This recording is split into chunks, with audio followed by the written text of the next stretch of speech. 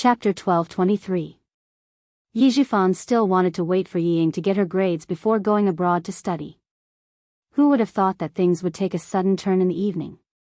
At 7:00 in the evening, the provincial office called and asked him to go back immediately to attend a meeting that he could not miss no matter what. Old Yi, you have to be mentally prepared. Before Yi Zhifan hung up the phone, the colleague who informed him of the meeting suddenly said such a sentence, which made Yi Zhifan, who had always been calm, panic. He wanted to ask more questions, but the other party hung up in a hurry. Obviously, this was the best the other party could do to remind him. In order to let Ying sleep a little longer, the family stayed in the hotel and did not go home. Sun Dongqing saw her husband's face change drastically. Because of what happened to Ying during the day, she was uneasy. Seeing this, she asked in a panic, "Who called?" "The provincial office called and asked me to rush over for a meeting." Yi Zhifan, who pressed the corners of his mouth tightly, knew that his voice was tense when he spoke. He looked at his daughter, who was studying in the room. No matter how stupid and disappointing she was still his daughter. Moreover, what she did during the day was approved by him. And because Yi Zhifan knew that he was responsible, he did not teach Ying a lesson for saying such a stupid thing at the end. Remind me to be mentally prepared. It seems that this meeting has something to do with me. Sun Dongqing, whose calves were suddenly weak, was anxious. Then what should we do? What has something to do with you? It can't be. Sun Dongqing, who was in a panic, kept quiet. It can't be, because of what happened to her daughter during the day. Although she did not say it out loud, Yi Zhifan, who knew what she wanted to say, had a dark look on his face. Sun Dongqing felt even more uneasy. Sun Dongqing waited until 12:00 in the morning, when she finally heard a knock on the door. At the same time, she received the bad news that broke her heart. "Tell your daughter that she doesn't need to take the college entrance examination. After discussion with the relevant departments, we will punish her severely. Ying from the provincial second high school will be disqualified from taking the college entrance examination for 3 years." The expressionless Yi Zhifan told Sun Dongqing the results of the meeting in one breath. This time, they had lost. Their family had lost big time. Ying had already fallen asleep. When she was woken up and found out the result, she didn't even make a sound. She opened her eyes wide and fainted in front of Yi Zhifan and his wife. She was disqualified from the college entrance examination for 3 years. It was over, she was finished. "Ying, my Ying." Sun Dongqing picked up her daughter, who had fainted with her eyes wide open, and wailed, "My Ying, don't scare your mother, don't scare your mother." Yi Zhifan, who only had one precious daughter, was also scared out of his wits. Trembling, he dialed 120. He tried to catch his breath and pinched his philtrum. His face was pale with fright, and his hands were trembling. Ying was sent to the hospital early in the morning. By the time she woke up, the morning had already passed. How could this be? Old Madame Ye's voice came from outside. She was so old that one could hear her withering. "Why did you admit it back then?" "Wrong, wrong, wrong, wrong. How could you admit it? So what if the provincial governor knows? The most he can do is criticize you for the conflict between the two children. It's not like he can remove you from your position." Old Madame Yi was really angry. She didn't expect that 1 or 2 people would be defeated by this wretched girl. She couldn't accept it. "Mom, let me be alone. I don't want to say anything right now." Yi Zhifan sat with his head raised. His indifferent expression was unfathomable. Chapter 1224. Old Madame Yi was a difficult person to deal with. She was so frightened by Ho Zi that she was sent to the hospital, so she had no idea what was going on outside. She was also worried that her daughter would be in danger, so she repeatedly reminded her not to cause trouble for Yi Qian. There was no need to mention her son-in-law, Sun Yaozu. He already knew that his mother-in-law and wife were behind this when Ho Zi said those harsh words. He knew that he couldn't casually interfere in this matter. Gossip between women should be treated as gossip between women. If he interfered, Ho-zi wouldn't just release a cat or a snake. She would probably send someone to put a gun to his head. Fortunately, old Madame Yi was clear about her daughter's family. After Yi Zhixiang was frightened by the snake, she immediately called Sun Yaozu and told him not to interfere in case Ho-zi targeted him. Old Madame Yi would definitely help her daughter and son-in-law's family from the bottom of her heart. This was also the main reason why Sun Yaozu respected old Madame Yi. However, old Madame Yi didn't have any good intentions towards her adopted son.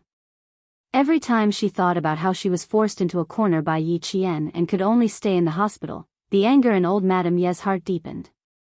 If she didn't vent the discomfort in her heart, she was afraid that she would really have to stay in the hospital for a long time. How can you still be quiet at this time? You have to deal with Yingying's matter properly. You definitely can't let a bastard of unknown origin climb onto Yingying's head. Old Madame Ye's face was gloomy, and her aged face was filled with a gloomy coldness. In addition, she had been frightened quite a bit these past few days. Her round face had lost a lot of weight, and she no longer had the kind appearance from before. At a glance, one could tell that she was a sharp and unkind old lady. Yingying was so angry that she was sent to the hospital. As her father, you still don't stand up for her. You've made her so bitterly disappointed. Why is that wretched girl able to take the exam safely while Yingying was disqualified from the college entrance exam? So what if the governor intervenes?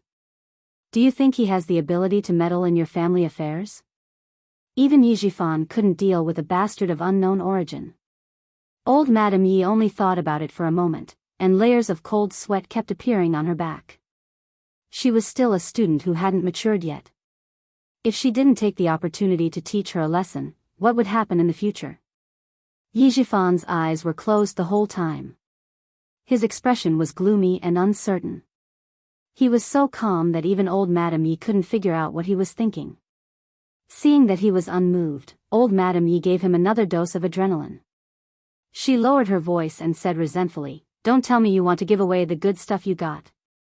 Once that wretched girl becomes successful, our entire family can forget about living a good life. Also, I don't believe that she's that capable. Tsinghua University and Shidu University don't think highly of them. In my opinion, it's not that they don't think highly of them. It's just that they know their limits and know that they can't get in." Jade pendant. Jade pendant. It was for the jade pendant that he allowed his daughter to take the risk. In the end, she ended up like this. No matter how anxious he was, no matter how much he wanted to see Yi Qian fall, he had to endure. For the sake of his career, he had to endure. As for why old Madame Yi advised him to stand up for her, Yi Zhifan's face flashed with a trace of coldness. He slowly opened his eyes and looked at the gloomy old Madame Yi. As long as there's life, there's hope. Mom, I think with your experience, you should know why I have to endure. I've been an official for more than 10 years. Your little tricks won't work on me. Don't worry. Also, Yingying's mother will be here soon. If she sees you here, I don't know how much of a fuss she'll make. He wanted old Madame Yi to leave quickly.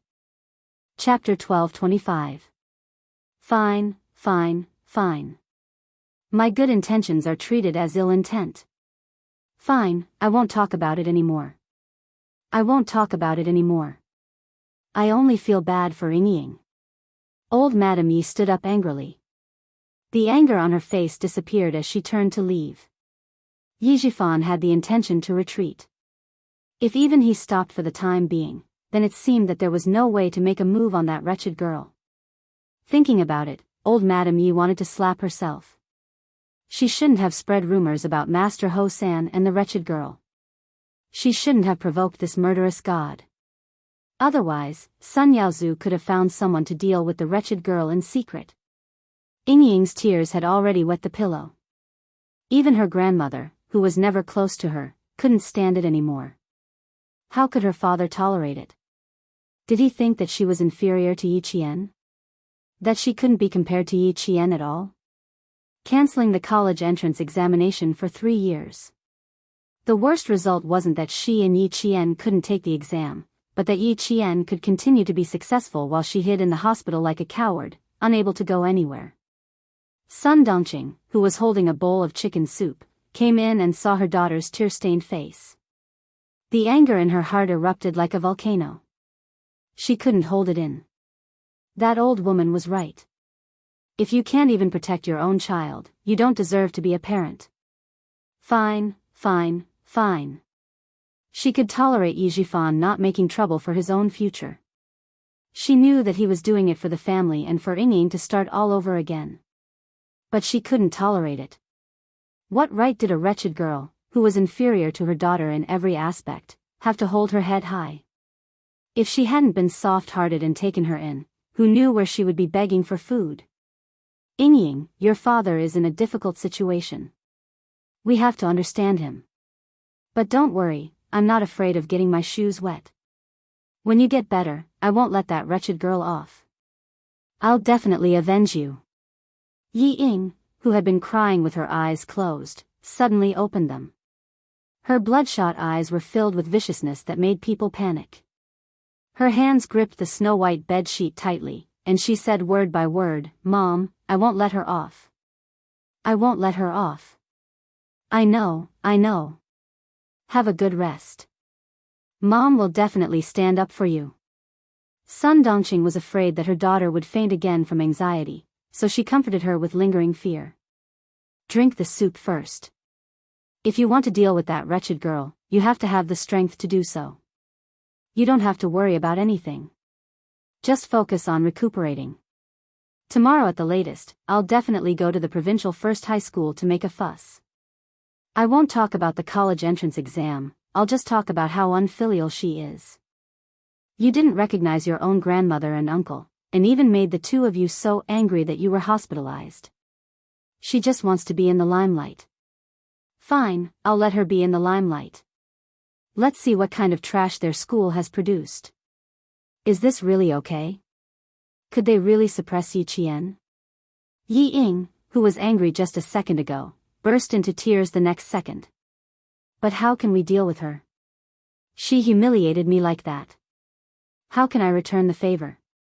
Saying that she's unfilial and that she angered Grandma to the point that she had to go to the hospital is a completely superficial accusation. It won't affect her at all. I used to think that I could use my results to make fun of her.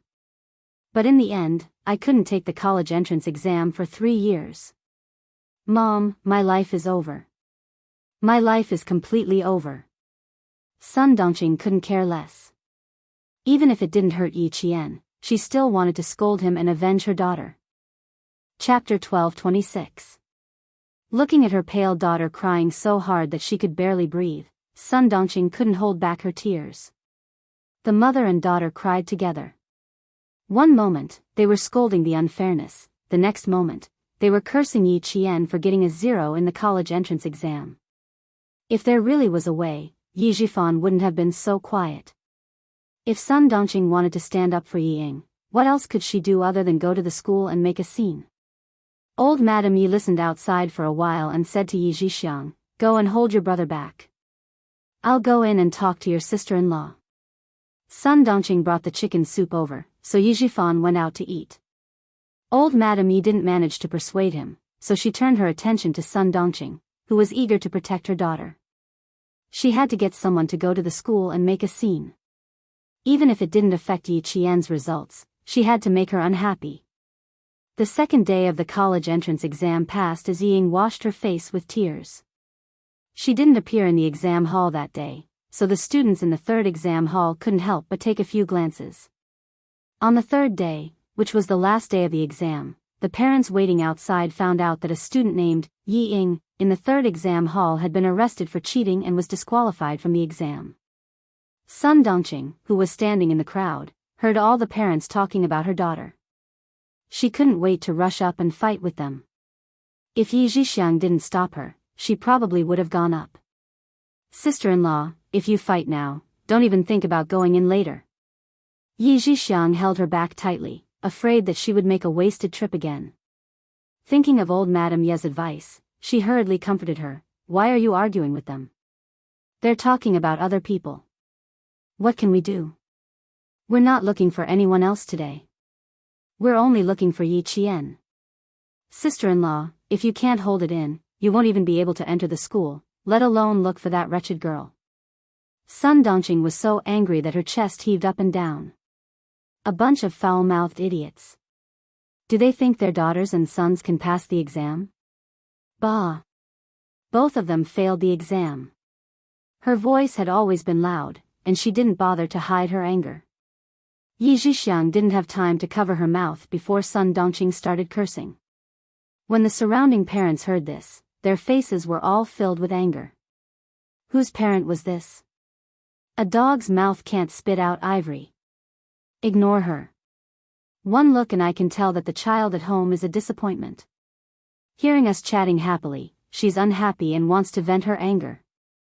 Who do you think you are? Your mouth stinks. Her child is the one who failed. That's right. If you're unhappy, then go home and stay there. Why did you come out to embarrass yourself? One after another, Sun Dongqing, who was originally burning with anger, could no longer hold it in. She directly scratched the face of the parent closest to her. Shameless thing, see if I don't tear your stinky mouth apart. Someone's fighting. Someone's fighting. Quick, open it, open it. Pull them apart. Police, where are the police? There's a fight here. There's a fight here. On the third day of the college entrance exam, the main gate of the school was very lively. There was actually a parent beating someone up. Cause, unknown. The main entrance of the school was bustling with activity, but there were also parents discussing this matter at the back entrance. After such a big incident, how could they not talk about it when they gathered together? Not being able to take the college entrance exam for 3 years is indeed quite tragic. The T6 combatant who had been with Xia Jinyuan for 3 consecutive days sounded rather regretful. He sighed and said, "That little girl is too evil. It's only right that she be taught a lesson. Otherwise, she'll really think that she's invincible in the future." He sounded rather regretful, but when he finished speaking, it was as if an icicle had shattered. It was cold and heavy. Chapter 12:27. Xia Jinyuan and Yi Qian did not mention Yi Ying. Knowing the result, there was no need to mention her. This kind of person did not deserve to appear in their conversation. He replied indifferently, "Sooner or later, you'll have to pay for what you did." Being disqualified from the college entrance exam for 3 years is not a big deal. Unfortunately, he did not have anything on Yi Zhifan. Dealing with Yi Ying was a piece of cake. The only person Yi Qian really wanted to deal with was Yi Zhifan. Thinking of Yi Zhifan, Xia Jinyuan's eyes turned cold. Even Xia Yiwei was surprised by how fast he was promoted, but they could not find anything wrong with it. A provincial cadre who had been promoted solely based on his personal achievements had a clean resume that couldn't be any cleaner. The only suspicious thing was that Yi Zhifan was always able to coincidentally come across major events that could have contributed to his career. For example, when he was promoted from the city to the provincial office, he was able to handle the massive ice storm properly and reduce the country's financial losses. He was promoted to the provincial office because of this one ice storm. Being too clean was also problematic. At the same time, it made him feel alarmed. He could tell that there was someone secretly helping Yi Zhifan. Until Yi Qian came out, Xia Jinyuan was still thinking about how to make a hole in Yi Zhifan's clean resume to find out who was helping him. In response, Yi Qian smiled and said, "Don't worry. Even if we find out who it is now, I can't do anything about it.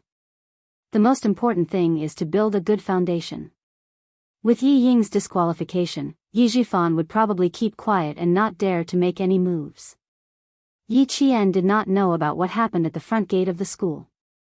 After leaving the school, he got into Xia Jinyuan's car and went back to visit Uncle General. After a few hours of apologizing, Yi Zhifan finally reached a private settlement with the parents and settled the matter with money.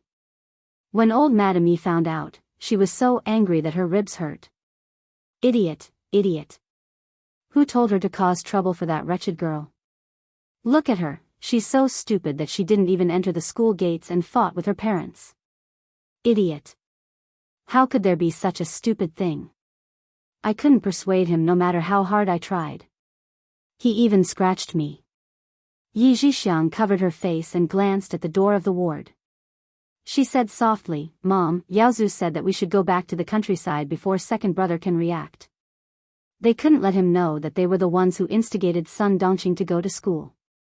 Old Madame Yi happened to be annoyed by staying in the hospital. In addition, there seemed to be no movement on Ho Zi's side, so she also had the idea of returning to the countryside. Well, it's not peaceful recently. Let's go back to the village and take it as a distraction. Therefore, when Yi Qian and Xia Jinyuan drove back to Shuku village, Sun Yaozu also drove old Madame Yi back to Shuku village. The village was not as lively as the city, but it was more peaceful. Looking at the starry sky, Yi Qian, who was lying on a bamboo chair, said to Uncle Jen with a smile, "When Principal Chen comes back, you can play chess and fish with Principal Chen every day." Good. It's good that he's back. Your Uncle Chen has been running around his whole life and worrying about you for so many years. It's time for him to retire. Uncle Jen sipped his tea, his kind smile never disappearing. He looked at the girl with a satisfied expression and smiled slightly. You have to be more careful when you're outside in the future. Don't let your emotions affect your decisions. I think Major Xia, who came back with you, is a reliable person. With him taking care of you, your Uncle Chen and I can rest assured. But, you have to know that relying on others is never as good as relying on yourself. Only by working hard on your own can you have a foothold. Those who truly care about you won't always spoil you, but will remind you when you're in the prime of your life. Uncle Jen was like that. He never forgot to remind Yi Qian. Chapter 12:28. Yi Qian and his granduncle were looking up at the starry sky as they chatted. Xia Jinyuan, who had gone to the army to meet his old comrade, was also looking up at the starry sky as he chatted with Political Commissar Yan. The more important Yi Qian is to the military, the more responsibility she will have. I'm just afraid that she won't be able to handle it at such a young age. Political Commissar Yan said with a mixture of worry and joy. He then turned to look at the young major who had a bright future ahead of him and joked, "Everyone knows that you have feelings for Miss Jian." Xia Jinyuan felt that there was nothing to hide from his old comrade and Yi Qian. He smiled and said, "Even Political Commissar knows about it. It seems that I can't hide my feelings from anyone." He didn't deliberately hide it from anyone, not even his parents. He told them long ago, in case his mother, who had a long reach, intervened before he got his girlfriend. He admitted it without any concealment, which made Political Commissar Yan a little stunned. Then he laughed and said, "You are really honest.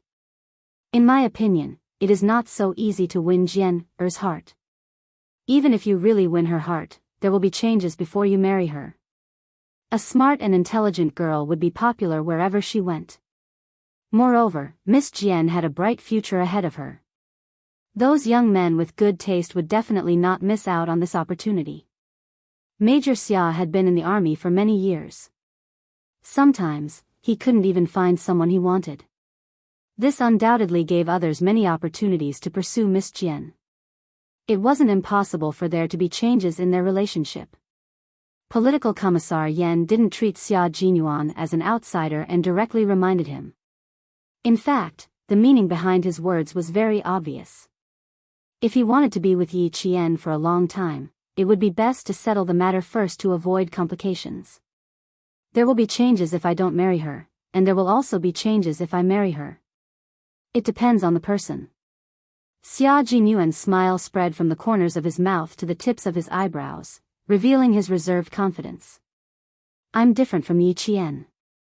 We will be lovers in the future and will also be comrades. Political Commissar, when the time comes, you can wait to attend our wedding banquet. Political Commissar Yan was naturally happy to see this happen. He also felt that the two were indeed a good match. The man was handsome and the woman was intelligent. They had known each other for many years and knew each other very well. If they could really get together, they would be happy. Sure, I'll be waiting for your wedding invitation. As they spoke, they talked about when they would be leaving. Then, they asked about Yi Qian's college entrance examination, as if they were his elders. When the college entrance examination results are out, Yi Qian and I will leave. It should only take about a week. Xia Jinyuan answered them one by one, and his tone was rather respectful. Her grades have always been good, and she has a good chance of getting into the National University of Science and Technology. The military is also waiting for her score to be released. When the time comes, there will be a series of arrangements. He didn't directly mention the specific arrangements, but Political Commissar Yen could tell that Yi Qian's future path would be much smoother than it was now.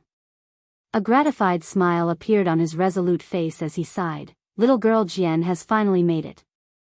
Even if the days from now on are bitter, she will be willing to suffer.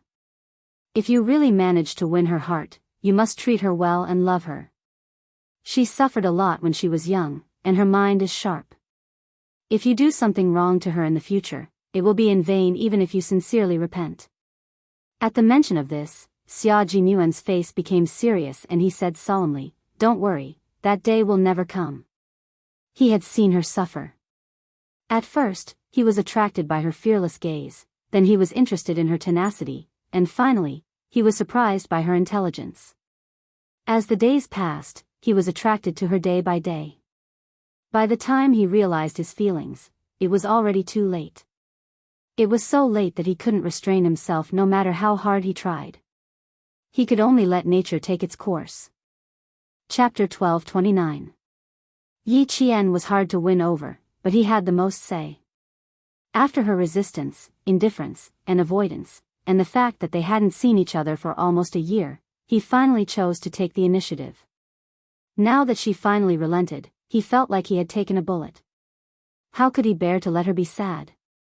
The night grew darker, and dark clouds covered the stars in the sky.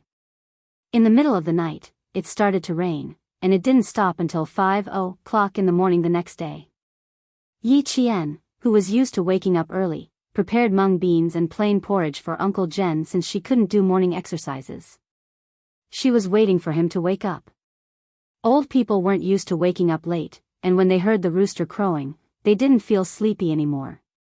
When Yi Qian was preparing breakfast in the kitchen, Uncle Jen walked out of the peach forest with a fishing rod and went to the two ponds in the middle of the village.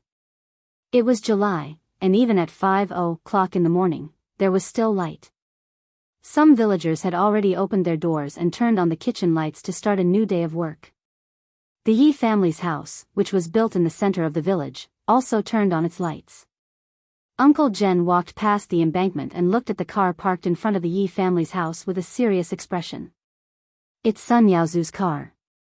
It looks like old Madame Yi is back. No, I can't let her see Jian Yiling." Uncle Jen held the wooden bucket in his right hand and the bamboo fishing rod in his left hand. He turned around in the rain. "Where are you going now?" "Grandpa Jen, do you have something urgent?" The porridge wasn't cooked yet. Yi Qian was surprised to see Uncle Jen in a raincoat. She didn't know that Grandpa Jen had woken up early. She hurriedly took the straw raincoat from the old man and hung it up properly. She glanced at the fishing rod. Grandpa Jen went fishing early in the morning and came back without even loosening the fishing line. Did something happen when he went out? Uncle Jen wanted to hide it from Yi Qian, but he remembered that she was smart, so he said kindly, "I just went fishing. Before I reached the pond, I saw Sun Yaozu's car parked in front of the Yi family's house. I thought old Madame Yi might be back. So that's what happened. Don't worry about it." She and Yi Zhixiang offended a powerful person outside and were so scared that they were hospitalized. I'm afraid they came back to avoid trouble. Yi Qian's smile was calm, and there was nothing strange about it. Don't worry. Don't worry about the Yi family. People like them are a waste of time. It's best to ignore them. She did not mention that old Madame Yi had looked for her before and caused a lot of trouble. You've already said that my father isn't her son.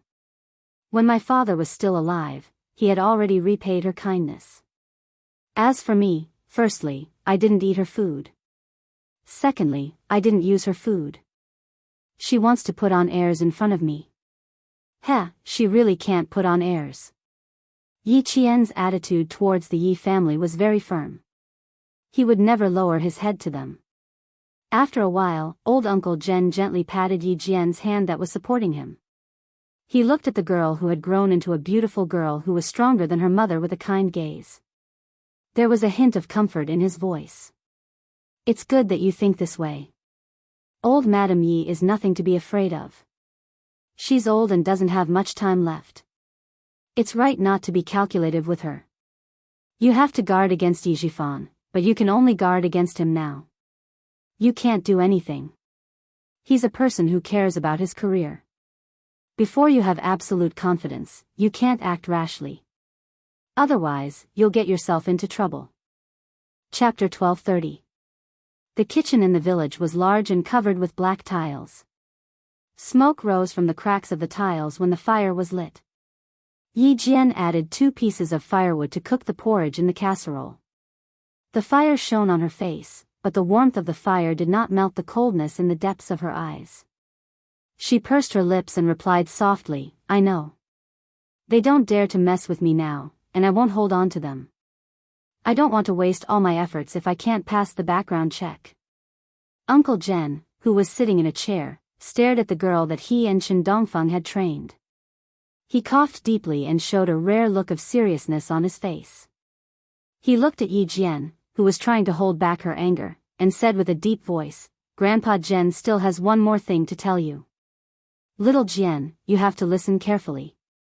Before we have any clues, you can't tell me anything, even if it's Major Xia.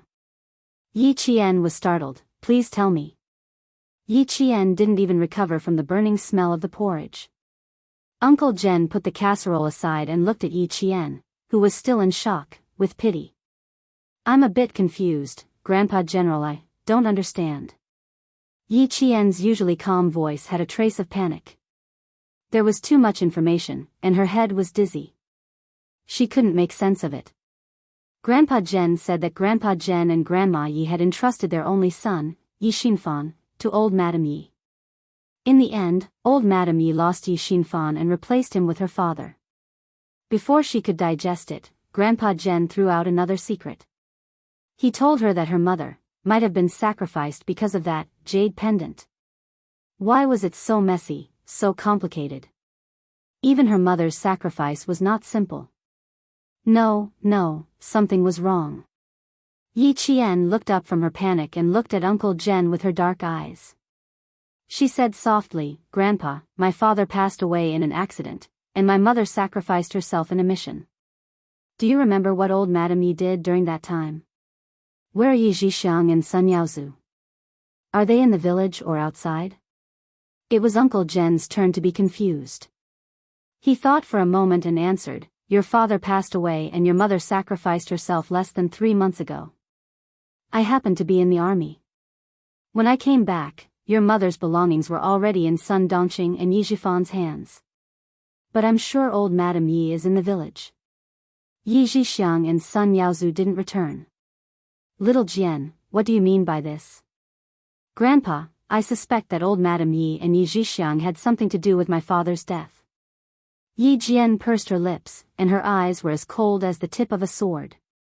I didn't doubt it before. More than 40 days before the college entrance examination, old Madame Yi broke into the school and wanted to forcibly move my household registration. In a fit of anger, I took out my parents' photos. At this point, Yi Qian felt that her throat was as dry as a knife. I noticed that the mother and daughter didn't even dare to look at my father's photo. Yi Zhixiang felt guilty, and old Madame Yi felt lucky. So, I suspect that my father's death was more than meets the eye. Uncle Jen, who was usually emotionless, tensed up when he heard this. 3 months after your father passed away, your mother called me and told me that she was going on a mission. She also told me that if something happened to her, it might have something to do with a piece of jade. Little Jian, when your mother left the village, only old Madame Yi knew. And when your father left the village to work, only old Madame Yi knew. Chapter 1231. In other words, her suspicions were not without reason. Yi Jian, whose eyes were filled with hostility, was in a state of turmoil, but his brain was calmer. Investigate, I must find out. Even Sun Yaozu must be investigated. I don't believe that a town bumpkin like him could have saved up such a large business. Of course he couldn't. Otherwise, he wouldn't have become a fugitive. Old Master Zhen's cold words made Yi Qian's gaze sharpen. You're saying that Sun Yaozu is a fugitive? Even after meeting Xia Jinyuan, Yi Qian's expression was extremely cold. She had guessed correctly. Sun Yaozu was a fugitive every time he sneaked back to the village. But now, he wasn't. Grandpa Zhen said that someone had helped him in secret and removed his identity as a fugitive. What are you thinking about so intently? Xia Jinyuan, who had come to pick her up, saw from the rearview mirror that his girlfriend had a strange expression. Although he was smiling, his eyes darkened. At 6:00 in the morning, he received a call from Old Master General. He said that Yi Qian wanted to visit the military base and asked him to drive her home. It was understandable that she wanted to visit the military base. She had deep feelings for the military base in Fujian town. Since she was back in the village, she naturally wanted to visit.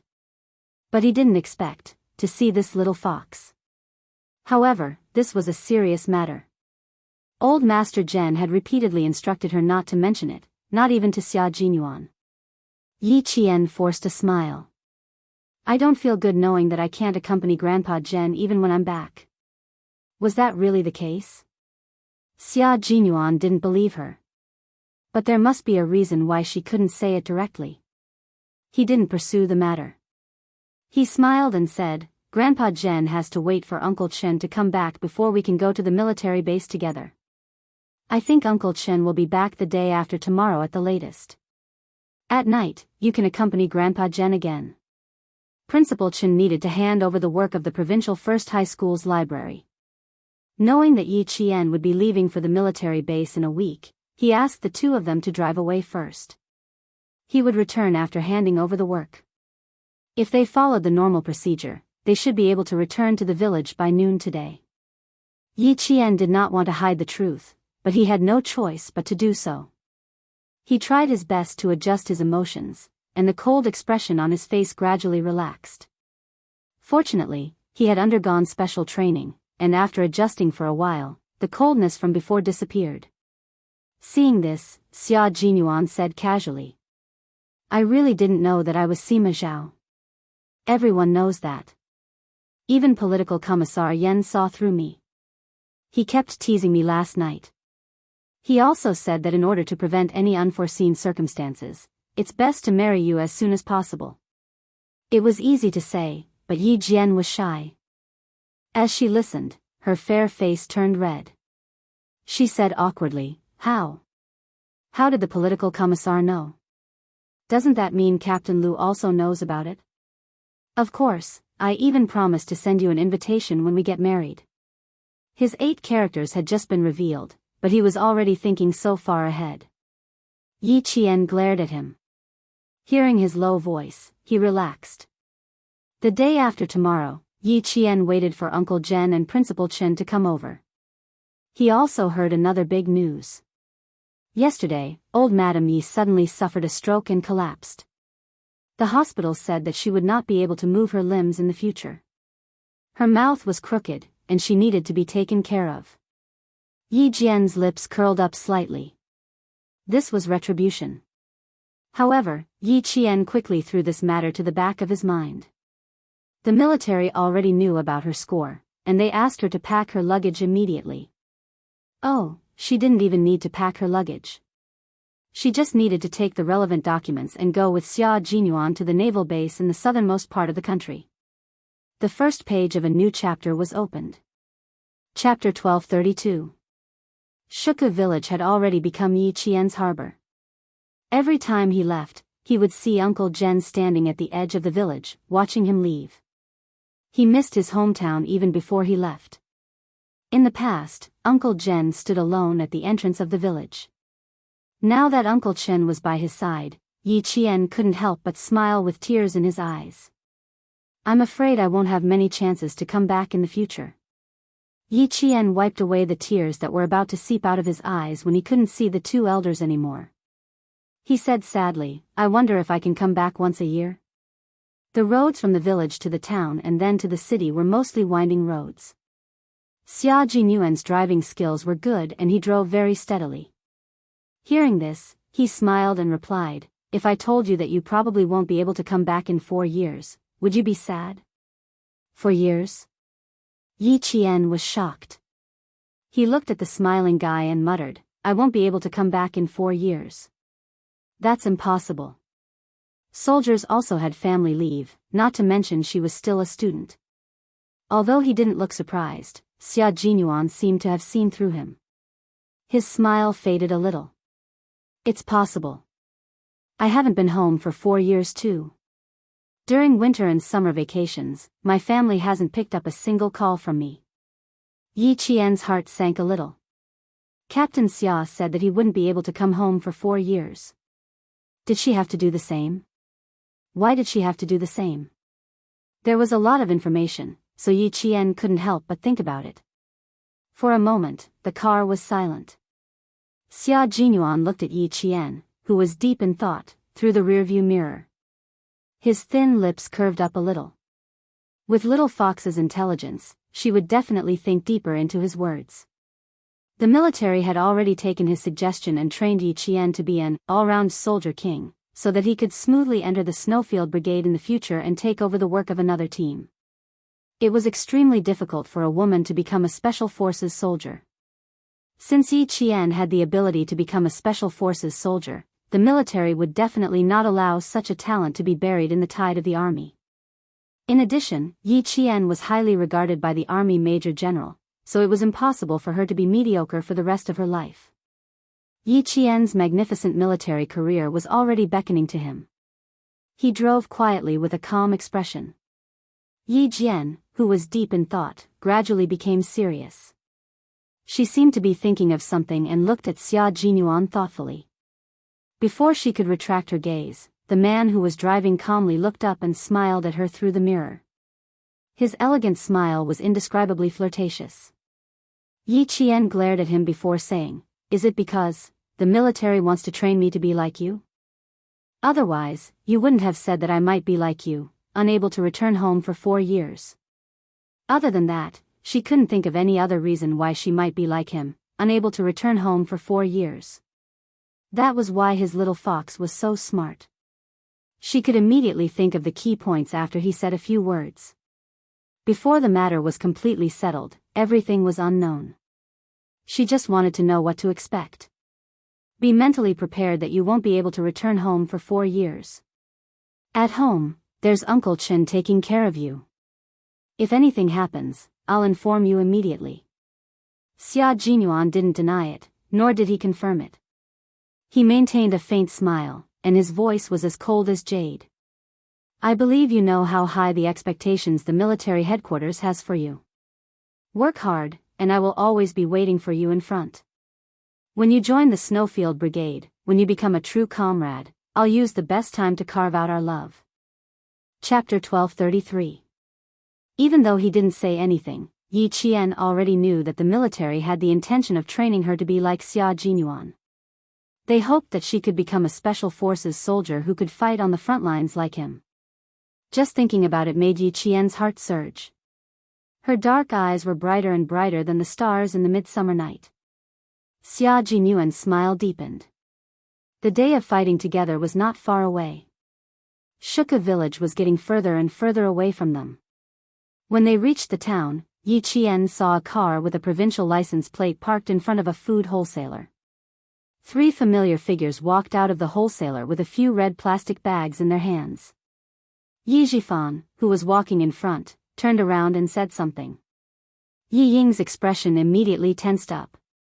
Sun Dongqing, who was walking at the back, replied angrily. She put an arm around Yi Ying's shoulder and comforted her daughter in a low voice. Yi Qian's cold gaze swept across the family of 3.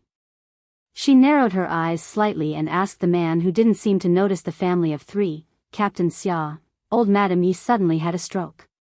Was it Brother Zi's doing? Also, why do I feel that Yi Ying was disqualified from the college entrance examination for 3 years? Yi Ying's actions would only result in a 0 score being disqualified from the college entrance examination for 3 years. Back then, the head of the Provincial Education Bureau said that she would only get a 0 score. Who knew that there would be an unforeseen event that night? She didn't come to the examination hall the next day. No matter how she thought about it, Captain Xia had something to do with it. It had been a week. Xia Jinyuan didn't expect her to ask about it again. He answered vaguely, evil will be repaid with evil. Their family can do things that harm others. Sooner or later, they will pay for their actions. After hearing his words, Yi Qian smiled. Her gaze towards Xia Jinyuan became gentler. There was someone who always helped her solve her problems without her noticing. He never said anything. Everything was handled in secret so that she wouldn't be distracted. In this life, with such a person by his side, those cold and damp past events seemed insignificant. Old Madame Ye's stroke was quite serious. She had been staying in the town hospital for the past few days and had not been sent to the city hospital, which was 6 hours away from Fujian town.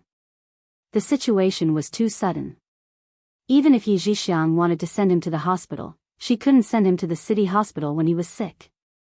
I don't know why he suddenly had a stroke when he came back. He was mumbling something that I couldn't hear clearly. Yi Zhixiang's eyes were a little red and swollen. She tucked in old Madame Yi, whose mouth was crooked, and said with a haggard face, "Second brother, I want to transfer Mom to the province to take care of her. The environment in the town hospital is too bad." In one night, her most powerful backer had fallen. Even the arrogant and despotic Yi Zhixiang had become weak. Sun Dongqing looked at old Madame Yi, who could not speak and could not walk. There was an indescribable joy in her heart. She replied sarcastically, "Your house is big, and Mom has been worried about you for a lifetime. It's only right for her to take care of you in the province." She wanted her to take care of him? No way. Second sister-in-law, don't be sarcastic. You're also responsible for Mom's stroke. Don't try to get away with it. Yi Zhixiang had never been kind to Sun Dongqing. Yi Zhixiang, you're the one taking care of her. It has nothing to do with me. You want to blame it on me? No way. Sun Dongqing, who was not to be outdone, immediately retorted, "You used to make things difficult for me. Now that something has happened, you're thinking of me. Yi Zhixiang, do you think I'm still as easy to bully as before?" Chapter 1234. Less than 2 minutes after entering the room, the sister-in-law and sister-in-law started arguing. Although old Madame Yi could not speak or move her legs, her mind was clear. When she heard the argument, she spoke in a hurried and incomprehensible tone. Her eyes were locked on Yi Zhifan's face, and her hands, which could still move, were knocking on the bed. She was hinting for Yi Zhifan to stop the fight. Yi Zhifan glanced at her. He knew that she wanted to talk to him, so he looked at Yi Zhixiang coldly. "Mom is in this state, and you're still in the mood to argue with your sister-in-law? Sun Yaozu has already made arrangements at the hospital in the provincial capital. I'll take you and Mom there." "Who's arguing with her? Did you see that she cared about Mom?" Yi Zhixiang replied fiercely. Then she remembered old Madame Ye's advice. She raised her hand to brush her hair and softened her voice. "Mom is sick, and I'm anxious and angry. Brother, don't take it to heart." Even she knew to lower her head. Yi Zhifan twitched the corner of his mouth and said calmly, "There's no cure for a stroke. We can only take it slowly and see if it gets better. She can't walk or use a wheelchair, but it's a big deal that she can't speak. Look, I can't even hear what Mom wants to say now." Old Madame Yi, who could not speak, heard him. Her eyes were filled with venom, and her voice became louder and louder. Saliva even dripped from the corner of her mouth. Yi Ying frowned when she saw her stomach churning. She looked away. She did not want such a person in the house. Yi Zhixiang held old Madame Ye's hand and took a notebook from the bedside table. She stuffed a pen into old Madame Ye's hand.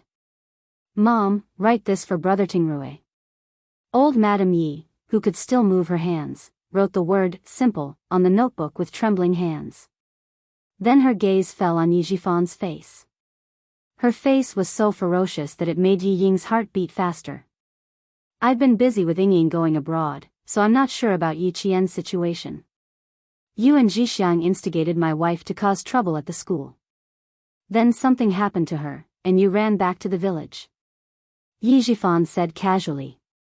He glanced at Yi Zhixiang, whose expression froze, and a hint of mockery flashed in his eyes. "Now that something has happened, Zhixiang, you take good care of Mom. I'll come back to visit when I have time." This was something Yi Zhifan had thought carefully before saying. As for Yi Qian, a vicious look flashed across his eyes. He muttered to himself for a while before continuing, "Let's put Yi Qian's matter aside for now. Let's see which school she gets into first. By the time she got into university, it would be too late." Old Madame Yi, who couldn't speak, was so anxious that more saliva flowed out from the corner of her mouth. Her right hand, which was holding the pen, wobbled as she wrote a word that seemed to be broken. Then, she stared at Yi Zhifan, waiting to see how he would answer her. Yi Zhixiang secretly sighed in relief when she saw that Yi Zhifan didn't come after her. She was really afraid of her second brother now. Yi Zhifan picked up the notebook and looked at it carefully. Then, he smiled faintly and said, "Mom, you should ask Sun Yaozu for this kind of thing. He's good at murder and arson. I don't have that kind of ability." Kill Yi Qian? Old Madame Yi was really awe-inspiring. When old Madame Yi heard this, she pounded the bed with both hands. Her cloudy eyes were filled with indignation and anger. She couldn't speak or move. No matter how indignant she was, it was useless. Yi Zhixiang was so angry that she gritted her teeth. She glanced coldly at the silent Yi Ying and sneered, "No wonder you're not as good as Yi Qian." When something happened, second brother didn't even dare to take responsibility. He only wanted to push Mom to the wall. Now that Mom is no longer here, second brother is really quick to change his mind. Chapter 1235. Yi Zhixiang. Sun Dongqing's reaction was intense. She couldn't bear to hear that her daughter was worse than Yi Qian. "No matter how bad my daughter is, she's still better than your two troublemaking sons. Don't think you can bully me just because you gave birth to two sons. I'm not afraid of you now. Don't think I'm easy to bully. Second sister-in-law, you're so impressive. Why don't you show off in front of Yi Qian? Look at you, Yi Ying was disqualified from the college entrance exam, and you still have the cheek to talk about my two sons? That's right, no matter how bad my two sons are, they didn't embarrass themselves in front of the school students." Yi Ying was so angry that her face turned pale. No matter where she went, people would make fun of her. Even her own aunt was making fun of her. Sun Dongqing saw that her daughter's expression was not right. She turned into a tigress and pounced on Yi Zhixiang. "Bitch, your two sons are trash like Sun Yaozu. How dare you talk about my daughter like that? Ha, are you guilty? You're hitting me because you're guilty? Bitch, do you think I'm afraid of you?" Yi Zhixiang was not someone to be trifled with. She picked up the foldable chair in the ward and stopped Sun Dongqing, who was unarmed, from moving forward. Yi Zhixiang's smile deepened. "If you don't do anything, just wait for Yi Qian to get into a good university." Second sister-in-law, you heard it. Which parent didn't say how good Yi Qian is? Do you think you can send Ying Ying abroad? Do you think you'll be better than Yi Qian once you're abroad? I think even if you send Ying Ying to the best university abroad, she's destined to be worse than Yi Qian. Suddenly, Yi Zhixiang giggled and mocked them even more. "I almost forgot. Ying Ying was disqualified from the college entrance exam. It's written on her file. How can the proper universities abroad accept her?" Every word she said was like a needle piercing into Yi Ying's heart. While it pierced her heart, it also made the coldness in her eyes thicker. "And, if the upper beam is not straight, the lower beam will be crooked. Be careful that the two cousins will become fugitives like uncle when the time comes. You'd better worry about yourself. Don't pass out from anger when you hear that Yi Jian got into a good university." Yi Zhixiang's mouth never had anything nice to say. She would say anything that made people uncomfortable. Yi Zhifan's face darkened.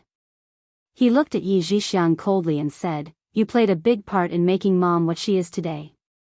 Am I wrong?" Yi Zhixiang snorted. She could tell that no matter how close her mother was to her second brother, the cold-hearted second brother would never be close to her.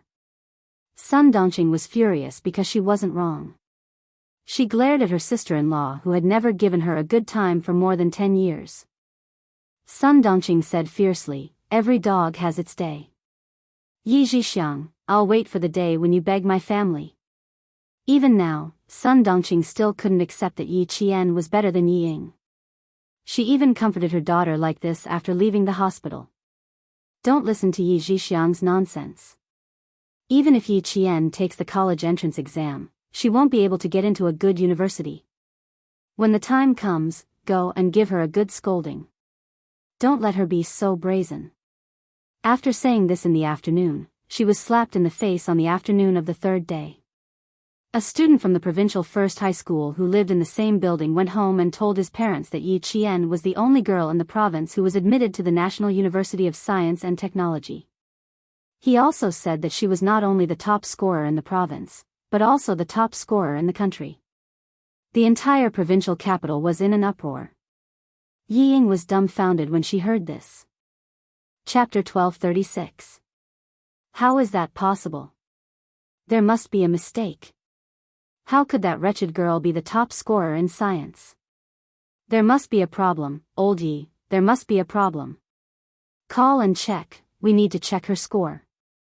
Sun Dongqing, who had returned home in the provincial capital, could not accept it. How could a wretched girl, who had lived in her daughter's shadow for a long time and was inferior to her in every aspect, achieve such good results? It's fake, it's fake. It must be fake. National University of Science and Technology, no wonder she rejected the direct recruitment of Hua University and Shi University. It turned out that she wanted to get into the National University of Science and Technology, a top military school in the country that counted military service and had living allowances. Ah ah ah. Yi Ying's angry roar came from the room, followed by a series of clattering sounds. Sun Dongqing, who was throwing a tantrum in the living room, jumped up in shock. The door was locked from the inside, and Sun Dongqing anxiously banged on the door. Ying Ying, don't scare me. It's okay, it's okay. It's fake, it's all fake. Yi Zhifan, who was equally anxious, saw this and pulled his wife away. He shouted angrily, "The score can't be fake, she got into the National University of Science and Technology after so many exams. What's the use of throwing a tantrum at home now? Military school, are we going to be soldiers? Soldiers, Ying, we can be soldiers too. If she's a soldier, you can be a soldier too. It's not a big deal." Sun Dongqing was afraid that her only daughter would take things too hard and her knees would go weak. We can be soldiers, we won't be worse than her. Soldiers? Yi Zhifan's eyes narrowed slightly. If they could not find a good school overseas, being a soldier was not a bad way out. Moreover, with his daughter's intelligence, she could also get into the military school in the army. Your mom is right. If you want to join the army, we can sign up in the winter and try to get into the military school based on your results. Yi Zhifan was much calmer and could convince Yi Ying more. Dad is also responsible this time. Come out first, we can talk. The door opened and Yi Ying walked out expressionlessly. Dad, Mom, I don't want to go abroad, I want to be a soldier. Help me find out if I can get into the military school and the army, I'll join the army this year. All right. Yi Zhifan nodded. Joining the army was indeed a way out. However, the family of three had forgotten something very important. When Yi Ying was in junior high school, she had gotten a certificate that clearly stated that she had heart disease. According to the physical examination standards for conscripted citizens, patients with heart disease were not eligible for conscription. When Ho Zi, who was in the provincial capital, found out that old Madam Yi had suffered a stroke and had been transferred to the provincial capital hospital for treatment, he also found out that Yi Qian was the top scorer in the national science exam. He called Xia Yiwei, who was no longer as cold to him as before.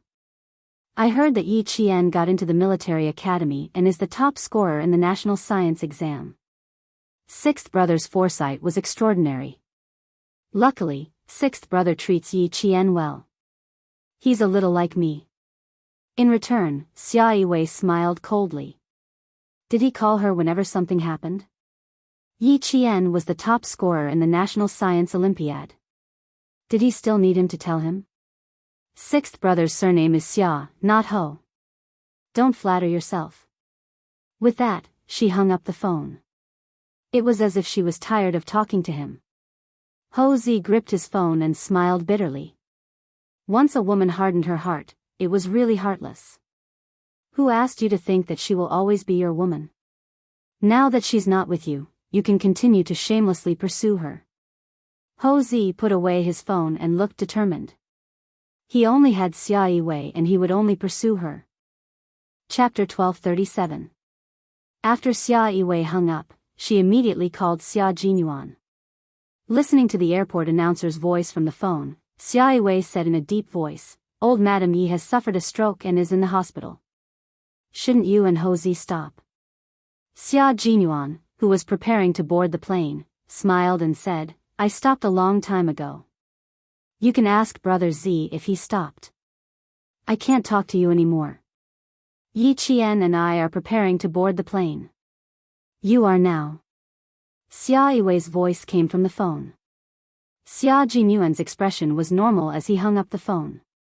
He had to admit that the two siblings hung up at a similar speed. Yi Qian, who was walking with a map of China, saw this and frowned slightly. Sister Yiwei didn't say anything. "Why did you hang up?" Yi Qian, who knew her results, was very calm. After the exam, she knew her results and knew that she would have no problem getting into the National University of Science and Technology. When she heard the exact news, she was only stunned for a second. Hard work pays off. She finally took a symbolic step forward. Now that she had calmed down, she held the map of China that she bought at the airport and looked at it from the north to the south with great interest. It's not convenient for me to say anything about her and Brother Z. I can only hang up. Xia Jinyuan, who didn't want Yi Qian to know too much, calmly changed the topic. The map only shows 9 sections of the sea in the south. The place we are going to isn't on it. Yi Qian didn't ask further when she heard that it was a personal matter. Her slender finger pointed at the blue area on the map and she smiled peacefully. Although I can't see it, I know a little bit. I don't want others to ask me about the latitude and longitude of the place we are going to. Li Jinyan doesn't care about superficial things. He only cares about personal results. Xia Jinyuan held her hand and walked into the cabin together. They found a seat and sat down. "If you want to know more, let's go to the reference room tonight." The noon flight would take 2.5 hours to reach the airport. Then, they would need to take a 3-hour car ride to reach the port that led to the base. Then, they would need to take an hour to reach the base by boat. They would only arrive at the base at around 7 in the evening. The sky was blue and the sea was magnificent. A few rubber boats brought the first batch of eliminated soldiers back to the shore. When they were a few meters away from the shore, a Navy soldier wearing a tight black diving suit shouted, "Come down, push the rubber boats ashore." The soldiers sitting on the rubber boats looked sick. They looked sickly and weak. Some of their lips were pale and bleeding. Small wounds on their lips were bleeding from the sun. At first glance, they looked quite scary. Hearing the shouts, a few soldiers gritted their teeth and jumped into the water, ready to push the rubber dinghies. There were a few who were not convinced and directly shouted, "We have already been eliminated, why are we pushing the rubber dinghies? If you want to push, push it yourselves. I'm not doing it." They were eliminated and kicked out of the training camp island without a single chance. Many of the soldiers were still angry. Now that they were asked to push the rubber boats, they took the opportunity to make a fuss.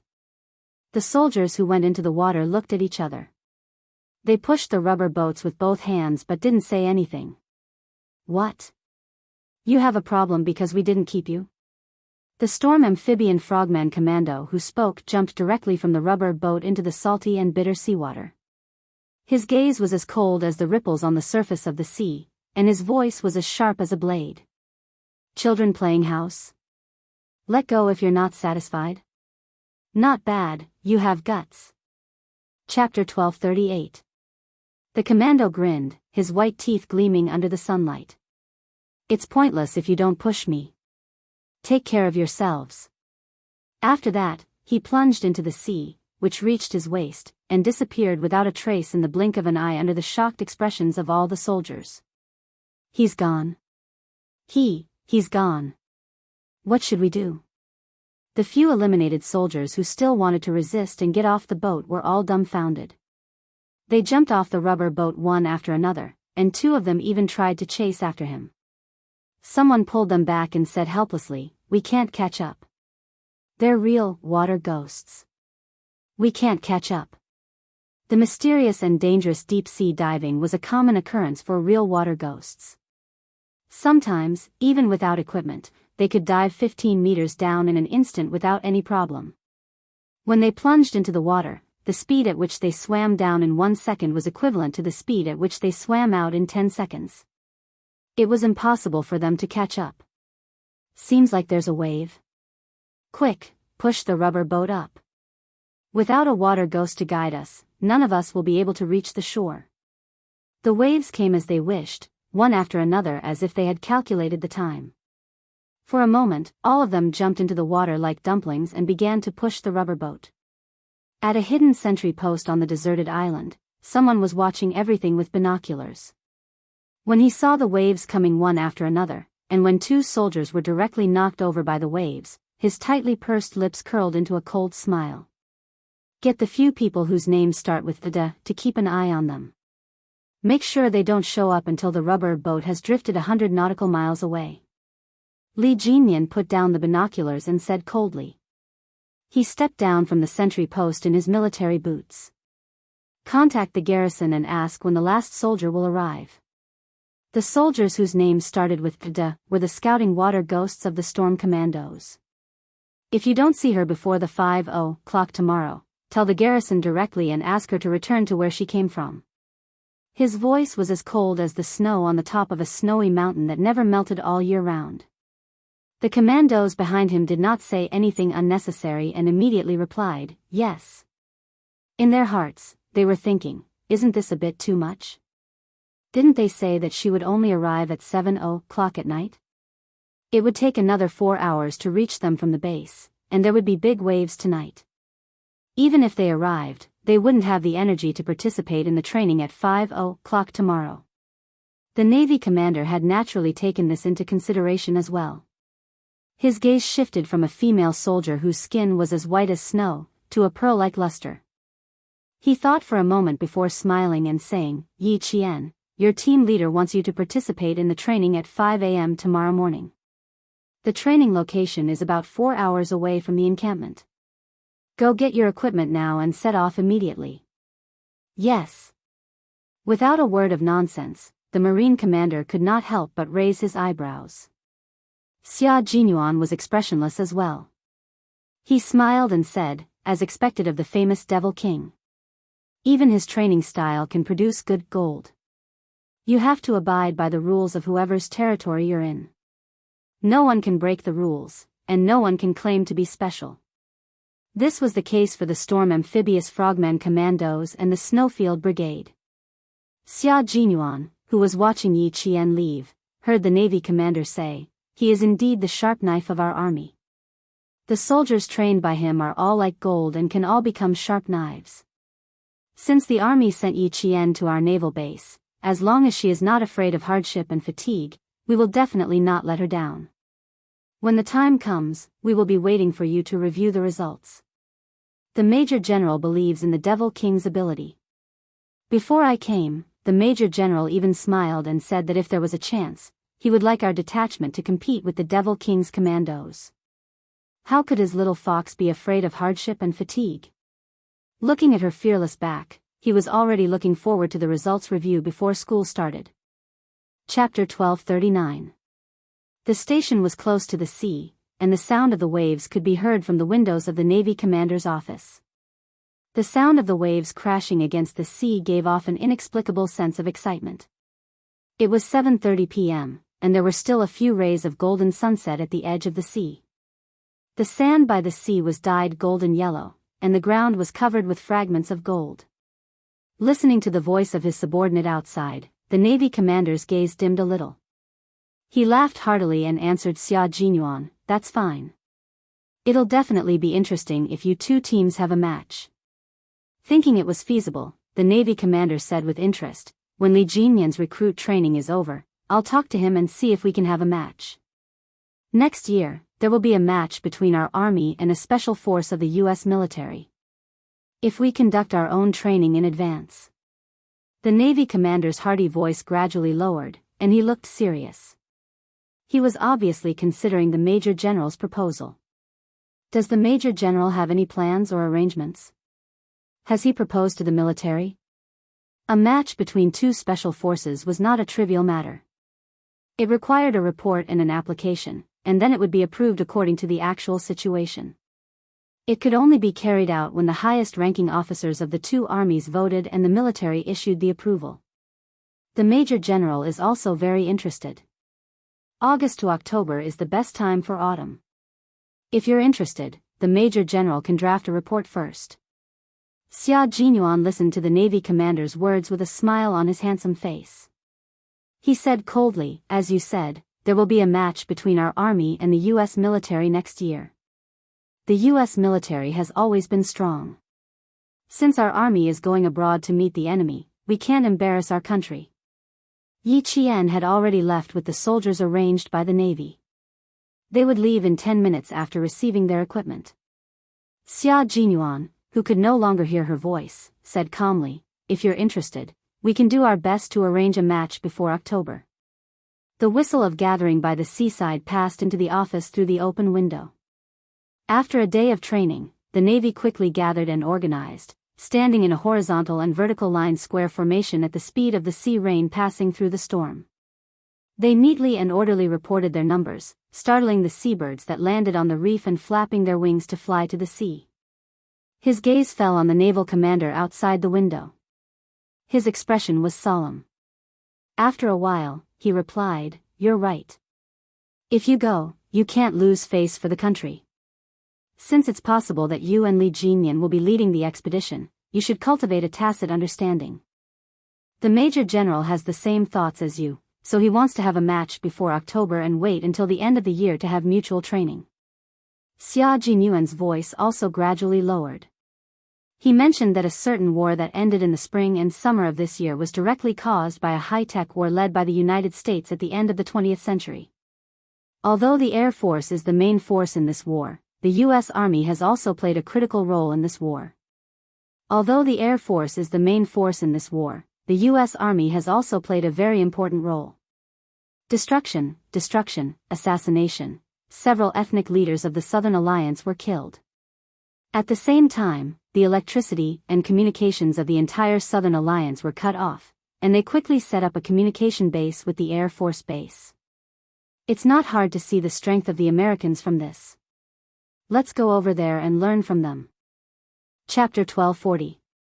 The topic of strong countries, big countries, and weak countries always seemed a little helpless, but they couldn't avoid it because of helplessness. They had to pay attention to it and solve it. The Navy commander patted the young major's shoulder gently, and there was a hint of relief in his solemn expression. "With you guys, I believe that all problems won't become a problem. By the way, have you learned about the female soldier you sent?" The topic changed very quickly, and the result was already known. They just sighed and used it as a topic to talk about. Xia Jinyuan smiled faintly. "Yes, I have. She's a very outstanding female soldier. However, now that she's training under the Devil King, he still has to judge whether she's outstanding or not. I can only say that Yi Qian is a very outstanding female soldier in our team." The Navy commander's smile deepened when he didn't immediately confirm and only expressed his opinion. "Don't look at how polite you are. In fact, you're the same as the Devil King. You definitely won't easily say that a soldier is outstanding because your definition of outstanding is quite high. Soldiers with good qualifications are only above, not bad, and are still a distance away from outstanding. I'm sorry for making a fool of myself." Xia Jinyuan didn't deny or confirm. He maintained a smile and walked out of the office with the Navy commander. Night fell, and the waves reached the sky. Several patrol ships docked at the port of the station shook slightly with the waves. A few Navy sentries stood like white poplars with steel guns in their hands, guarding the borders of the motherland with cold eyes. Xia Jinyuan, who was looking at the sea, heard the sound of the waves. His dark eyes couldn't help but narrow slightly. What kind of ship would send her across such big waves? Just as he was thinking, a Navy lieutenant colonel walked over and saluted the Navy commander. He handed over a folder in his hand. The Ocean Europe has docked at the port and is awaiting orders to depart. Good. The Navy commander took the folder and signed his name on a document for the departure of the special battleship. He said, "The new recruit is an army soldier. Let the soldiers on the ship take care of her. The waves are a little big, so she might get seasick. Prepare some seasick pills for her first." Xia Jinyuan stood 3 steps away and looked away. He did not look at the document signed by the Navy commander. As the lieutenant colonel left, the commander smiled and said, "Yi Qian will depart in a light combat boat in 5 minutes. Li Jinyan will report his safety when he arrives." The light special warship was an indispensable warship in the Navy. It could cooperate with the coastal patrol boats and rigid inflatable boats. Once the Navy found something abnormal on the sea, it could set off from the forward base and carry out a surgical strike on the target. Yi Qian set off in a light battleship. With the draft of the battleship, he could completely ignore the waves. The light battleships could ignore the waves, but the inflatable dinghies couldn't. The soldiers sitting on the dinghies looked at the vast sea and panicked. "Rest first and save up your energy.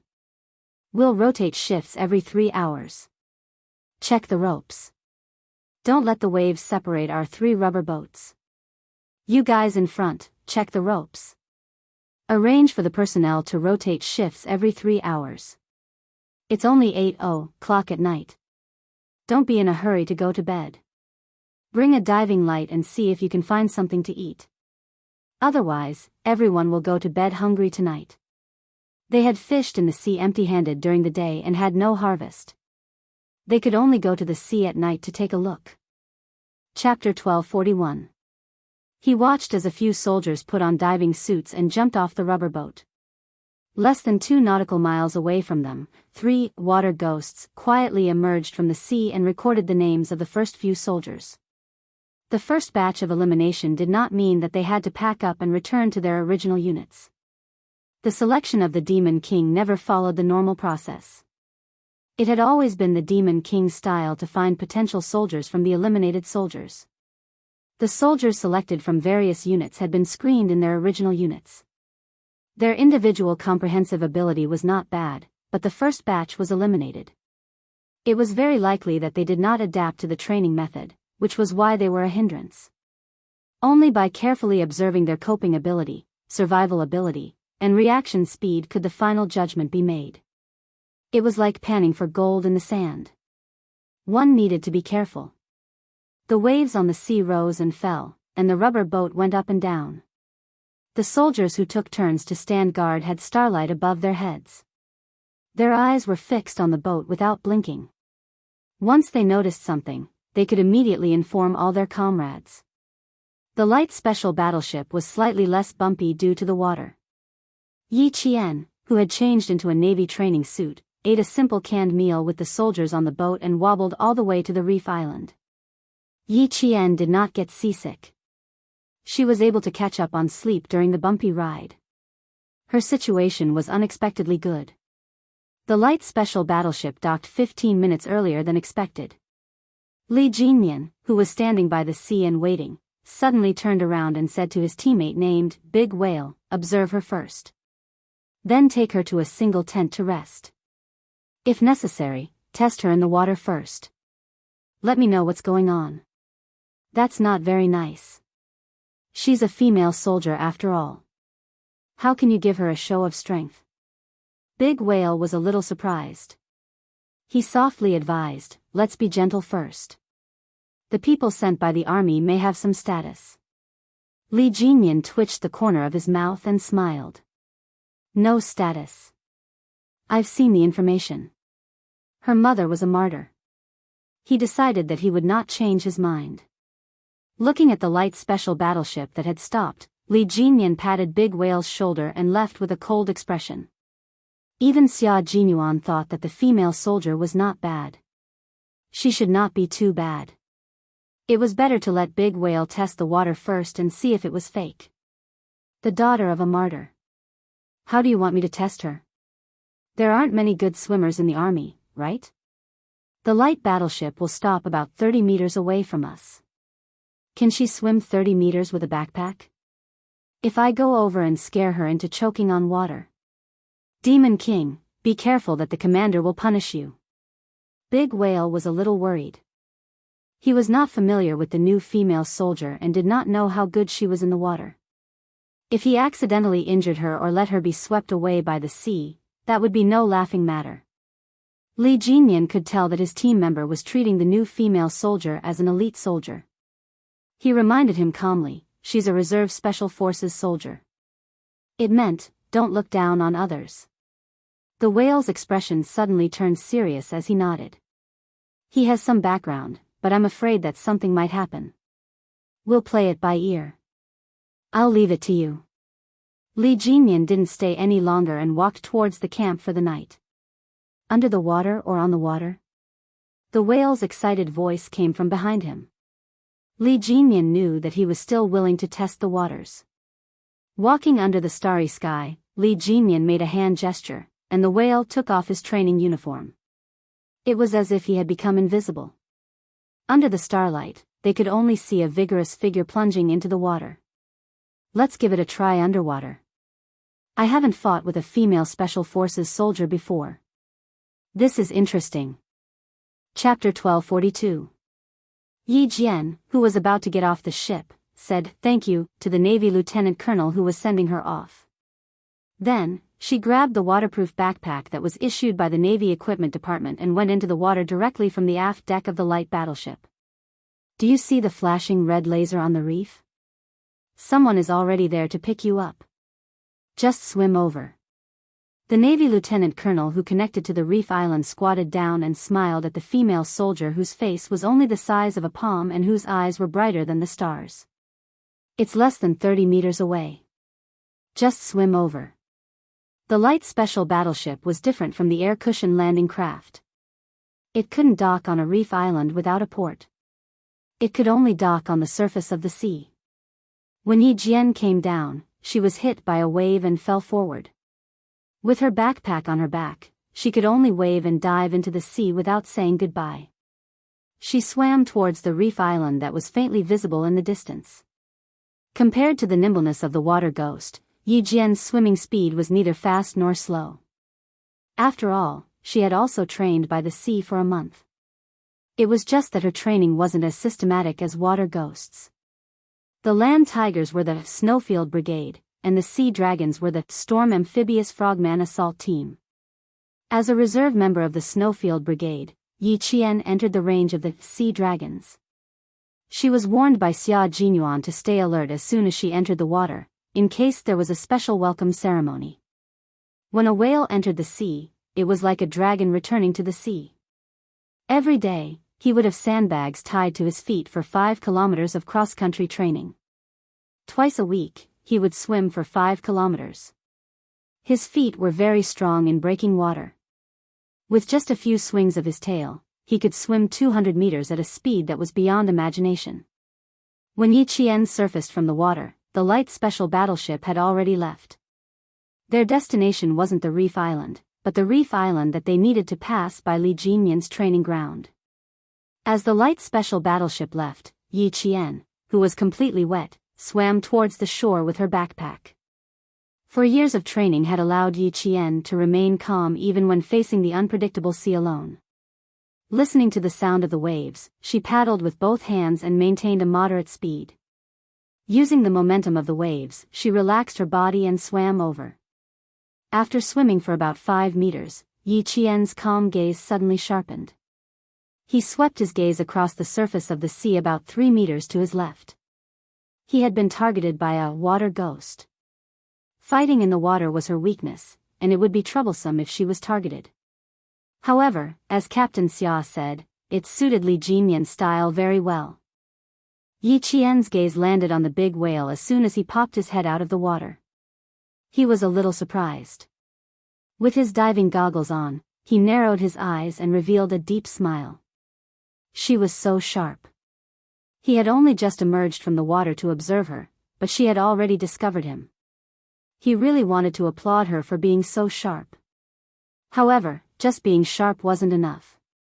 It depended on her underwater reflexes. Compared to on land, the requirements for underwater reflexes were several times higher. The ancient Roman statesman Cicero said, "Whoever controls the sea can control the world."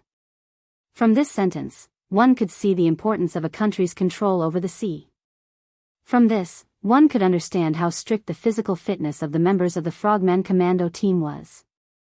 The big whale was a qualified water ghost who had undergone strict and systematic training. Yi Qian, as an all-round special forces soldier in the army, had already lost the upper hand in terms of geographical advantage against the big whale in the water. However, this wasn't a reason for Yi Qian to back down. She opened her inflatable backpack as fast as she could, pulled out her combat dagger, and faced the water ghost, who had grabbed her ankle head-on. Chapter 1243. Water and Earth were completely different existences. Although the former could be felt right beside you, it would never give you the sense of security that Earth gave you. Once water surrounded you from all directions, a fatal suffocation would follow. Humanity's deepest fear of nature would also follow. Yi Qian, who was holding an underwater combat dagger, twisted his body. The first thing he did was to surface and take a deep breath. Then, he attacked the water demon, who was trying to lock his legs again. With the help of the buoyancy of the water, Yi Qian twisted her legs and spun 3 times like a spinning top. She used too much force and a small whirlpool was formed in the sea water because of her body. Even when his lower limbs were locked, he could still use the strength of his lower limbs to rotate his entire body. This move surprised the whale. Didn't they say that female soldiers were from the army? How did she know the essentials of underwater combat? Fortunately, underwater communication relied on sign language. Otherwise, the whale might have directly asked Yi Qian if he had transferred from the navy to the army. Yi Qian did not give the whale much time to think. When his right leg was free, he raised his leg and kicked his opponent's shoulder with the ferocity of a special forces soldier. The results of his endurance running and weight-bearing training showed. Although the water was buoyant, Yi Qian's legs were full of strength. His kick landed on the whale's shoulder bone, causing the whale to lean back 2 steps. Using brute force in underwater combat would only increase the speed of exhaustion. The whale was shocked. Yi Qian, who had broken free, knew that fighting on land was not going to work. Although he had kicked the water demon in the shoulder, he had also used up a lot of energy. The change in the body's stress points was the biggest obstacle in underwater combat. Without a support point, the water would not only create buoyancy and pressure on the human body, but it would also affect the force exerted by each movement. The lethality of the movements would drop to a frightening level. Just like just now, if they were fighting on land, her kick would definitely have sent the water demon flying. It would not have only made him lean back 2 steps. He had to think of a way. Yi Qian, who had broken free twice in a row, decided not to continue fighting. His face was tense as he quickly swam towards the shore. The whale saw this and laughed in its heart. The female soldier was fast, but she was still far behind them. In the water, it was the water demon's world. In the army, it was always slightly inferior. Behind him, Yi Qian, who was swimming as fast as he could, swam forward less than 2 meters before he realized that he had made a serious and low-level mistake. Wasn't she trying to compete with the water demon in terms of swimming speed? Yi Jian, who had always been rational, realized that she had made a mistake. She quickly came up with a countermeasure. Since she couldn't escape, she could only strike first. When fighting underwater, most of the time, the body would be in a supine or prone position. When fighting with a water ghost that was familiar with underwater combat, the first reason was to quickly change the body's state. Then, how could he change the body's state and find the best point to withstand the force? Yi Qian opened his inflatable backpack and dove into the water, temporarily hiding from the water demon's pursuit. He had no advantage in the water. If he wanted to escape, he needed to fight and retreat quickly. Yi Qian, who was hiding and thinking, started playing hide-and-seek with the whale. The other party did not have any diving equipment. Like him, he could not stay underwater for too long. Also, he had used the lock move just now, which meant that the essentials of underwater combat included a lock. Chapter 1244. This way, Yi Qian could extend to hug in. Starting from the whale's lock technique, Yi Qian's lips curled into a smile as he grasped another technique, grab. Hug the water ghost from behind, lock the opponent, and then grab the attack. On land, there were a series of complicated and changeable moves such as striking, hitting, kicking, locking, and so on. Since he couldn't get hurt in the water, the underwater moves couldn't be complicated. They had to be simple. Once complicated, the consumption of his physical strength would only be greater. Fast, accurate, and ruthless reaction, coupled with the technical moves of grabbing, hugging, stabbing, slashing, hacking, and locking. Yi Qian narrowed his eyes and revealed a faint, bloodthirsty smile in the darkness. Since Demon King Li's way of welcoming her was so unique, she would give it a try. In a fight like this, even if she lost, she would lose fair and square. On the other side, the whale was a little panicked at first.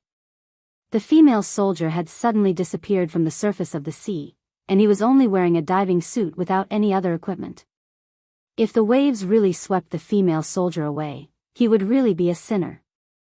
After searching for about 4 minutes, the whale, who had emerged from the water, suddenly saw a human head about 3 meters away from him.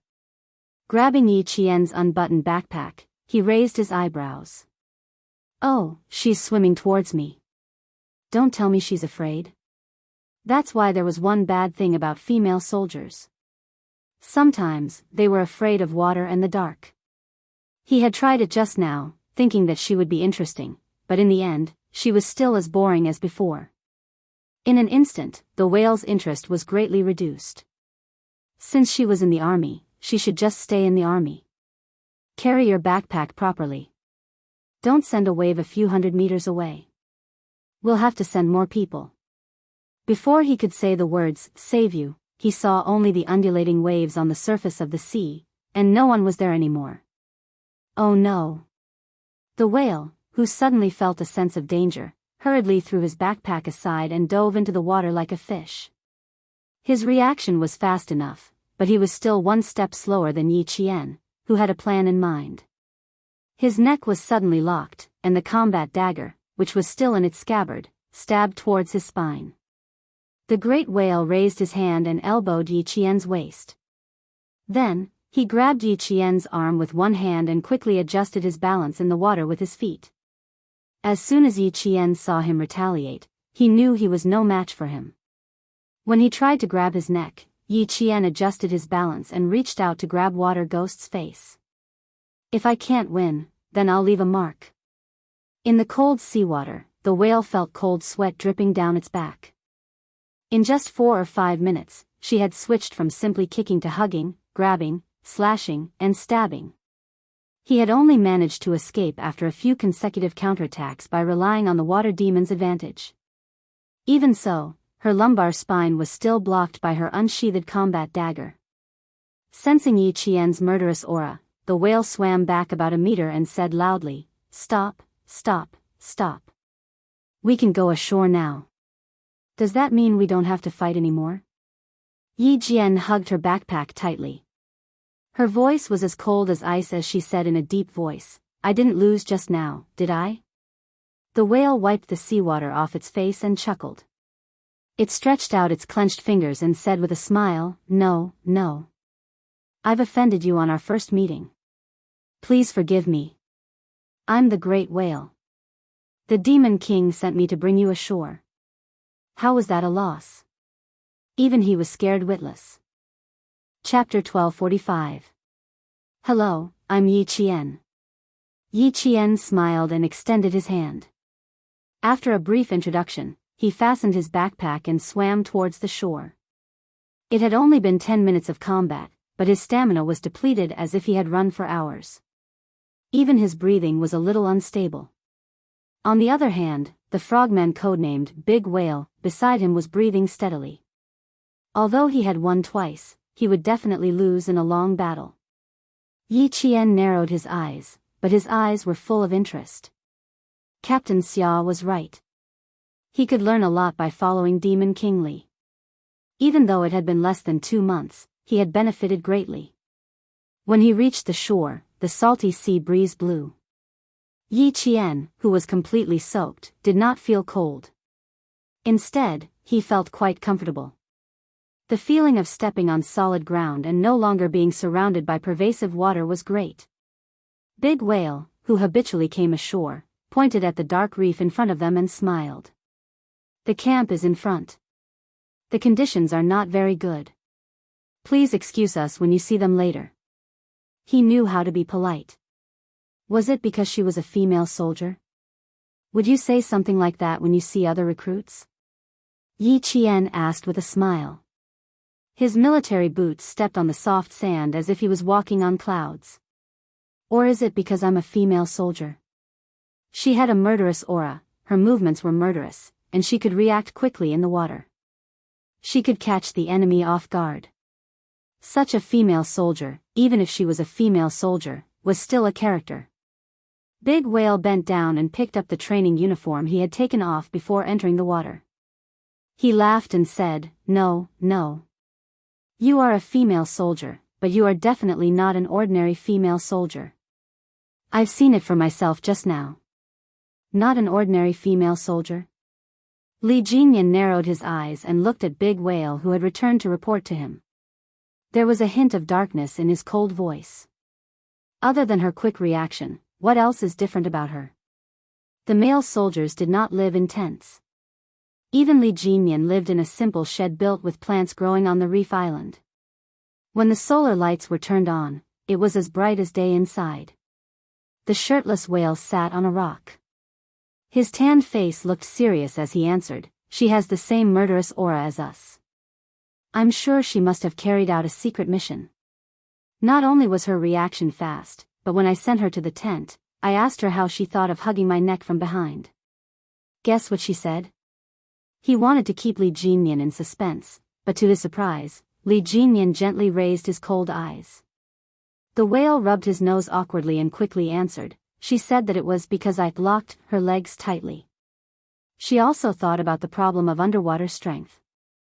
She thought that the biggest difference between fighting in the water and fighting on land was that it was mainly simple. She could use hugging to lock her legs, and after hugging her, she still had to grab her. I guess that's the basic point of underwater fighting. He had only locked her legs, but she had thought of many things at once, and she had even hit the nail on the head. Smart. The expressionless Li Jinyan raised his eyebrows slightly. After a while, he said faintly, "No wonder the army insisted on sending her here. I think this female soldier is interesting. Didn't you say that she's not even 19 years old? Why do I feel like she has a few years of experience in the army?" Big Whale finally asked the biggest question he had after the fight with Yi Qian. She might have carried out a life-or-death mission. Why does it sound a little? Big Whale deliberated for a while before saying the last word softly, "That's ridiculous." Li Jinyan, who had seen Yi Qian's personal information, did not know what kind of life-or-death mission she had carried out, but with her 4 years of Special Forces training, it was not ridiculous at all. Chapter 1246. After a moment of silence, Li Jinyan, who had been judging Yi Qian in his heart, asked again, "Did she have any expression after reading the training plan tomorrow?" The great whale thought for a moment and shook his head. No expression. She only replied, "Got it." Other than that, she didn't say anything else. Yi Qian, who had undergone strict training, had long been accustomed to military orders are as important as mountains. Even if she had any objections to the training plan, she would not change it at all. At this point, Li Jinyan's cold handsome face finally showed a hint of a smile, like a gorgeous rosy cloud floating across the top of a snowy mountain. It was so beautiful that it actually gave birth to a gorgeous color. Fortunately, the great whale did not look up. Instead, he lowered his head and guessed Yi Qian's origin. The rosy smile on Li Jinyan's face was like a snowy wind blowing past. In less than a second, it returned to its original expression, no longer showing any trace of it. Yi Qian, who was in the middle of their discussion, had already changed her clothes. She zipped up the tent and looked up at the night sky, where she could touch the bright stars just by reaching out her hand. She looked, and after a while, she closed her eyes. When she opened her eyes again, it was already 5:00 in the morning. There was no whistle, no call sign, and she had to wake up on her own. Yi Qian, who had arrived 10 minutes earlier, did not appear immediately. She hid behind the reef and observed in the faint light. Last night, the great whale's meaningful gaze before he left made her feel that the morning assembly would not be too simple. Someone stood on the beach with his hands behind his back. Standing in the faint light, his figure was vague and mysterious. He was very tall, at least 185 meters. His limbs were slender and well-proportioned. He stood motionless, as if he had been standing there for thousands of years. What surprised Yi Qian was the aura emanating from his body. It was different from Xia Jinyuan's mountain-like aura, which made her feel at ease at first sight. His aura was turbulent and cold, as if a snowy mountain was about to collapse. It was a powerful aura that could devour everything in its path. Yi Qian immediately averted his gaze to avoid being discovered by Li Jinyan. His intuition told Yi Qian that the figure standing in front of him must be Li Jinyan. 3 water ghosts swept across the beach like ghosts. They hugged the nameless tree with their hands and climbed up the tree in the blink of an eye without the help of any climbing tools. The sound of seagulls could be heard from the trees. It was a signal for each other. Yi Qian perked up. As expected, the assembly in the morning would not go smoothly. At 5:07, 5 silhouettes jogged out from the left side. The line was neat and tidy, and there were even chants of 1, 2, 1. They looked quite neat and energetic. Li Jinyan's gaze suddenly darkened. He raised his hands slightly, and several figures suddenly rushed out from all directions. They piled on top of a few people at lightning speed. Are you kidding me? A sneak attack so early in the morning. Do you still want to train? Is it interesting? Is it interesting? 2 people in front were still able to resist. They said a few words before their mouths were covered. The other 3 Navy soldiers were directly pressed down on the beach. A murderous roar came from above them. Shut up, all of you. Otherwise, you'll eat a mouthful of sand. Yi Qian, who had witnessed everything, sighed softly. Suddenly, his hair stood on end.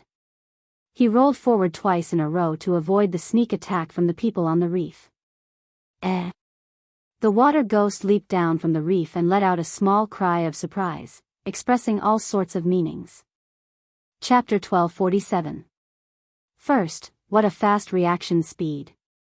Second, the figure was unfamiliar. Third, female soldier. Fourth, female soldier from the army. The water ghost smiled when he sensed a female soldier hiding in the dark. The Demon King said that you can watch from the sidelines for the time being. There's no need for you to participate. With that, he disappeared from Yi Qian's sight with one hand on the reef. Yi Qian, who was kneeling on the ground with one hand on the beach, pursed his lips tightly. He had only glanced at him for a moment, and he had noticed it in less than a second. There were still 4 minutes before the assembly at 5:00. The first batch of 24 Navy soldiers was treated to an early morning appetizer by a group of water ghosts. One by one, they were cleaned up neatly. Within 10 minutes, all 24 soldiers were piled on top of each other. One by one, they crawled up with their heads covered in dust, puffed out their chests, and gathered quickly. Yi Qian had already blended in and was standing at the very end of the first row. She was a new recruit, so there was no mistake in standing there. Li Jinyan's gaze slid past her face. His icy cold voice pierced through the sea breeze and reached Yi Jian's ears clearly. What are you talking about? Warm-up exercise is over. Let's start the formal training. He really didn't have any superfluous words. He didn't even think about introducing Yi Qian. He pointed at the equipment 3 meters away. Equipment, 2 points. They only had 2 minutes to change their equipment. After a month of hellish elimination training, the remaining 24 soldiers rushed over without panting. They began to change their equipment, and put on their shoes. The shoes weren't ordinary shoes. They were specially made for frogmen with iron sand added to their feet. Put the shoes on. A water ghost wearing a training uniform reminded them and retreated to the side. He stared at the stopwatch, ready to shout for them to stop at any time. Yi Qian put the shoes on and realized that there was something wrong with the shoes. He tied the laces and lifted one foot to test the weight. One shoe was about 2 kilograms. 2 shoes weighed 4 kilograms. Wearing a pair of shoes that weighed 4 kilograms and had to run 5 kilometers around the Reef Island cross-country. The cruelty of the frogman training was evident. The situation is not bad. For the time being, his speed seems to be on par with the male soldiers. However, in terms of endurance, I'm afraid that he is slightly better. The water ghost, who had been observing along the way, reported the situation to Li Jinyan. Most of the time, his gaze was on Yi Qian. The frequency of his breathing is maintained well. There's not much sluggishness in his knees when he bends and raises his feet. As a soldier who was suddenly parachuted in, and a female soldier at that, Yi Qian did not undergo the first few basic PST screening tests for the Storm Commandos.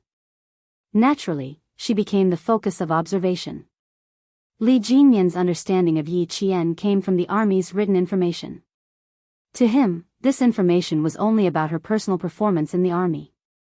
No matter how outstanding her performance was, it didn't mean that she would be outstanding in the Frogman unit. Even after listening to the Great Whales report last night, Li Jinyan still maintained his original attitude. He had to go through training before he could confirm whether Yi Qian was qualified and whether he could stay. Demon King, there's news from Big Eel. 3 soldiers can return to the selection competition. A soldier wearing a Navy uniform walked over and saluted with a smile. Big Eel and the others have brought them back. However, the rubber dinghy drifted a little too far away. They need to be brought back by the patrol boat. The main thing is that they have to bring back Big Eel and the others, who are fully equipped. Otherwise, it will take them a day to swim back. Chapter 1248. Li Jinyan looked at his watch and said to the comrade who reported the situation to him, "Check her physical condition at the port first. Send her back to the Reef Island before 8:00 tonight." "Okay, I'll contact Big Eel right away." The comrade with the code name Big Shark stood on his tiptoes and glanced at the folder in Li Jinyan's hand. He asked with a smile, "Last night, Big Whale came back and told me that the female soldier from the army has some skills. How do you plan to train her?" "Female soldier? Didn't our team say that we don't recruit female soldiers? Why did the commander agree? Did they sign a life and death contract? Our team has been established for less than 2 years. Demon King, you have to take it easy." He was afraid that he would be too ruthless and accidentally kill her. After all, everyone knew that female soldiers had weaker resistance to pressure than male soldiers. Their body and bone endurance were also worse than male soldiers. Especially in deep diving areas that were more than 100 meters deep, the difference between the psychological quality of men and women was even more obvious. Female soldiers often had huge psychological pressure due to the special underwater environmental factors. Their emotions would become unstable, and once they panicked, serious diving accidents would occur. It wasn't that such a thing hadn't happened before. It was precisely because there were real cases around that the Great Mermaid was worried. Li Jinyan simply handed the folder to his comrade so that he would not have cramps. After the morning training, take her for a checkup to see if there are any problems with the ventilation function of the eustachian tube. Also, check her tolerance and adaptability to hypoxia and high C02. After the morning training? Big Shark did not refuse. He took the folder and looked at it. As he spoke, he lowered his head and opened the folder. His face immediately showed surprise. "Wow, this resume is beautiful. She started training in the second year of junior high. She still played special forces training. When I was in the second year of junior high, I was still thinking about how to climb a tree and dig out a bird's nest. Huh? Why didn't it say who trained her? How could she do special forces training without the guidance of an expert? Went abroad to participate in the mathematical Olympiad, individual gold medal. Wow, high IQ. Familiar with all kinds of guns and ammunition, blindfolded and reassembled all kinds of guns, sniper background. Big Shark's eyes widened as he read. When he reached the last paragraph, he closed the folder and stuffed it back into Li Jinyan's hands. He pretended to wipe his cold sweat and said with lingering fear, "What a scary resume." What was even more frightening was that he was the nation's top science scholar. After all this time, she was still a student. No wonder you didn't want to show it to us. Just looking at it makes me feel weak. She didn't study for the first year of high school and went straight to training. Plains, snowy mountains, deserts, oceans, jungles. Oh my God, there wasn't a place that she hadn't been to. She had walked further than him. How valiant and strong this female soldier must be. Could it be that her gender was female, and her height and appearance were both male? Looking at such a frightening resume, it was not impossible. Somehow, the big mermaid was a bit worried. Female soldiers who looked like men would easily forget her real gender.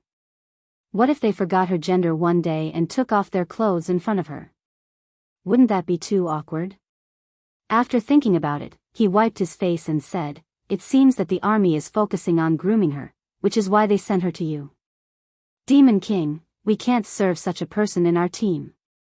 It was obvious that the army wanted to train Yi Qian, but what the army wanted to do had nothing to do with Li Jinyan. He only knew that she could only listen to the Navy's arrangements. Chapter 1249. Her CV is beautiful, but that's only because of her performance in the army. Now that she's in the Frogman unit, no matter how complicated her previous experience is, she'll have to start all over again. Li Jinyan looked at the time again. He turned on his earpiece and took over the water ghost's communicator. "How's the situation, Big Shrimp?" After the electromagnetic buzzing sound came from the earpiece, a rough voice said, "She's maintained her original speed. Her breathing rate is normal. She doesn't feel any sluggishness when she raises her feet. Demon King, why didn't you tell me that Yi Qian is quite beautiful? We met face to face a minute ago. I was dazzled. She's even more gorgeous than a coral reef." It was a characteristic of the water ghosts to be able to describe a person's beauty with the colorful color of a coral reef. Li Jinyan had never cared about whether a woman was beautiful or not. Before the army sent the information over, there wasn't even a picture. When they gathered, it was still dark, so he couldn't see what she looked like. He only felt that she was too slender and didn't match the experience on her CV. Keep a close eye on her. We'll see if she's good or bad today.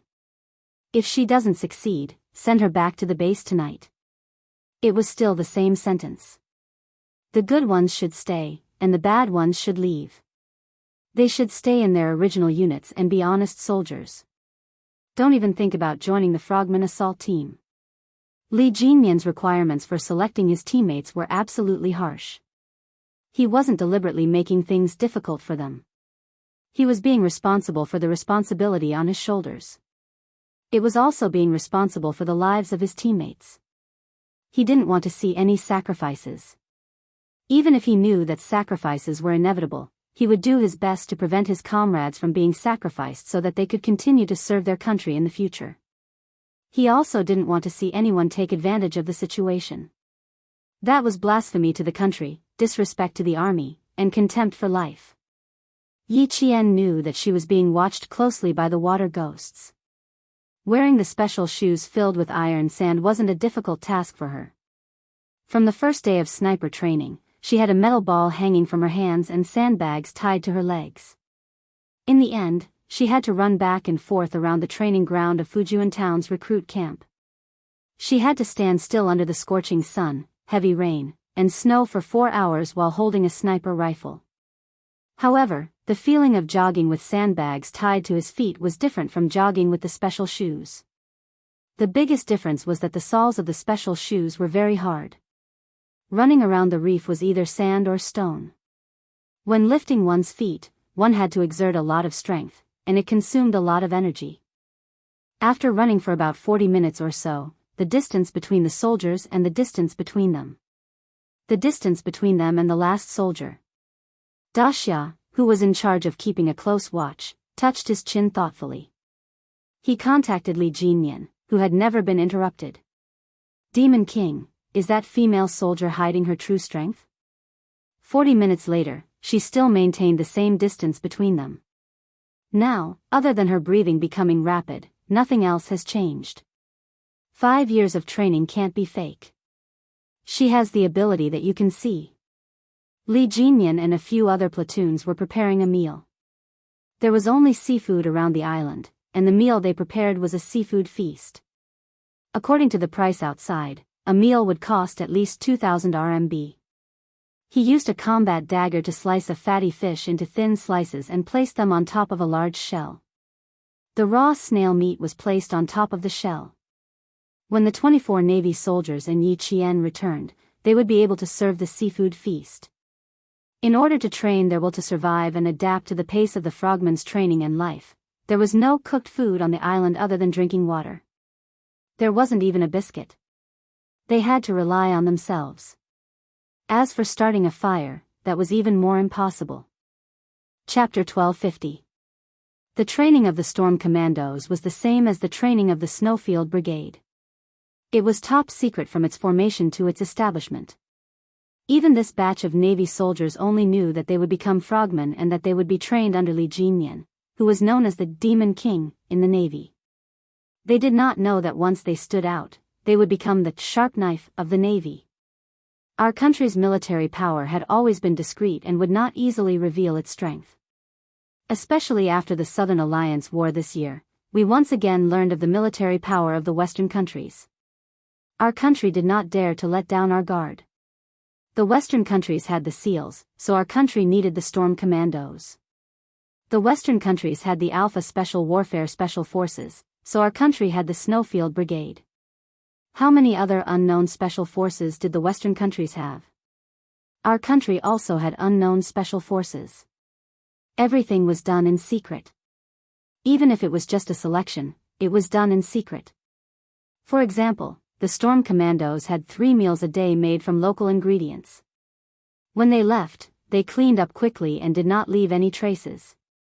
Before they left the reef island, they wouldn't be able to do anything big like starting a fire.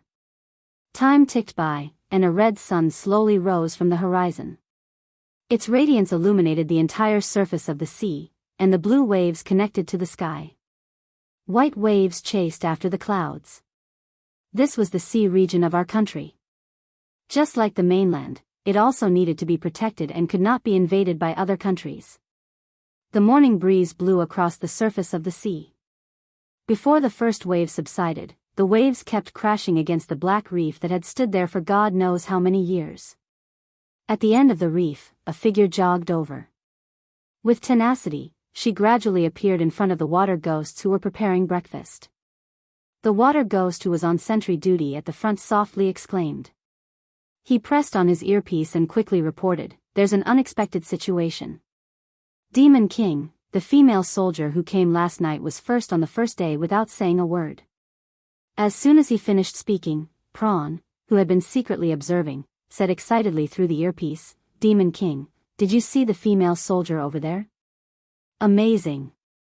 She left the male soldiers a few hundred meters behind in an instant.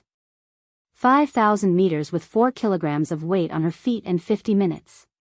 She only used 5 minutes to catch up with the male soldier running at the front. She used another 5 minutes to completely overtake all the male soldiers. Demon King, this female soldier is not only beautiful, but her skills are also beautiful." Li Jinyan, who was slicing sashimi, paused. He immediately looked forward. His cold expression changed slightly. A hint of surprise flashed across his cold black eyes. She was 10 minutes earlier than he had expected. She was only 15 minutes slower than the water ghost's training speed. Yi Jian's training speed was only 15 minutes slower than the water ghost's. One should know that before this, Yi Jian was an army soldier. All her training and equipment were related to the army. She had nothing to do with the navy at all. Moreover, the water ghosts had already undergone 1.5 years of training. It only took them 35 minutes to run a 5-kilometer, 4-kilogram, 2-footed cross-country run. It was her first time here, yet she could achieve such a result. It was indeed impressive of N. Finally, I didn't hear you say you wanted to chase her away. The big shark laughed. He even whistled happily. He had said last night that the female soldier sent by the army was not bad. See, he was right. Chapter 1251. The slender figure was getting closer and closer. Her facial features gradually became clearer, until she stood straight in front of Li Jinyan. She raised her hand and saluted. Yi Qian, reporting. Completed the 5,000-meter cross-country run. The group of rough-sitting water ghosts looked at each other. Then, they slightly closed their legs together in a reserved manner. A faint smile appeared on their faces as they lowered their heads and silently prepared breakfast for the soldiers who hadn't arrived yet. Dozens of men had an unusually large appetite. They did not have rice, noodles, or dumplings to fill their stomachs. They only had sashimi and snail slices. It was easy for them to get hungry and feel nauseous. Li Jinyan's first reaction when he saw Yi Qian was not to answer. Instead, he glanced at all the water ghosts like a cold arrow. When he saw that they were all obedient and did not look straight at her, he calmly retracted his gaze. Just as De Xia had said, the new female soldier Yi Qian was indeed beautiful. The most beautiful thing about her was her eyes, which were as bright as the morning star. He raised his hand and saluted Yi Qian back. His voice was cold and monotonous. Return to the team and rest. Yes, sir. Yi Qian, who had been staring straight at him, simply turned around. She changed her special shoes to one side and looked around. When she saw a familiar figure, she walked over with a smile. Big whale, is there anything I can help you with? After breakfast, they rested for a certain amount of time before diving into the 500-meter deep water. The water ghosts, who were all wearing tight black rubber diving suits, saw Yi Jian walking straight to the whale from the corner of their eyes. A few of them coughed a few times as if their throats were itchy. Li Jinyan's cold gaze swept over them. When he saw the fake coughing water ghost, he shrunk his neck and silently stared at the task at hand, preparing breakfast. You know me? How did you know? The big whale was no less surprised than his comrade. Hearing the meaningful fake cough, he hurriedly stood up. It was broad daylight, and he didn't know where to put his hands and feet. In the end, he put them on his lower abdomen. Cough, at least he could block it. When the female soldiers arrived, for the first time, it was not the female soldiers who were embarrassed. Instead, it was the male soldiers who were wearing tight-fitting diving suits. The suits showed off their figures too much. All the men were embarrassed. With a slight smile on his face, Yi Qian did not seem to notice the whale's movements. He smiled and said, judging from your figure and the way you looked at me when I came over just now, it was as if you were looking at someone familiar. So, I guess you must be the whale. Have a seat. If you need anything from me, just let me know. As he spoke, he pulled out a combat dagger from his waist and pointed at the giant clams that had not been pried open. Do we need to pry open these too? Oh, yes, yes. If you're hungry, you can eat first. As expected of a female soldier with a high IQ. She did not even see the whale's face last night, but today she could tell that he was the whale based on his figure and eyes. Her observation skills were very strong. The whale watched as Yi Qian skillfully cut open the giant clams. She did not peel off the whole clam to remove the inedible parts, leaving the white and fresh clam meat. She slowly cut the clam meat with the dagger in her hand. Then, she cut off the bottom of the clam meat horizontally. A giant clam was finished in less than 2 minutes. This method of cutting is rare. The whale thought it was interesting. There was no need to cut it into slices. Instead, she cut it into circles. When she ate, she could lift one end of the clam meat and eat it like noodles. I want to learn this method too. It can be useful in the future. Where did you learn it? Don't underestimate the conversation. At this moment, the whale had already started to ask questions. Chapter 1252. The best and most direct way to understand a person's situation was to chat. It seemed like a normal conversation, but as long as the other party could answer your question, even if the other party only said a few vague words, you could get the information you wanted. Without a doubt, the great whale was a water ghost who was good at chatting. He first praised Yi Qian to create a kind impression. Then he laughed and changed the topic to why Yi Qian was so good. It must be because he had similar training in the past. Otherwise, how could he handle these giant clams? Most importantly, his questions were rough but detailed. He only asked how Yi Qian was able to handle the giant clams and didn't mention training at all. It was impossible to tell that he was asking about Yi Qian's personal situation. When Yi Qian heard this, his eyes narrowed slightly, but the smile on his face didn't change. He answered casually, I used to play by the sea for a while and stayed on a deserted island for a few nights. The calm answer made the great whale laugh. The female soldier was very alert. Her answer was the same as not answering at all. She even told him that she knew what he wanted to ask. Forgive me, I'm used to it. As he spoke, his laughter became softer. He moved closer to Yi Qian and said softly, we can find out whatever we want from that group of soldiers who ran over. Our captain was so angry. I don't know how they were taught in the original army. They don't have any sense of confidentiality. Unlike you, you know what I want to do the moment I open my mouth. The great whale was a native of the sea. His skin was tanned and had a metallic luster in the faint morning sun. When he laughed, his white teeth flashed, making Yi Qian think of the great white shark of the deep sea. If he was careless, he would be bitten and unable to escape. When you open your mouth, I feel like there are traps everywhere. Yi Qian, who was slicing the fish quickly, cut the white and tender fish slices until they were as thin as cicadas' wings. He didn't even have to look at the fish. When he raised his head and spoke, the fish slices were cut and his words were finished. The dagger used in combat inadvertently swept past the great whale's eyes, leaving only a faint smile in her eyes. The great whale suddenly felt a chill in his heart. It was true that the female soldier was beautiful, but she was a poisonous flower with thorns. He couldn't touch her. There was no point in continuing to ask. He believed that he wouldn't be able to get anything out of him. The whale, whose intentions had been exposed, did not look embarrassed at all. He replied calmly, not at all. I just wanted to know more about you since we'll be training together in the future. Yi Qian smiled but did not say anything. Coincidentally, the male soldiers who had fallen behind her came back one after another. The great whale stood up and said, I'll go over and take a look. You don't have to finish everything by yourself. Ask them to come back and get some. You can't let the male soldiers do whatever they want. They'll just take advantage of the situation. The rest of the frogmen looked at each other and had a new understanding of the new female soldier. Big Whale was the team's informant. There was nothing he couldn't find out, but he had never left empty-handed like this. The female soldiers sent by the army for training could not be underestimated. Yi Qian didn't care what kind of impression her arrival would leave on the water ghosts. She only knew that she didn't like being questioned at all. Once there were signs, they had to be strangled to death from the start. Demon King, things aren't settled yet.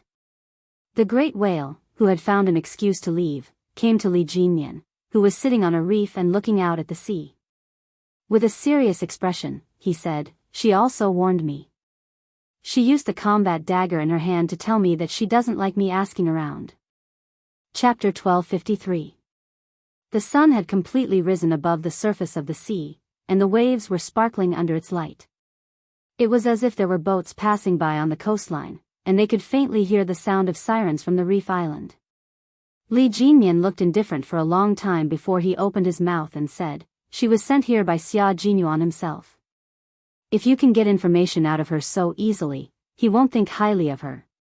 His words shocked Whale so much that he almost fell off the reef. Xia Jinyuan personally sent her here? Devil King, are you kidding me? Whale's serious expression instantly changed to one of shock, and he said in a wrong tone, "You and he fought to the death in the past, and we were neck and neck. You knew that she was brought here by him, so how could you bear to let me ask for a rebuff?" He wanted to cry. "Even if you want to trick your comrades, you shouldn't do it like this." Who was Xia Jinyuan? He was the only person who the Devil King had acknowledged as a strong opponent. The only person who had publicly said that he had no confidence in winning against him. As for himself, it was better not to mention him. He was defeated by Xia Jinyuan. Although he was no longer in the water ghoul team, there were always traces of his existence. The great whale heaved a long sigh and rubbed his chest. His voice sounded a lot older than before. "My chest is stuffy. I'm so embarrassed. I don't have the face to see her." Last night, he had volunteered to find out if there was anything about the female soldier that wasn't written in the information. He had even thought that he was smart enough to ask her about her skills in cutting giant clams, and whether she knew a high-ranking naval officer. After being seen through, he still didn't give up and asked if she had such a strong sense of confidentiality. Had she read their information in advance? The topic continued to circle back to the previous inquiry. Because of the female soldier who could see the information of the Storm Amphibious Frogman assault team, even if the information said that her mother was a martyr and her background was nothing special, he would not believe it was true. She knew everything about the two tests, and to be honest, he was a little embarrassed at that time. At the same time, he felt embarrassed that he had displayed his slight skill in front of an expert. When the last two soldiers returned, Li Jinyan, who had jumped down from the reef, replied calmly, "You were so enthusiastic last night that I didn't have the heart to discourage you. It just so happens that I also want to see how powerful the female soldier sent by Xia Jinyuan is. Since you volunteered, it saves me the trouble of finding someone else." He almost vomited blood. The whale felt its chest tighten even more. Li Jinyan's eyes darkened. He needed to reassess Yi Qian's position. It could be seen that her physical fitness had already surpassed the 24 soldiers who had entered the second batch of eliminations. It just so happened that physical fitness was the most important stage for the frogmen and played a very important role in their training. Through the analysis of the soldiers' physical fitness, they could make a preliminary judgment on whether the soldiers were suitable to stay and continue training, and whether they could continue fighting fatigue. This was the most basic entry. Today, it could be seen that Yi Qian's physical fitness was on the high side and met his basic requirements. However, he couldn't be completely sure whether she met the requirements. After all, it was only her first day of training, and her body was in an excited and energetic state, while the male soldiers had been training for more than a month. De Shrimp, who was in charge of observing, trotted over. He was also cross-country with the frogmen, and his face was very inconspicuous. He looked a little like a fisherman who made a living out of the sea. When he ran up to Li Jinyan, his calm eyes suddenly changed. From an ordinary fisherman, he became a real naval soldier. Camouflage was also a skill that all water ghosts had to know. Chapter 1254. Li Jinyan stopped in his tracks when Prawn came over. He glanced coldly at Yi Qian, who was chatting with his teammates, and signaled for Prawn to follow him to a secluded area to talk. "Demon King, I suspect that Yi Qian has undergone very strict training. I'm afraid that none of the 24 soldiers are her match," Prawn said in a deep voice. "Her stamina is very good. She didn't even stop to rest for a second during the cross-country run." Prawn said in a deep voice, his admiration for Yi Jian was evident in his tone. "Also, she is very familiar with the terrain and landscape. She knows very well which way is the fastest and which way is likely to take a detour and waste her time. My opinion is that she shouldn't be a burden. She might even be able to surpass the 24 recruits."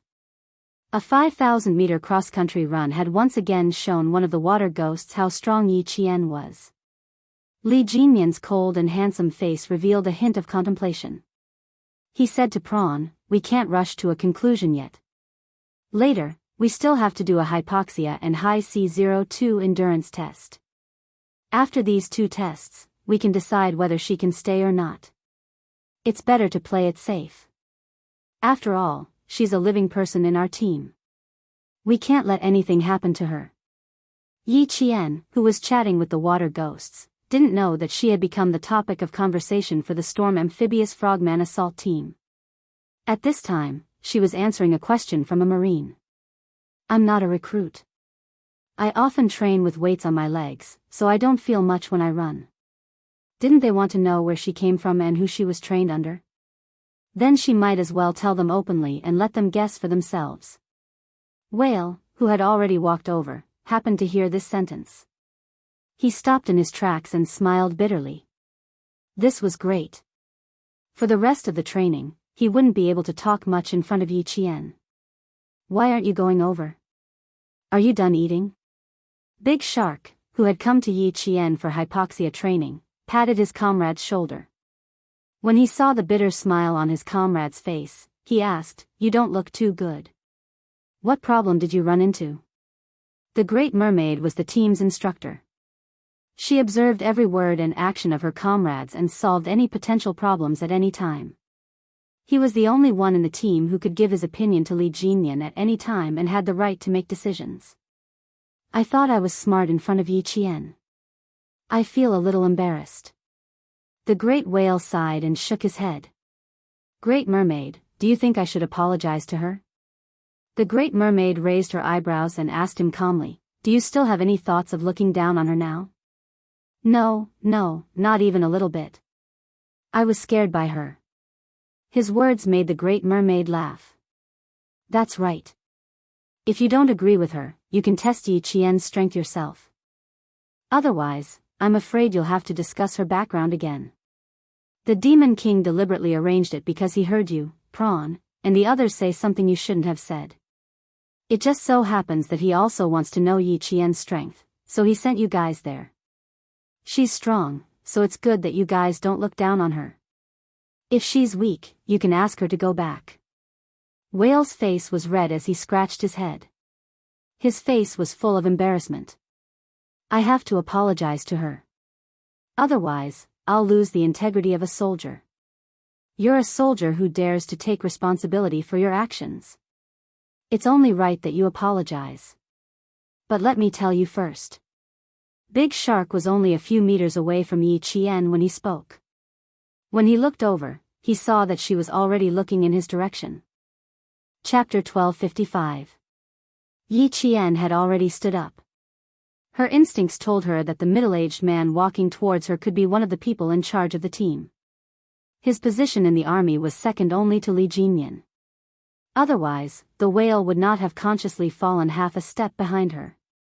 When the water ghosts who were talking to the whale saw the Great Mermaid coming over, they quickly lowered their heads. Their expressions were especially serious. They did not remind Yi Qian of the Great Mermaid's identity. The Demon King did not introduce Yi Qian this morning. There seemed to be a deeper meaning behind it. Even when they were chatting just now, they did not mention their code names. The soldiers who had eaten a mouthful of fish stood up and smiled. "Vice Captain, do you have any orders for us?" "Vice Captain, I'm panicking when I see you smiling so happily. Just say what you want to say. Don't make me laugh in the middle of it. I really can't take it if you suddenly magnify it," said a soldier from the northeast. He was also the only northerner in the team. The Great Mermaid patted him on the shoulder and laughed. Good. Don't change the training later. 500 meters armed swim. Eat more, or you won't have the strength to swim. Then I'm relieved, hee. The northeast soldier was finally relieved. Ever since he came here for the frogman selection, he had been living in fear every day. He was afraid that something would happen. His heart could not take it. He was not the only one who heard it. The other 23 soldiers all heard it. They all breathed a sigh of relief in unison. It was the vice captain of the Storm Brigade.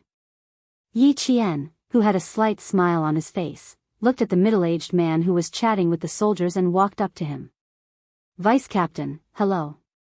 Little Yi, you did well this morning." The big mermaid, who looked more mature and capable than the group of young soldiers, looked at Yi Jian with a pair of bright eyes. She didn't lose her friendliness at all as she said, "What you did has truly stunned us. Very few female soldiers are as capable as you. Vice Captain, you flatter me. I just started a few years earlier, so I have the advantage in terms of time. If I only had half a year, I wouldn't have been able to run even if I wanted to." As soon as he finished speaking, the soldiers and water ghosts who were chatting with Yi Qian just now all laughed kindly. "Vice Captain, the female soldier has arrived. You can't be biased because of this." Shoo, shoo, shoo. Does Yi Qian need to be biased? She's been in the army longer than us. Amazing. You guys better hurry up and eat your fill. The Demon King is waiting for you in front. The Great Mermaid, who was usually kind, smiled. After she finished speaking, she saw a hint of respect on the faces of the soldiers. She couldn't help but smile even more. Yi Qian, on the other hand, found it interesting. His vice captain had an amiable personality, which complemented the cold-faced Li Jinyan. "Little Yi, come here for a moment. There's something I need to discuss with you." After talking to the soldiers, the Great Mermaid lowered her voice and said to Yi Qian, "You can't directly participate in water-related training for now. Come with me to do 2 tests first." Yi Qian, who was mentally prepared, nodded slightly and left with the Big Mermaid. "Hypoxia and high CO2 are essential tests for us. Before you came here, you should know that the danger of frogmen is different from that of the army. We're carrying out a mission in the water. The moment we enter the water, it's the same as having 1 foot in the door of hell. While we're diving in the deep sea, there's the danger of crushing our lungs and drowning at any time. If the soldiers have outstanding hypoxia and high CO2 resistance, even if it's only for 30 seconds, there's still a chance of survival." As she spoke, she brought Yi Qian to the back of the reef island. They stepped onto a small path that led to the other side of the island. Chapter 1256. The two in front talked as they walked. They didn't seem to notice that there was a living person following them. They didn't even look back as they walked from the front to the back of the reef island. When they reached the back of the reef island, the vice captain pointed at a black reef island that extended into the sea. She smiled at Yi Qian and said, "We have to go to the front. We need to wade in the water. Be careful when you go in. Be careful not to slip." "Okay." Yi Qian knew that he was undergoing a training test.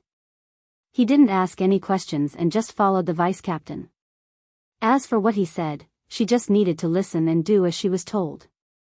The Great Mermaid was a little surprised. This girl who wasn't even considered a female soldier always gave people surprises. Just like now, when the male soldiers who were selected from the Navy came back here, they couldn't help but ask questions like, "Why are you going into the water?" But she didn't seem to be curious at all. She completely followed the saying, "A soldier's duty is to obey orders." She didn't reject the arrangements made by the higher-ups. It wasn't that he didn't read her information. Like the Demon King, he was also suspicious of the female soldiers that the army suddenly sent over. Even before this morning, he was wondering if he should arrange a ship in advance to send the female soldiers back. Who knew that reality would teach him a lesson that left a deep impression on him and made him realize that he was too narrow-minded. Before seeing it with your own eyes, you shouldn't jump to conclusions easily. The Great Mermaid looked at the 2 people in front of her who seemed to have forgotten about her. She was so embarrassed that she wanted to carry the oxygen tank and dive as far away as possible. However, he still understood why the vice captain did this. She wanted him to lower his head first so that Yi Qian would feel better. In fact, Yi Qian didn't take the Great Mermaid's probing to heart. She had warned him and the other party immediately stopped. The matter at that time was already resolved. She wasn't petty enough to make her comrade lower his head and apologize to her. Seeing the vice captain wading into the water with her shoes on, Yi Qian, who was about to take off his shoes, smiled and followed her. The whale didn't get the order from the mermaid to leave. Seeing this, he smiled bitterly and followed the mermaid into the water. It seemed that if the mermaid didn't talk to him, the mermaid wouldn't let him leave. Their comrades naturally knew what each other was thinking. In fact, the great mermaid was also anxious. He didn't expect that Yi Qian hadn't said a word to the great whale even though the three of them had been walking for more than 10 minutes. It was obvious how angry she was.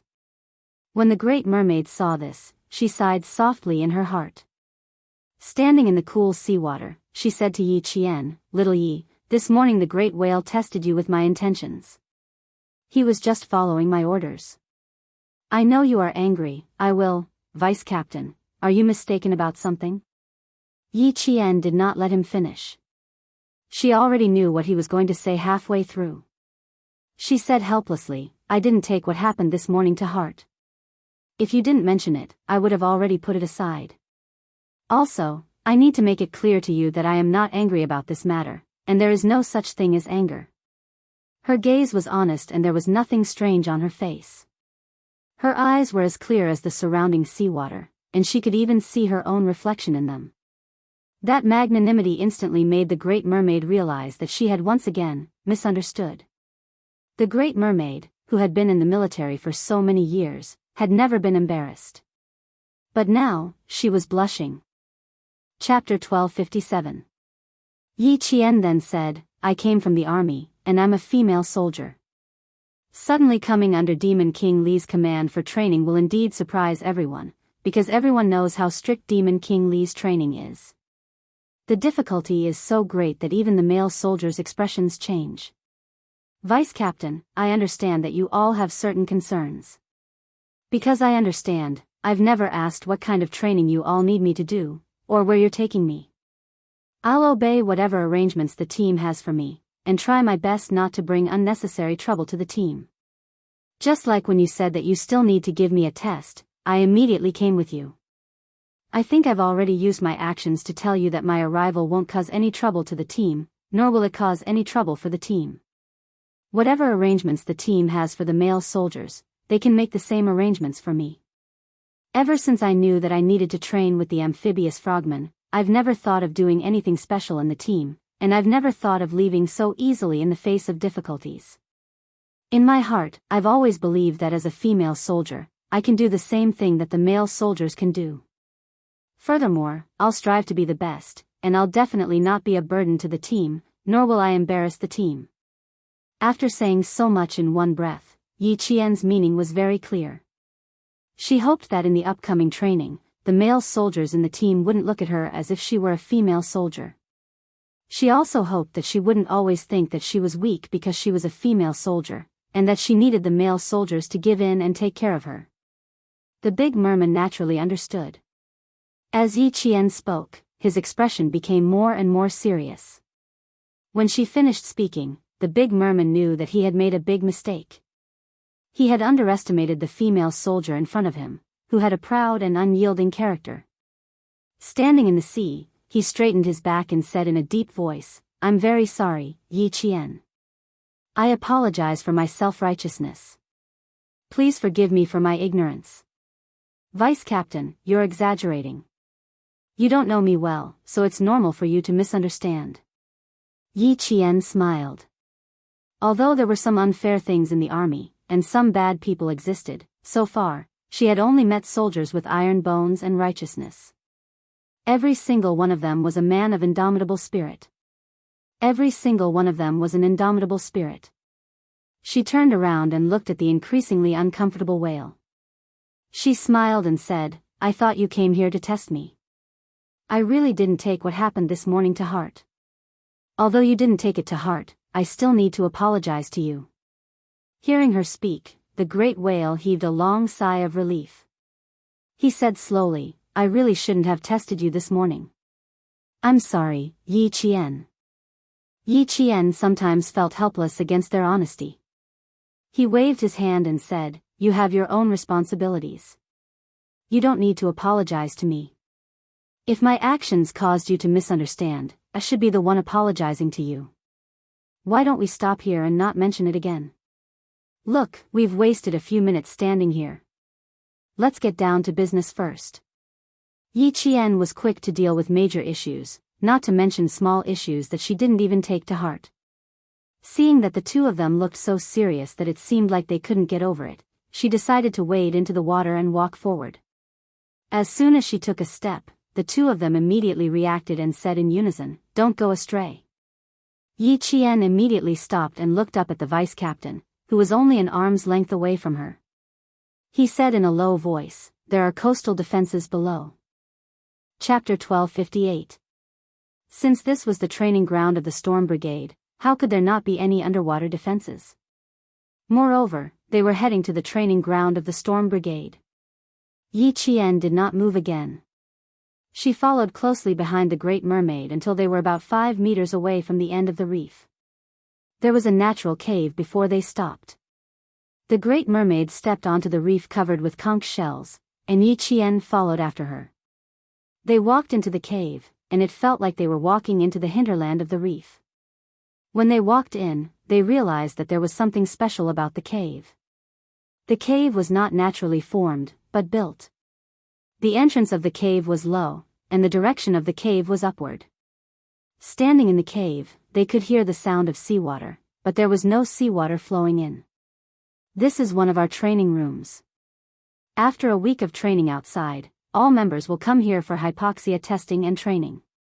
Opening a steel door, the Great Mermaid pulled open the main switch. The Great Mermaid motioned for Yi Qian to come in.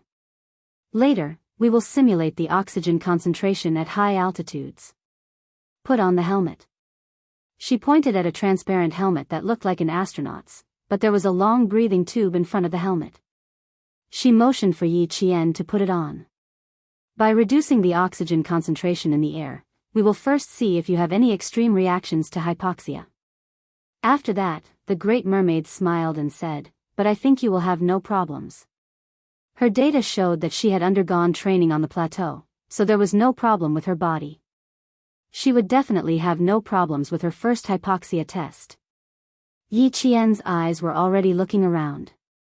She had never seen the auxiliary equipment used for hypoxia training. She knew that she would have to enter this hypoxia training room in the future. As they spoke, the hypoxia test began.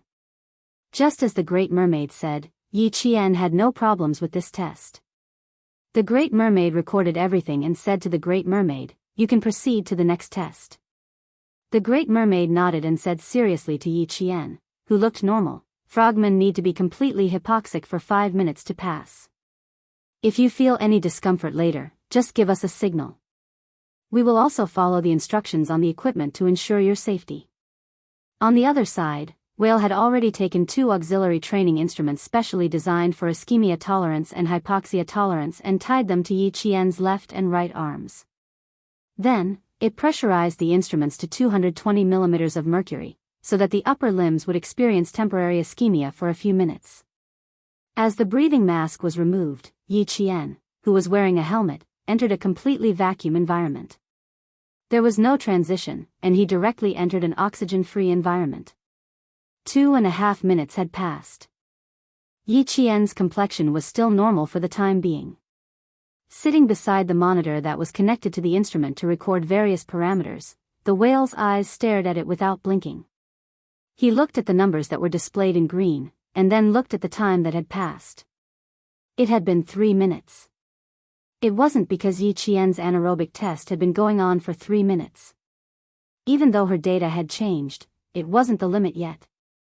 Normal people could only go on for 1 to 2 minutes at most, but she had already gone on for 3 minutes. Wait a little longer, wait a little longer. If it was still the same after 4 minutes, then she would be the one with the best results among this batch of soldiers. Someone pushed the door open and walked to the side of the whale, who had a solemn expression and a hint of excitement. "How many minutes has it been?" It was Li Jinyan's voice. The parameters only started to change after 3.5 minutes. Even though the whale spoke in a low voice, it wasn't difficult to hear the excitement in his voice. "Demon King, I bet that Yi Qian can definitely last for more than 4 minutes." Chapter 1259. Li Jinyan was a lot calmer in the face of the whale's excitement. Although his expression was still indifferent, from the way he stared at the various parameters, it was more or less obvious that his heart wasn't as calm as his expression. Hypoxia could cause headaches, fatigue, difficulty walking, panic, shortness of breath, chest tightness, and pulmonary edema. In severe cases, it could even lead to death. Regardless of whether it was high altitude or underwater, hypoxia was a problem that humans had been unable to overcome since ancient times. And the frogmen mostly carried out underwater missions. In the selection competition, the duration of hypoxia tolerance played an extremely important role in the selection competition, and it could even decide whether to stay or leave. Li Jinyan stared at the gradually rising numbers and calmly glanced at the time. A dark light gradually condensed in his cold eyes, and finally converged into a stream of light that was as bright as a winter night. Almost there, almost there, almost there. Whale did not notice the change in his expression. His eyes were fixed on the display screen, and his expression was so nervous that it was as if he was in the selection competition himself. The first beep sounded at the set time, and Whale was so excited that he almost jumped out of his chair. Li Jinyan, who was standing behind him, raised his hand and pressed on his shoulder. Only then did he not lose his composure. 5 minutes, Demon King. She did it. The numbers haven't turned red yet. Whale said excitedly, as if he had discovered a treasure. His eyes were shining, as if they were bursting with light. She has surpassed the soldiers we left behind. Very good, 5 minutes had passed. Just as Whale said, she had indeed surpassed the 24 soldiers left behind. The numbers are starting to rise. Remove the device. Li Jinyan's expression did not change at all, but when he put one hand on the table, his slender fingers tightened slightly. Give me the results after the high CO2 reaction test. Keep an eye on it. When the numbers turn red, immediately turn off the device. Whale saw that the captain, who was younger than him, was still calm. He realized that he had lost his composure, so he cleared his throat and whispered, "It's rare to meet someone who can withstand hypoxia for 5 minutes. I will definitely be careful." As the device on his arm was removed, Yi Qian, whose upper limbs had been freed, immediately felt the locked blood rush to his arm. The heavy feeling of having a few mountains on his left and right shoulders, as well as the separation of his upper and lower limbs, instantly disappeared. Taking off her mask, Yi Qian, whose face was as red as the sunset, did not immediately open her mouth to take deep breaths. Her delicate lips slightly pouted, and she slowly and rhythmically took deep breaths. Then, she let her whole body breathe in and out in sync with her breathing, and slowly relaxed. The lack of oxygen for 5 minutes was like walking back from the gates of hell. Large droplets of sweat were still dripping from his back. The sweat on his forehead had gathered into small streams, dripping down his chin and onto his lapels. The big mermaid, who had been keeping watch, took a deep breath before breaking the silence in the room. Not bad, 5 minutes and 24 seconds. Although its voice was soft, there were obvious fluctuations. It could be seen that the big mermaid was a little excited. 5 minutes. A qualified frogman's hypoxia training lasted 5 minutes. How could he not be excited? But she quickly sobered up. No matter how excited she was, she belonged to the army. Yi Qian had been counting the time in her heart. When she heard the big mermaid's words, she smiled and said, "My arm is tied to the device. Otherwise, I could have lasted 6 minutes. 6 minutes is my limit." When she was training with Principal Chen at the beach, she could only hold her breath for 2 minutes at first. Later on, when she was training at the altitude, Uncle Chen made her wear a mask for morning exercises. She wore a mask when she went down to the lake on the plateau. Even when she slept, he asked her to wear a mask. That was how she achieved her current results. Chapter 1260. 6 minutes was Yi Qian's limit, but for many people, 6 minutes of lack of oxygen underwater was enough to kill them. Big Mermaid sighed deeply in her heart again, then she focused on the second test. No matter how good she was, she would not belong to the Navy, nor would she belong to the Storm Commandos. However, if a female soldier could surpass a male soldier, whether she belonged to her own unit or not, it was still something to be excited about. Yi Jian did not know that the Great Mermaid's heart was in turmoil. She walked out of the testing room and quickly adjusted her body to enter the high C02 tolerance and adaptation test. This was a compulsory training for the frogmen, and also one of the tests for the storm commandos. This is our C02 tolerance training form, take a look. Big Mermaid, who accompanied and recorded the whole process, stood in the clear water and said to Yi Qian, who was already prepared, your breathing time will decrease by 15 seconds, but the time you can hold your breath will remain the same. We have 30 minutes of testing, you may feel a little uncomfortable, and you may even experience nausea and vomiting. There is a coral archipelago below, you need to dive to the bottom of it, which is about 15 meters from the surface. Remember, Yi Qian, we need to record your best personal score and your worst score. In 30 minutes, I want to know if your average score is passing. High CO2 was a dangerous test for diving underwater without any air source. When Yi Qian held her breath and dove to the bottom of the sea, she closed her eyes and kept her breathing tight, swimming like a fish to the bottom of the sea. The oxygen content in her blood began to decrease, and the high concentration of CO2 gradually made her body uncomfortable. Her diaphragm muscles began to twitch, telling Yi Qian that she needed to breathe, needed to rise to the surface to get oxygen. Relax, relax, the body must relax, let the body and mind not be afraid of the gradually increasing CO2 content in the body, listen to the sound of the water, feel the joy of the fish swimming by, and avoid being disturbed by fear and other factors. When the oxygen content in her blood reached the limit, Yi Qian quickly rose to the surface.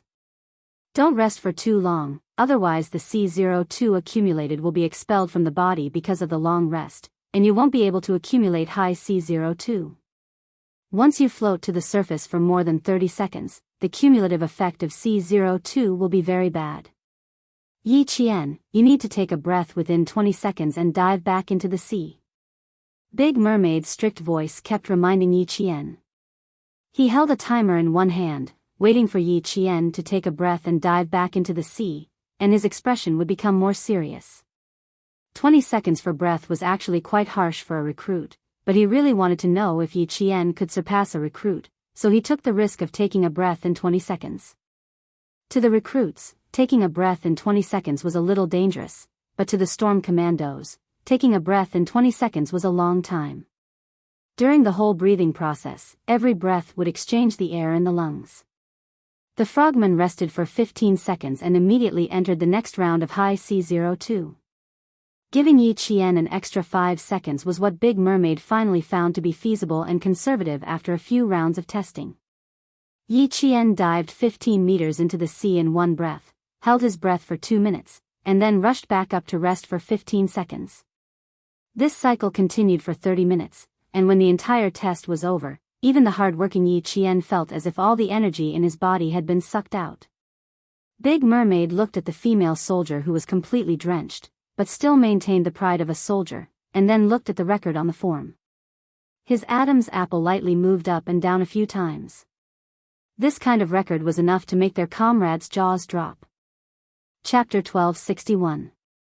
Soon, Yi Qian's HCA02 tolerance test form was handed over to Li Jinyan, who was on the phone.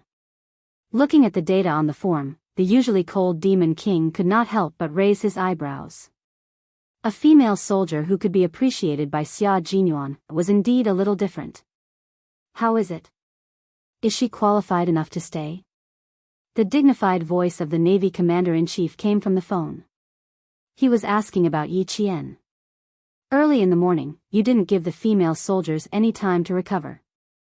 Instead, you ran with the male soldiers while carrying weights and then started a high-pressure test. Li Jinyan, you're too bold.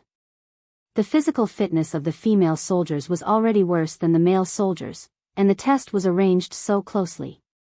When the Navy Commander-in-Chief heard about it, he was so scared that he broke out in cold sweat.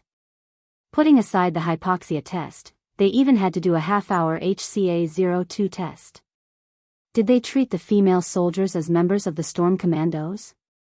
How audacious. Didn't I tell you?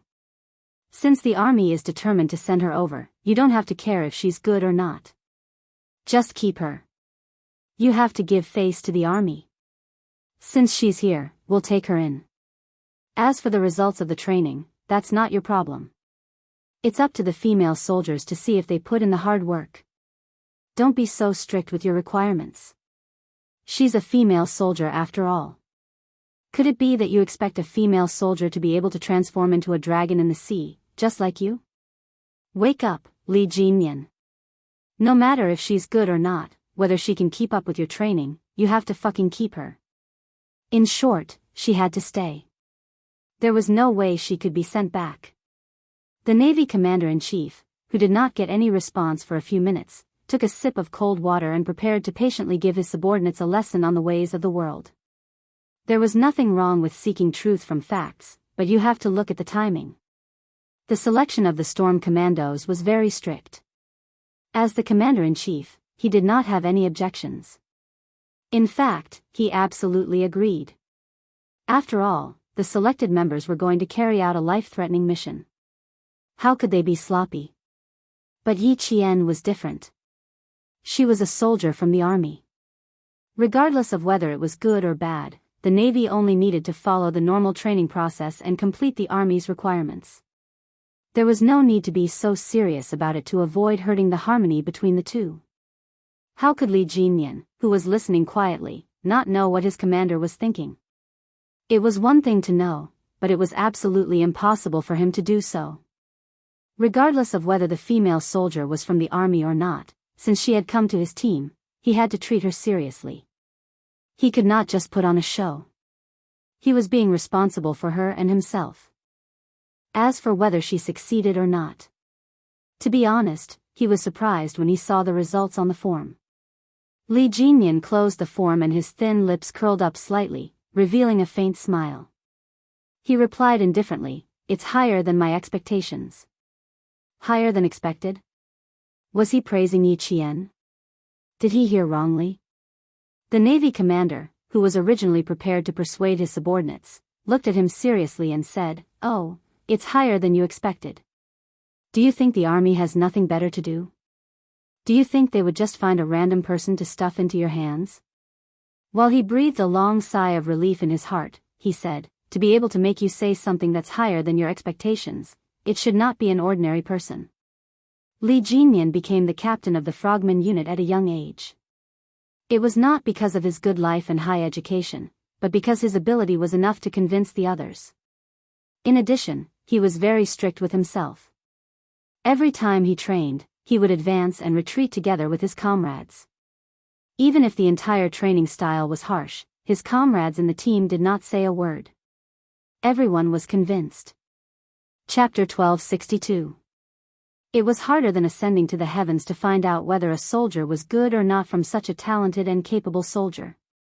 This time, when he suddenly said something that had a hidden meaning of praise, the Navy commander's first reaction was to think that he had misheard. That's good, that's good. Finally, he didn't have to worry about him kicking people out of the reef island. After being on tenterhooks for the whole night, he finally felt relieved. He was really afraid that this guy who didn't care about his own family wouldn't give the army any face and would just kick the female soldiers out of the reef. Now, he was finally relieved. Could it be better than what he expected? It seemed that the female soldier sent over was really something. The Navy commander and Li Jinjun both had the same thought before this. The female soldier was outstanding in the army, but it didn't mean that she would be equally outstanding in the frogman unit. They both had this thought and didn't have any hope for Yi Qian at all. The Navy commander thought that as long as they could get along on the surface, he would keep her for the sake of both armies. He would just train her for 50 days and send her back to the army. That way, both sides would be happy. Now that he unexpectedly found out that the female soldier was actually not bad, the Navy commander finally felt relieved and smiled. In that case, I don't have to worry about you kicking her out in the future. Based on her current test results, I don't think she will for the time being. Li Jinyan didn't say anything to reassure the Navy commander. The test only meant that Yi Qian didn't have to be sent back for the time being. Now that it was the second elimination, if she didn't do well, she would still have to be sent back. His calm words left the Navy commander at a loss for words. He could only sigh and say, "You should at least give me some face." If you really send her back, how are you going to explain it to the army? Commander, Xia Jinyuan knows what kind of person I am. You don't have to worry. Li Jinyan only said this one sentence and the Navy commander's heart calmed down a little. He then said calmly, I will send you Yi Qian's test results later. After the Navy commander received Yi Qian's test results, he took a while to recover from his shock. With this kind of result, it was no wonder that Jinyan said it exceeded his expectations. What a pity, it was a pity that it was someone from the army. Thanks to this achievement, the Navy commander no longer paid attention to Yi Qian. He no longer had to worry about whether she would be invited back by Li Jinyan. At noon, Yi Qian, who was not invited back, was finally officially introduced to the members of the Storm Commandos by Li Jinyan, as well as the Marine soldiers who had entered the second round of elimination. Last night, they were forced to float on the sea for a night. In the end, the 3 Marines that returned had already returned to the team. So far, including Yi Qian, a total of 28 soldiers had officially entered the 4-week Hell Week training. In the Hell Week, there was another week of extreme training. This was also a round of elimination. Only the soldiers who were physically weak would be eliminated.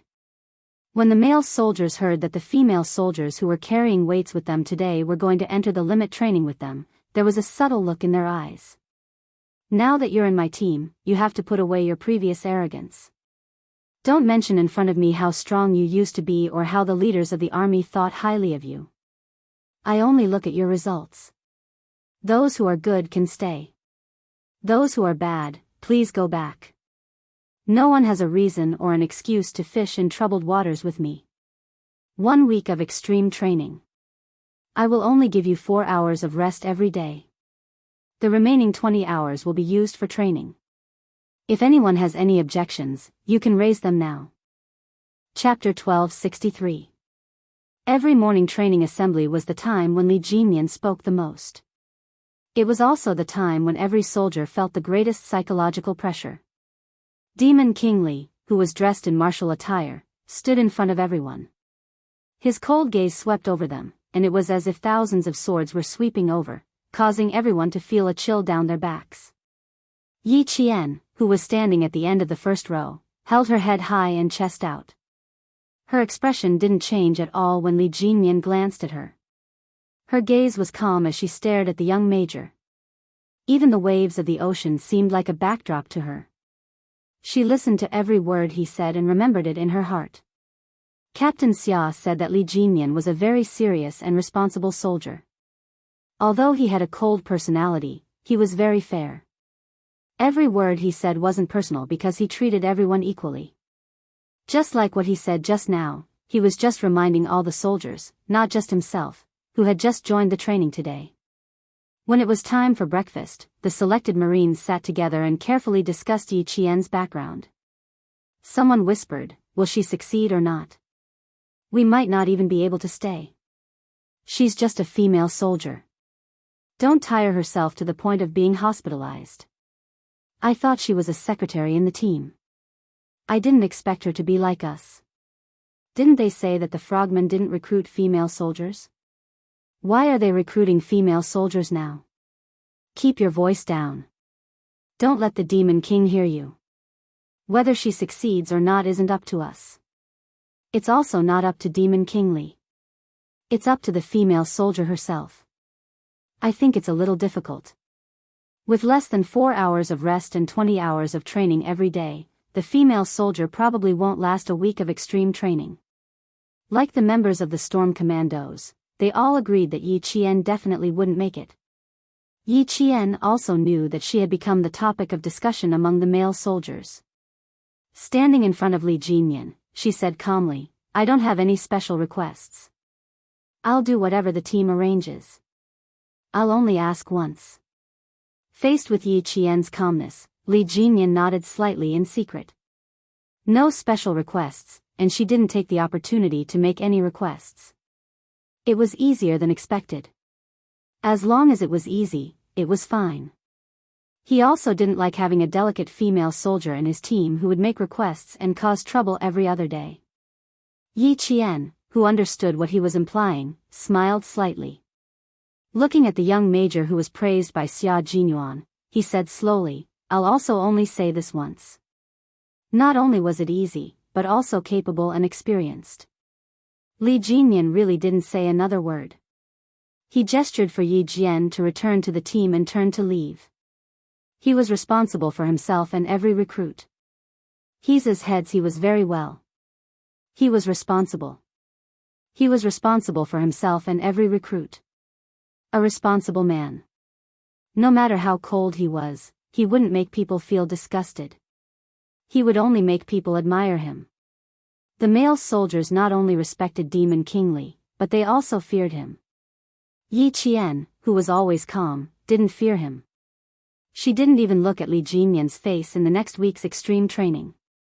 She didn't have much time to pay attention to him. The Navy's extreme training was related to water. There were too many things to learn. Even if she trained for more than 20 hours a day, she still felt that there wasn't enough time.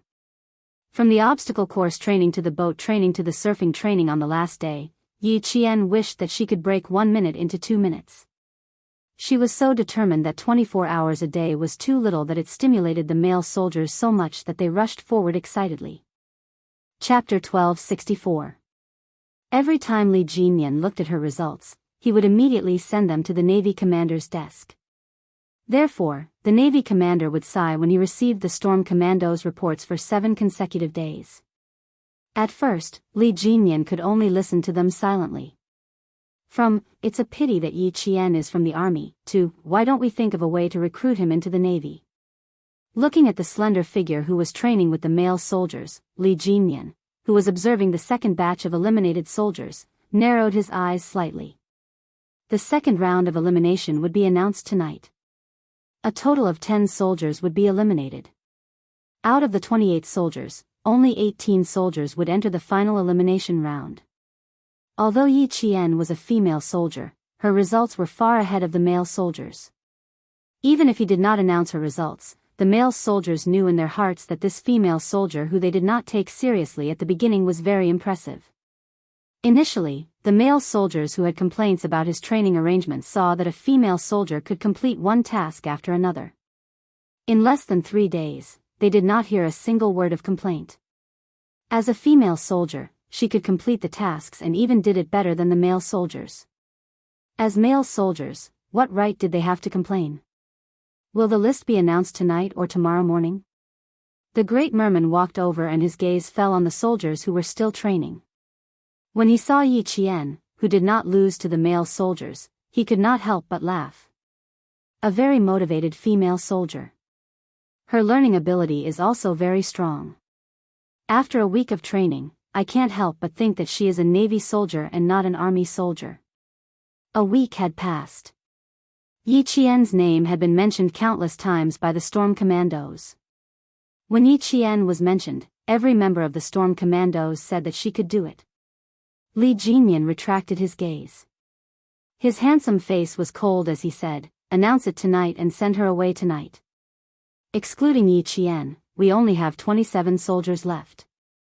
If you eliminate 10 soldiers in one go, don't complain that there is too little fresh blood when the time comes. The great merman frowned slightly and reminded, "If you continue to eliminate soldiers like this, I'm afraid that the soldiers who leave will complain again." Now that Yi Qian's results are out, they can only blame themselves for being unworthy of being a man if they have any complaints. Li Jinyan's slightly cold voice came along with the sea breeze. Although it sounded indifferent, it was as cold as winter. If they really want to talk, just show them Yi Qian's report card. This move was a little too ruthless. Yi Qian was currently leading by a large margin. Any male soldier who saw this would feel ashamed. Big Shark, who had been worried that it would affect Li Jinyan's promotion, finally laughed. "I think we don't have to wait for them to complain before we bring out Yi Qian's results. When we announce Yi Qian's results at night, we'll just bring them out and talk about them for a few minutes. Then, they'll have to shut up." It had to be said that having a female soldier who was stronger than the male soldiers not only made the entire team easier to manage, but also stimulated the male soldiers' fighting spirit.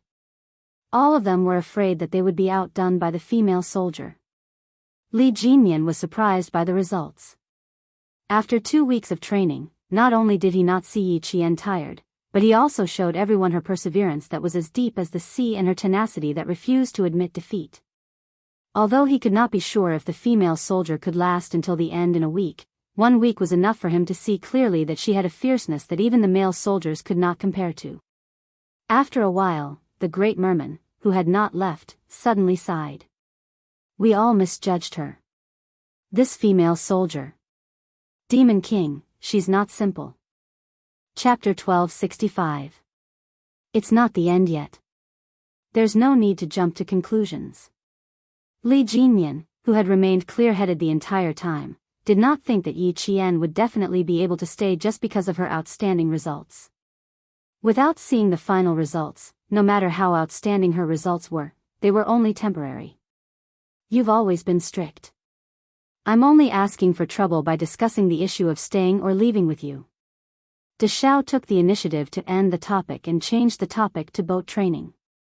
Early in the morning, the boat surfing training lasted for 2 hours. They kept lifting the rubber boat ashore and pushing it down to compete with the waves, rushing ashore as fast as they could. De Xiao looked at Yi Qian, who had become the leader of Team 1, and the smile on his face deepened. On the first day of training, as a female soldier, Yi Qian had indeed suffered a lot. The male soldiers thought that she was just there to join in the fun. Furthermore, they were all angry at being trained by the Devil King. When they spoke to Yi Qian, their words were somewhat reckless. He saw this but did not step in to stop them. He wanted to see how Yi Qian would handle it. The way to handle it was very simple. She would use her strength to speak. That night, Yi Qian made all the male soldiers shut their mouths. None of them dared to say anything bad about her. She had fought against 4 soldiers alone. She had held each of their necks with a military dagger.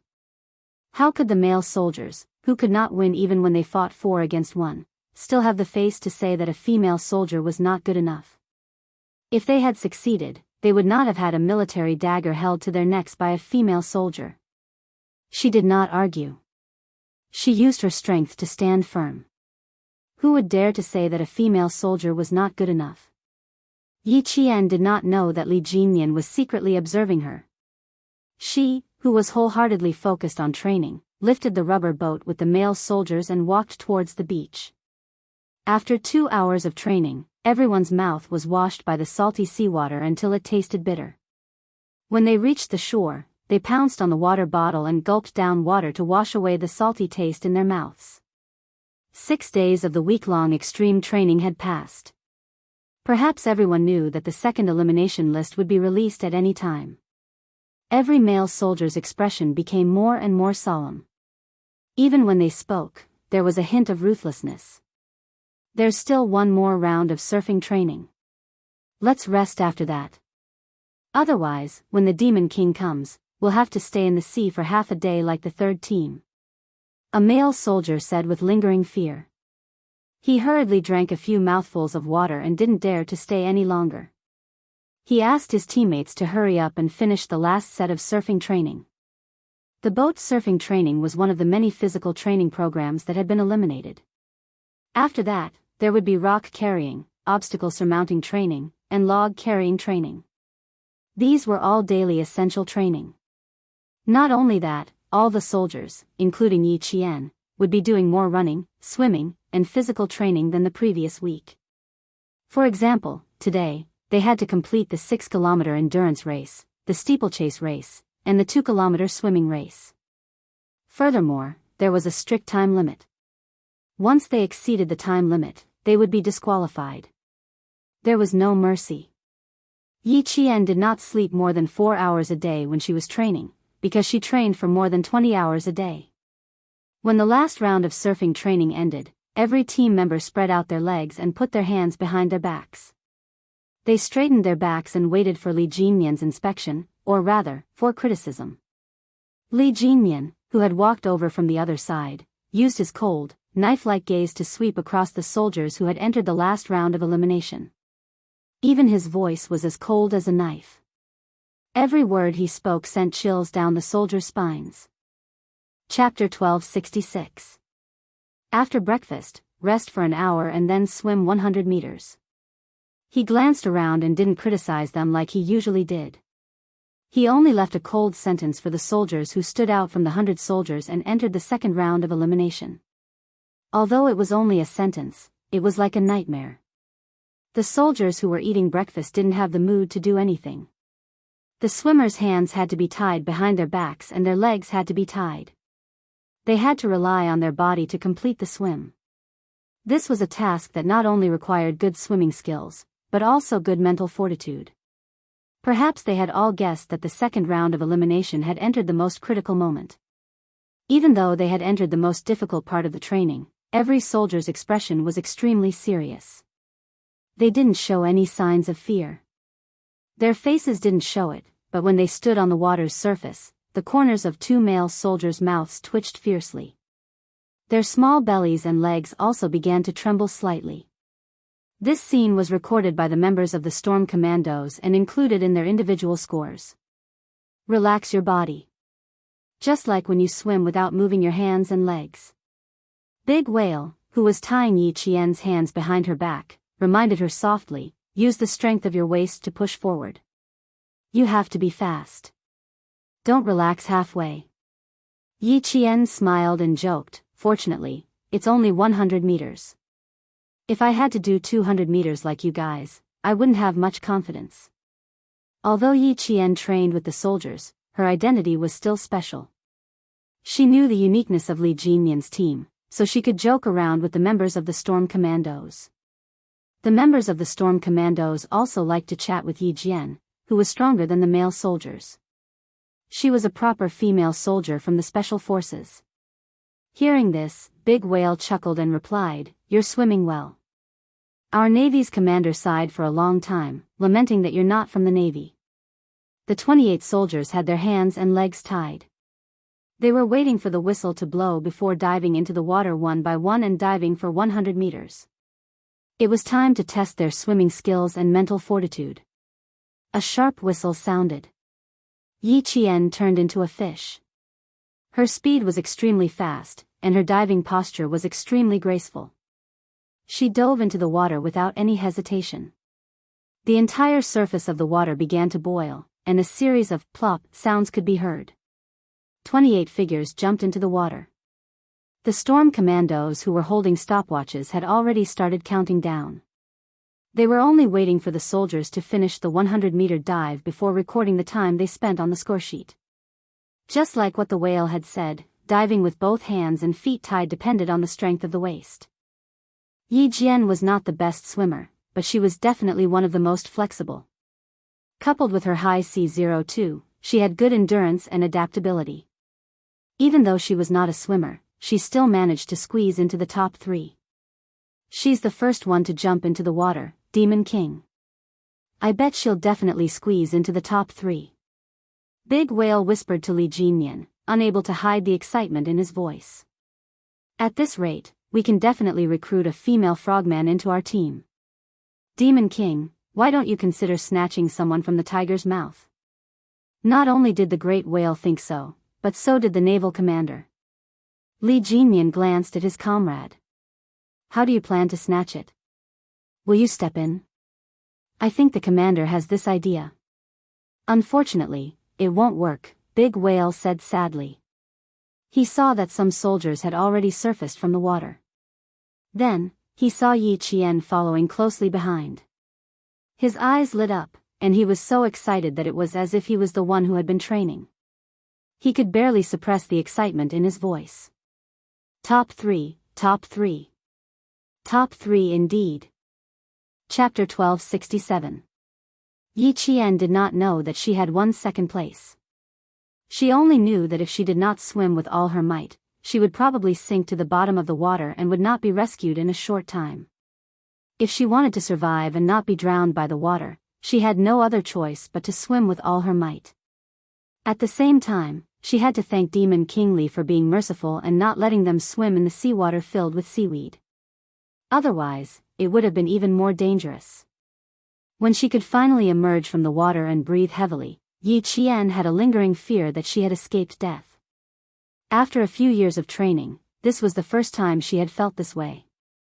especially when she subconsciously wanted to move her hands when she fell into the water. However, both her hands and legs were tied. That sudden feeling of fear instantly overwhelmed her. Even though she had a good mental fortitude, she still panicked for a few seconds. Fortunately, she reacted in time and immediately used the strength of her waist to swim. Otherwise, she might have really sunk to the bottom of the water.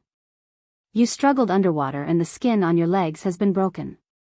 The member of the storm commandos who untied her hands smiled and said, "In the future, there will be more underwater training that will torture both your mind and body. Not only will your hands and legs be tied, but you will also be tied to an oxygen tank. Little Yi, when that time comes, you will know what it means to swim as fast as possible with all your might." They even had to tie an oxygen tank. Yi Qian's scalp went numb just by listening to it. I finally understand why the Demon King is so strict. If he is not strict, something will definitely happen during training. The Demon King is cold on the outside but warm on the inside. He is strict with all of you because he is responsible for all of you. Look at the last few. All of them choked to the point of coughing out their lungs. If he is not strict and something happens to them, he will feel worse than anyone else. Yi Qian did not doubt the truth of what he said. After a week of training, she could indeed see that Li Jinyan was a cold on the outside but warm on the inside. He was a responsible and serious soldier. His seriousness and responsibility were not only for his life, but also for the entire country. This was a soldier who deserved everyone's respect. It's not over yet. Go lie on the beach for an hour. Without even checking the severity of the injury, the team member immediately reminded Yi Qian to move on to the next part of the training. He had to lie flat on the beach with his head facing the sea and let the waves hit his body. Furthermore, he had to lie in a place where the waves could hit his head and not just his body. This was surfing training. Its purpose was to weed out those who lacked perseverance. Yi Qian untied the ropes on her feet and ran over to the beach without even looking at her own results. This was not a team competition, but an individual elimination. She had no way of helping the soldiers who were choking on water and coughing violently. Water ability and mental toughness were reflected one by one in the bondage swimming competition, which took up the most important positions in the second round of elimination. At 6:00 in the evening, the last day of the Hell Week training ended. The soldiers who returned from the seaside had even changed their running movements. They were like old men who had severe rheumatism. Their limbs were so stiff that they could only walk like robots with every step they took as if their joints had malfunctioned. Yi Qian knew that there was not a single part of her body that was unharmed. Her body was red and swollen from being soaked in the sea. Even the most basic movements were excruciating. However, the finish line was right in front of her. She could only grit her teeth and persevere. There was no way out. Yi Qian had always been cruel to herself until Li Jinyan called out a list of names that did not include her name. After a week of extreme underwater training, Yi Qian slowly sat down on the beach under Li Jinyan's signal and tried to calm her trembling feet. Chapter 1268. The basic training was finally over. The next step was combat diving.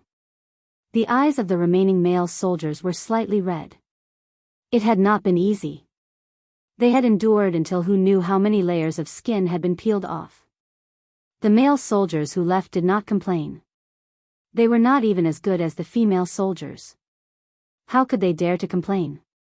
The 3 soldiers who returned from the first batch went through several rounds of elimination training. In the end, only one of them remained. The 2 who left did not look unconvinced like they did in the first round. Instead, they took the initiative to admit their shortcomings and let down Demon King Li's trust in them. At that time, the setting sun was just right. The bright red sun hung low at the end of the sea, using its last rays to send off the young soldiers who had lost with their backs straight. Someone started singing a military song. The male soldiers who were originally sitting down helped each other stand up. They used a loud military song to send off their comrades who were leaving. Steel needs to be forged, swords need to be sharpened, spears need to be wiped. Soldiers love the military training ground, sweat blooming the heroic flowers. Practice, practice, practice, let's practice wrestling, hey. Let's practice grappling, remember the sacred mission in our hearts. Love the army, practice martial arts to protect the country. The soldiers who were left sang. The soldiers who were leaving sang. The Love the Army, practice martial arts song accompanied the most beautiful sunset to send off their beloved comrades. While Yi Qian was singing the military song, Yi Ying in the provincial capital was also making use of the time to sing the military song. She had made up her mind to join the army.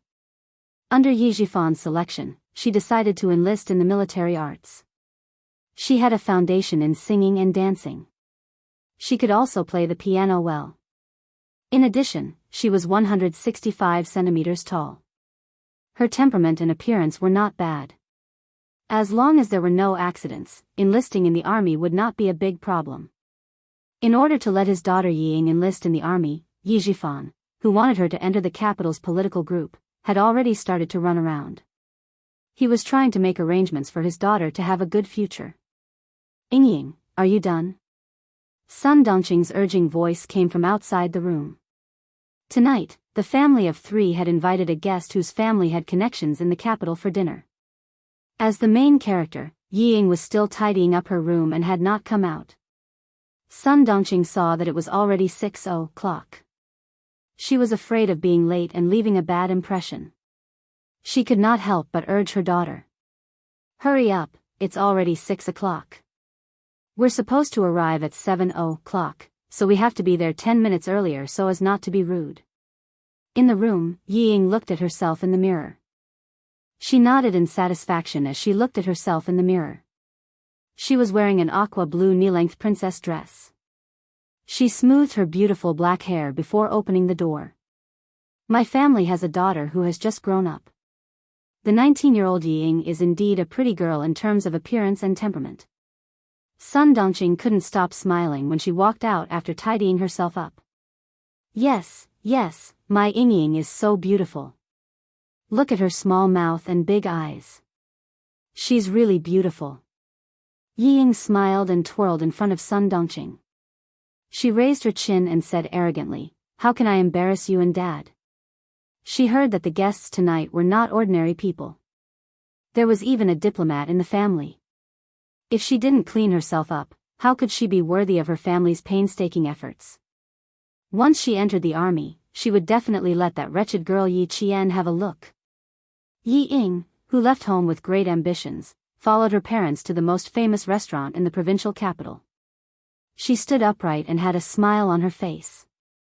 She was reserved and polite as she waited for the guests to arrive. Come, come, come. Brother Qin, this way please. This way please. Someone outside the private room pushed open the half-closed door. Then, the person who spoke walked in and said to Yi Jifan, who had already stood up, "Director Yi, the guests are here. You have to treat them well." Chapter 1269.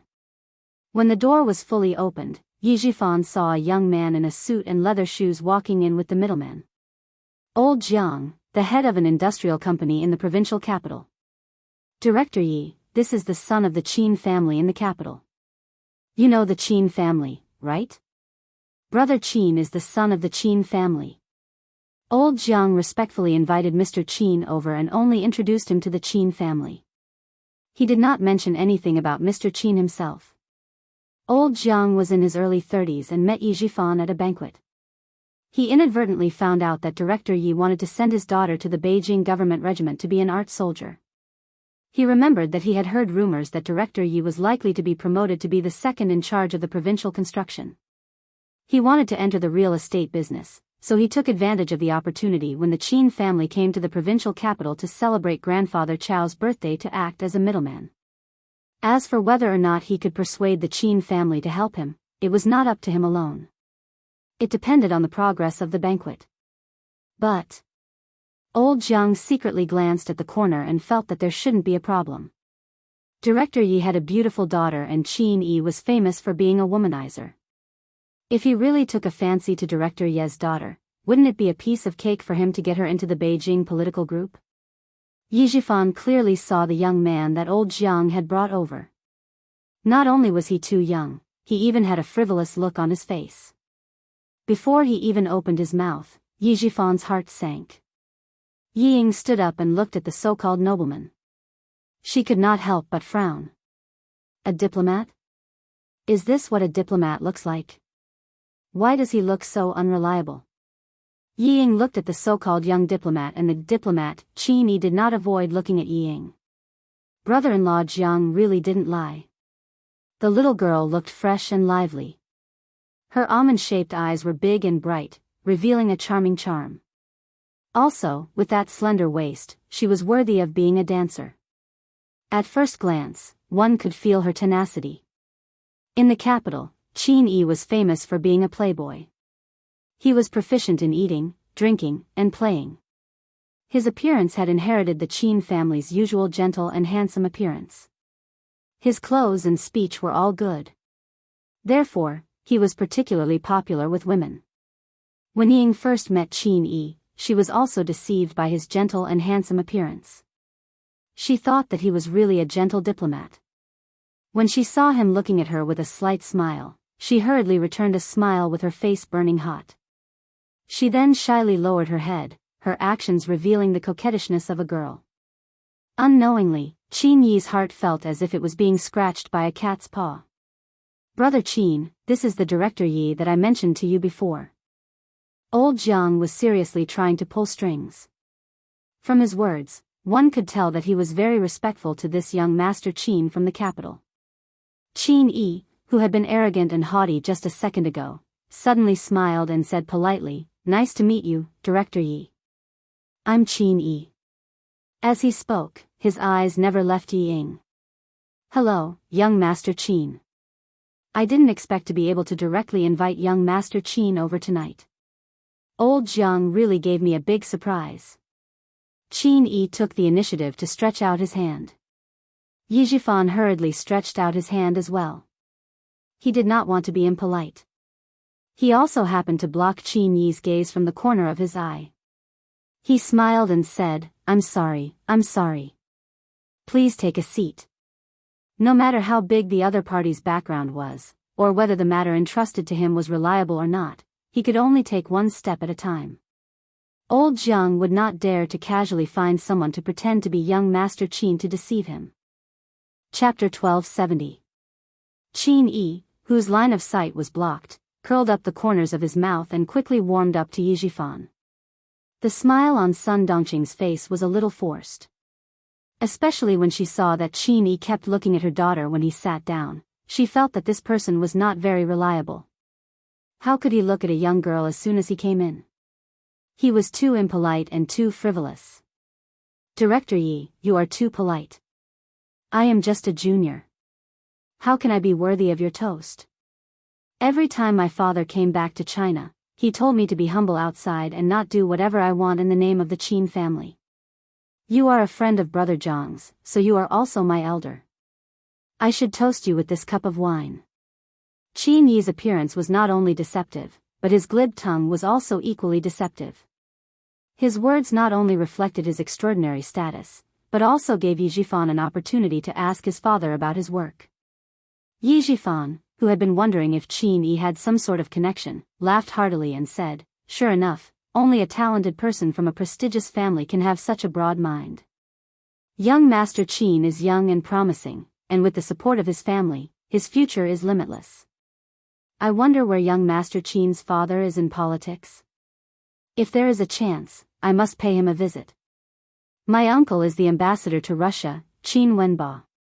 Director Yi may not have heard of him, but I think Director Yi should have met my brother, Qin Xiu. My brother often came to Nan province 2 years ago. Maybe Director Yi and my brother met at a conference." Qin Wenba did not know much, but he knew Qin Xiu. They had indeed met each other at the meeting. Yi Jifan was enlightened by old Jiang's words. Old Jiang had not lied to him. He quickly said, "No wonder I felt that young Master Qin looked familiar. It turns out that you are the younger brother of Translator Qin. 3 years ago, I did meet Translator Qin several times at a conference. Unfortunately, Translator Qin was very busy at that time and did not say much. My brother is a busy man. As his younger brother, I have to apply in advance if I want to say a few words to him. The smile on Qin Yi's face deepened. He was wearing a high-end custom-made suit, and there was a hint of arrogance in his demeanor. This made Yi Jifan's smile even more genuine.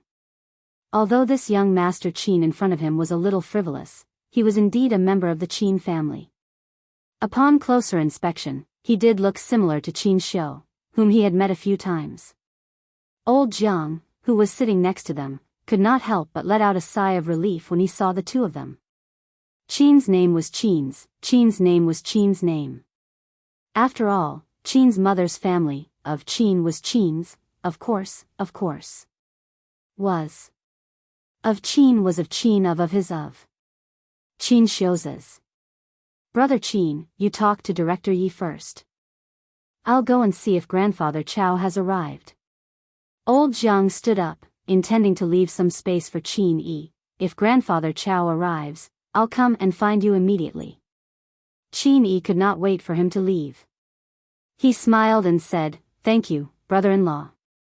Today was Grandfather Chao's 80th birthday. As a member of the Qin family, how could Qin Yi be absent? Yi Jifan's eyes flickered and he looked embarrassed. He apologized, "I've troubled young Master Qin to take the time out of his busy schedule to come here. How about this?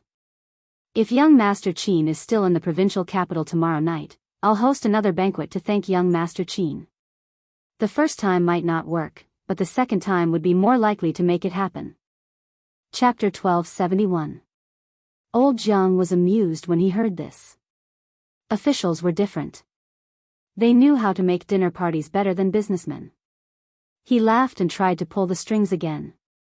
"Brother Qin, you can have some fun in the provincial capital. You don't have to rush back to the capital." He had already opened the door of the private room. Yi Jifan, who had stood up to send him off, walked over. "Thank you for your hard work, Old Jiang. If Elder Chao hasn't arrived yet, you'll have to come back and have a few drinks with us." As he spoke, he approached Old Jiang and whispered, "Thank you, Old Jiang." "Director Yi, you're being too polite." The bald Old Jiang touched his forehead out of habit. He looked at Qin Yi, who was chatting with Sun Dongqing, and quickly reminded him, "Director Yi, Mr. Qin's family is a big shot in the capital. Our Jiang family and the Qin family are in-laws. Otherwise, we wouldn't have been able to invite him. He's also a forthright person. I think you can talk to him. Why don't you strike while the iron is hot and tell him that your niece wants to enter the capital's political regiment? To tell you the truth, although the Qin family is a diplomatic family, they know only high-ranking military officers. If the Qin family agrees, you can enter any regiment you want." The reason why Yi Jifan chose such a high-end place to entertain guests was naturally because he had investigated the situation of Old Jiang's family. At this moment, he naturally understood that Old Jiang was telling the truth. Yi Jifan glanced at Qin Yi, who was speaking politely to his wife. His smile deepened as he said, "Old Jiang, if my daughter's matter is settled, your matter will also be settled." On the other side, Sun Dongqing flattered, "Mr. Qin is young and promising. As expected of a noble family. Only the Qin family can cultivate such a talent like Mr. Qin. Unlike us small families, we don't have the ability to send our children to higher places. We can only be anxious." Sun Xueqing didn't have so many scruples when speaking. After 3 rounds of wine and 5 dishes, she still hadn't mentioned her daughter's matter. She couldn't help but feel anxious. She simply said it directly. Anyway, the other party knew why she invited him. For the sake of her daughter's future, Sun Dongqing lowered herself for the first time to flatter a young man. "We're old and don't have the ability to pave a path for our children. Even if we want our daughter to join the military, our hair will turn white. Director Yi, your wife has already talked about business. I won't disturb you and Brother Qin. I'll come back later." Old Jiang heard this. He guessed that there might be some shady deals. He knew that he wouldn't stay and would come back in half an hour. As for whether Grandfather Chao was coming or not, it was just a cover. It was Old Master Chao's 80th birthday. It did not matter if Qin Yi appeared or not. Two silhouettes walked past the open door of the private room. Then, another person came back and looked straight into the private room. Yizhifan was about to speak when he saw the figure walking over. His eyes narrowed and he couldn't help but purse his lips tightly. He met an acquaintance. Principal Chow of the Provincial First High School. Principal Chow didn't have any intention of catching up with Yizhifan. He walked back to the door and patted old Jiang, who was talking. "Why are you here? Yu Xiang is looking for you. She wants you to go to the door and greet the guests." Old Jiang, who was suddenly patted on the back, was already shocked. When he heard Principal Chow's voice, he was so scared that his heart tightened. He turned around and replied with a stiff face, "Hello, second uncle. I ran into an acquaintance, so I came over to say hello." Chapter 1272. Principal Chow raised his eyes and smiled at Yizhifan. He then turned to old Jiang and said, "Yu Xiang can't handle it alone. Go and take care of her." Yu Xiang, surnamed Chow, was old Jiang's wife and Principal Chow's niece. Yizhifan's heart was in turmoil. The relationship between old Jiang and Principal Chow was uncle and nephew. He had investigated old Jiang's family and knew that his wife was old Master Chow's niece, but he didn't know that Principal Chow was also a member of the Chow family. Old Jiang did not dare to stay any longer. He secretly gave Yizhifan a look as he walked out and gently closed the door of the private room. Just as he calmed his mind and looked up, he was so frightened by the figure that was only 3 steps away from him that he almost fainted. Qin Xiu, the real, young master of the Qin family. Cold sweat gradually appeared on his back. Fortunately, second uncle didn't go in and didn't see Qin Yi sitting inside. Fortunately, Qin Xiu didn't come with him. "Uncle, my mother is here. I'll go first."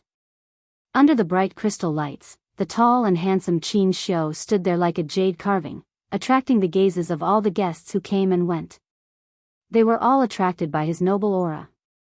The real young master of the Qin family was right in front of him. Old Jiang secretly wiped away the cold sweat in his heart. Although he was related to the Chow family, he really wasn't related to Qin Xiu. He didn't dare to say a word. He brushed past Qin Xiu's shoulder and quickly left. Principal Chow noticed that old Jiang's expression was a little strange, but he didn't think too much about it. He just thought that it was a little awkward for him to bump into a businessman and an official. However, because the official was Yizhifan, Principal Chow, who didn't have a good impression of him, secretly frowned. He planned to find some time later to remind his niece's husband. Seeing his nephew Qin Xiu walk towards the stairs, Principal Chow, who was walking up the stairs, smiled and said, "Your mother rushed over in such a hurry. After dinner, she rushed back to the capital. She didn't even stay for a night. I'm afraid your grandfather will scold her. I'll go remind her and let her coax your grandfather more." Yizhifan and Qin Yi left together, not noticing that the door of the private room was slowly closing behind them. Yizhifan returned to his seat and chatted with Qin Yi for a while. Inadvertently, the topic of their conversation shifted to Principal Chow. "The Principal Chow you mentioned is my second uncle. My grandfather has 2 sons and 2 daughters. My second uncle is the third." Qin Yi had always liked to keep in touch with the Chow family. Whenever Qin Xiu's relatives were close to him, he would also keep in touch with them. Hearing this, Yizhifan's heart tightened. He took a small sip of the white wine. In that case, it was good that he was cautious. When Principal Chow didn't give him any face and asked Ying to leave, he suppressed the anger in his heart. Fortunately, he restrained himself. Otherwise, he would have become enemies with the Chow family. Everyone in the room was talking about Yi Ying's intention to enlist in the Beijing political corps. Qin Yi glanced at the bank card that Sun Dongqing had just mentioned and whistled in his heart. It was interesting to have dealings with officials. They all knew how to give gifts. Without any hesitation, he took the bank card and smiled confidently. "This matter is easy to handle. Director Yi, prepare your daughter's information for me as soon as possible. Based on my experience, with Director Ye's daughter's temperament, it won't be a problem for her to enter and stay in Beijing." You said that Yi Jifan wants to send his daughter to the Beijing political group? Principal Chow took the opportunity to look at his nephew's son-in-law coldly. Even his voice was cold. You don't have the ability, yet you dare to take on the porcelain job. Chapter 1273. Of course, old Jiang knew that he did not have that kind of ability. He did not have it, but Qin Yi did. He thought about how he had been caught by his wife's second uncle, who had deliberately pulled him aside and warned him not to get too close to Yi Jifan, so that he wouldn't end up with nothing. At the end of the day, the Chow family still thought of him as a relative. After struggling for a while, old Jiang replied slowly, "Second uncle, I know that I don't have the ability to send Director Ye's daughter to the Beijing political group. That's why I asked Qin Yi.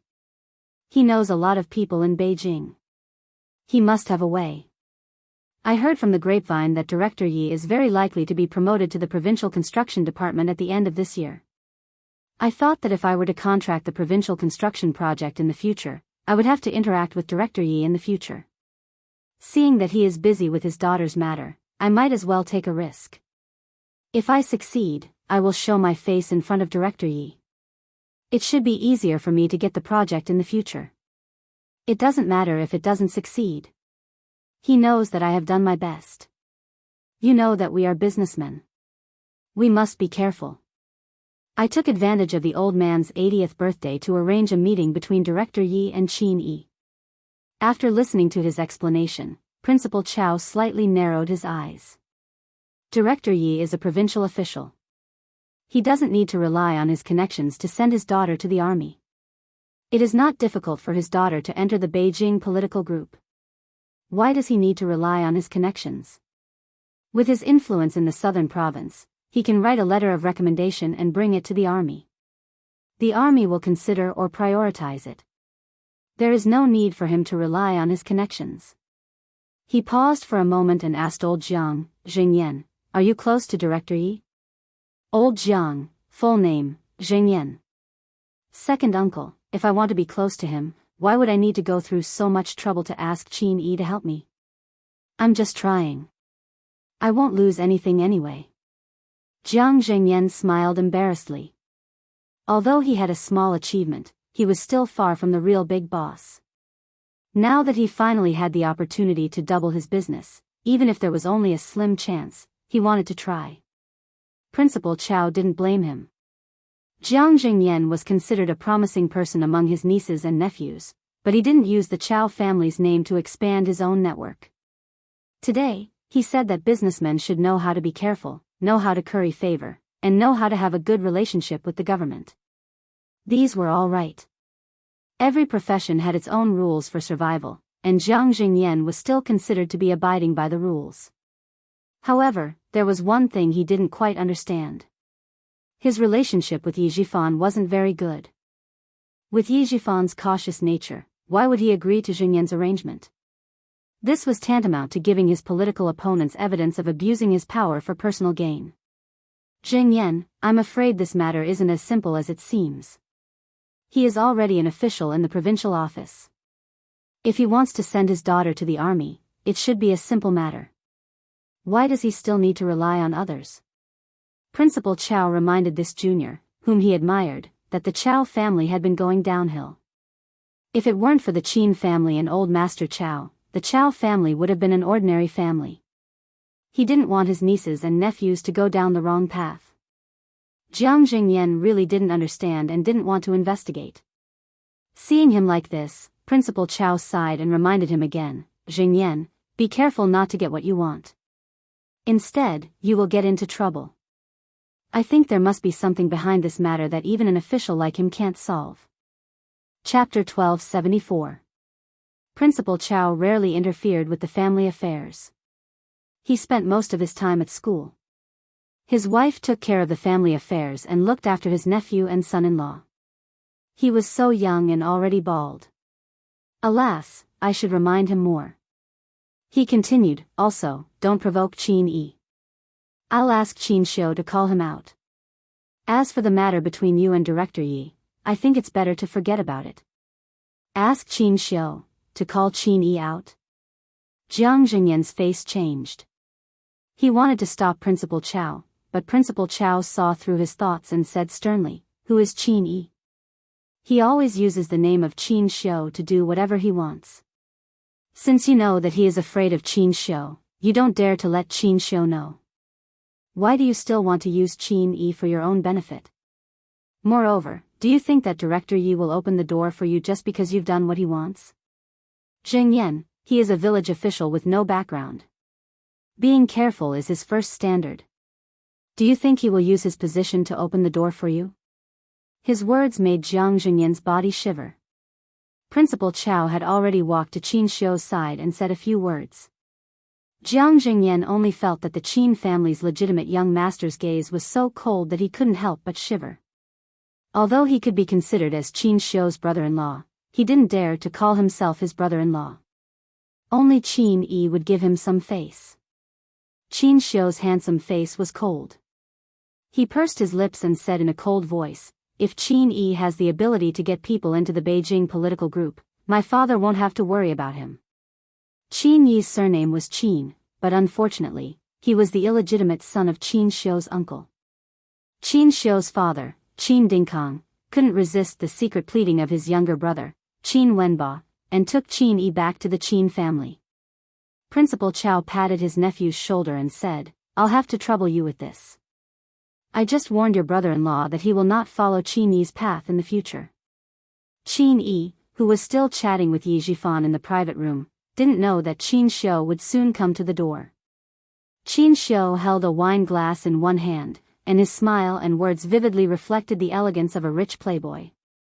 Yi Ying, who was secretly observing him, saw him and her heart beat faster. Qin Yi, diplomat, good-looking, had the ability to get her into the Beijing political group. Yi Ying lowered her head and only showed Qin Yi's beautiful face. Qin Yi seemed to be interested in her. Her father had said that she could use anything and everything to help her achieve a better future. In that case, Qin Yi was definitely one of those things that could help her achieve a better future. The more Yi Ying thought about it, the colder her eyes flashed. Then, she raised her head and sneaked a quick glance at Qin Yi. Fortunately, he was handsome enough that she could harden her heart and play with him. Qin Yi, a master of seduction, knew that the girl was secretly looking at him. But he would never have guessed that he had become a useful thing in her eyes. Out of the corner of his eye, he caught a glimpse of the girl's blushing face. Her delicate appearance made him tighten his grip on the wine glass. She was really a stunner. Look at those almond-shaped eyes. The charm in them made his whole body heat up. Yi Zhifan didn't like the way Qin Yi secretly looked at his daughter. As a man, how could he not know what was in those eyes? Chapter 1275. If it weren't for the fact that Qin Yi was able to mention all the high-ranking officials of the Beijing political group and knew where they lived, he even went there as a guest. He even mentioned that one of the high-ranking officials of the Beijing political group liked to make dough figurines and that there were a few authentic paintings of Master Qi hanging in the study room. After a few rounds of probing, Yi Zhifan was sure that Qin Yi was from the Qin family, a family of diplomats. Only with this confirmation could they have a good conversation and resist Qin Yi's gaze on Yi Ying. Yi Ying was very happy. A young and promising diplomat. He seemed to be interested in her. Did this mean that she had a better chance of entering the Beijing government? Not only did Yi Ying think so, but Sun Dongqing also thought so. She even thought that if Qin Yi was really interested in her daughter, they could date and get married. Then her daughter would become a phoenix. The mother and daughter's thoughts did not escape Qin Yi's eyes. Only Yi Zhifan remained calm. He only wanted to use Qin Yi's connections to send Yi Ying into the military. As for other things, he believed in the power behind the jade pendant. No matter how much Qin Yi liked Yi Ying, he would not show it. When Yi Zhifan asked about Principal Chow, Qin Yi sighed and said, "My uncle is boring. He could have moved out of the provincial first high school and become an official somewhere else, but he insisted that he wanted to be a principal. What's so good about being a principal? He has worked hard all his life and I feel sorry for him. Fortunately, the students of the provincial first high school are good. I heard that there is another national top scorer. Otherwise, I would feel sorry for him." National top scorer, Yi Ying, who had been listening obediently, narrowed her eyes. She lowered her eyebrows and her beautiful almond-shaped eyes flashed with deep hatred. Yi Qian, just you wait. As long as she enters the army, even if you get into the military school, you will never be able to compare to her. The national top scorer not only provoked Yi Ying, but also Sun Dongqing. She said sharply, "What national top scorer?" She even said that she got into the military school. I don't even know if it's true. What does it have to do with you? Yi Zhifan had already confirmed that Qin Yi was indeed acquainted with the officials of the Beijing government. He was afraid that his wife's jealousy would leave a bad impression on him and ruin his daughter's future. After scolding in a low voice, he said helplessly to Qin Yi, "Recently, there is a rumor that the national top scorer is our niece. She has some conflicts with my family and had done something that hurt Yi Ying. My wife is still unwilling to forgive her." The reason why Yi Zhifan was because he was afraid that Qin Yi would secretly investigate. It was better to say it himself. However, Qin Yi did not care about these things at all. What did it have to do with him whether or not the national champion was the niece of Mrs. Yi Zhifan? It was none of his business. However, in order to get Yi Ying, who was as beautiful as a flower bud, into his hands, Qin Yi pretended to be cold and said, "Director Ye's daughter looks like an obedient and sensible girl. It seems that the national top scorer is just a so-so." Yes. Mr. Qin is right. For the past few weeks, Sun Dongqing had heard the most about Yi Qian. She wanted to laugh at him but could not find a friend who could agree with her. Now that she heard Qin Yi say that Yi Qian was Estes, she immediately agreed. She said angrily, "That stupid girl. If it wasn't for Ying Ying's help in school, she would have gotten a 0 in her exams." Chapter 1276. She's the top scorer in the country. I'm starting to suspect that she cheated. Mr. Qin, do you know anyone in the Education Bureau? Could he check to see if her results were real? I'm starting to suspect that she's faking it. Qin Yi had no idea what was going on. His life was filled with nothing but eating, drinking, and having fun. He had never cheated in the college entrance examination. He had been living a carefree life in the capital with the help of the Qin family. He was very happy. Sun Dongqing wanted him to investigate the top scorer in the country. Qin Yi knew that this was related to the reputation of the Chao family. He had to agree even if he didn't have the ability to do so. If Qin Xiu found out about this, he would be punished. I think it's hard for Madame Ye's resentment to dissipate. Once Ying Ying enters the capital, I think the resentment in Madame Ye's heart will disappear. He didn't know what Sun Dongqing wanted him to do if he continued this conversation. He had taken the money and the beauty had taken the bait. It was time for him to leave. Qin Yi pretended to look at his phone.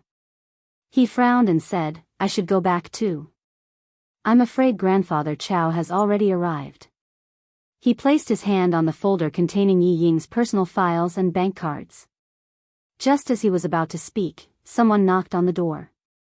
Yi Zhifan thought it was Jiang Zhengyan. He quickly stood up and laughed, "I'll open the door." Maybe it's Jiang Zhengyan asking Mr. Qin to go back and celebrate Grandfather Chao's birthday.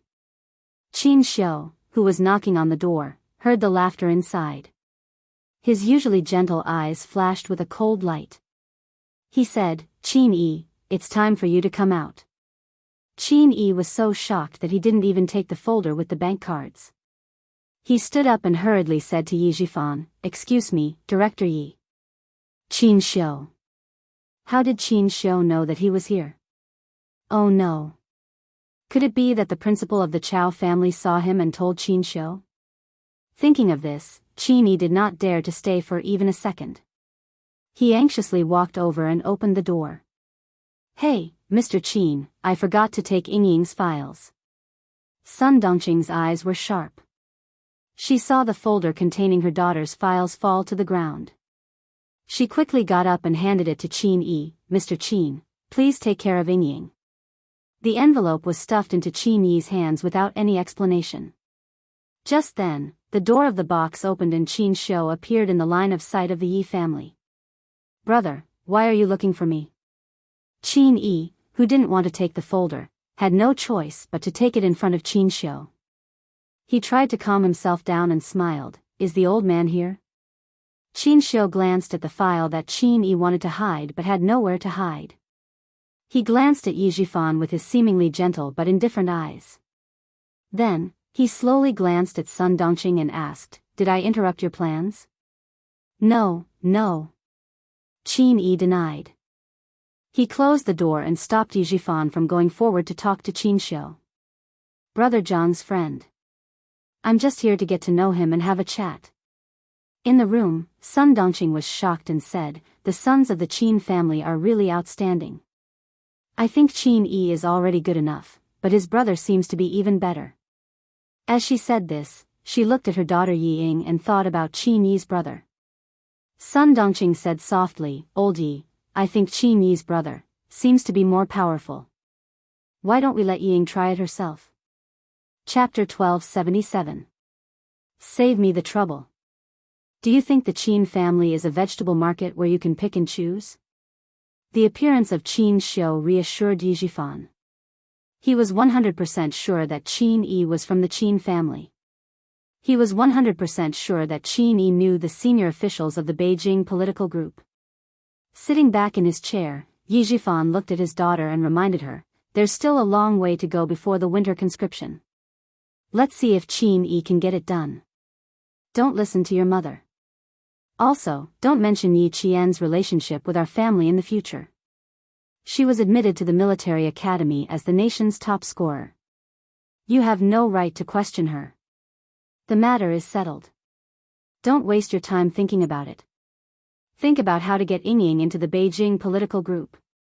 Yi Ying, who had not spoken much, said in a cold voice, "Dad, as long as I get into the Beijing political group, I will not let you down. Wait until you get into the Beijing political group. We can't just rely on Qin Yi.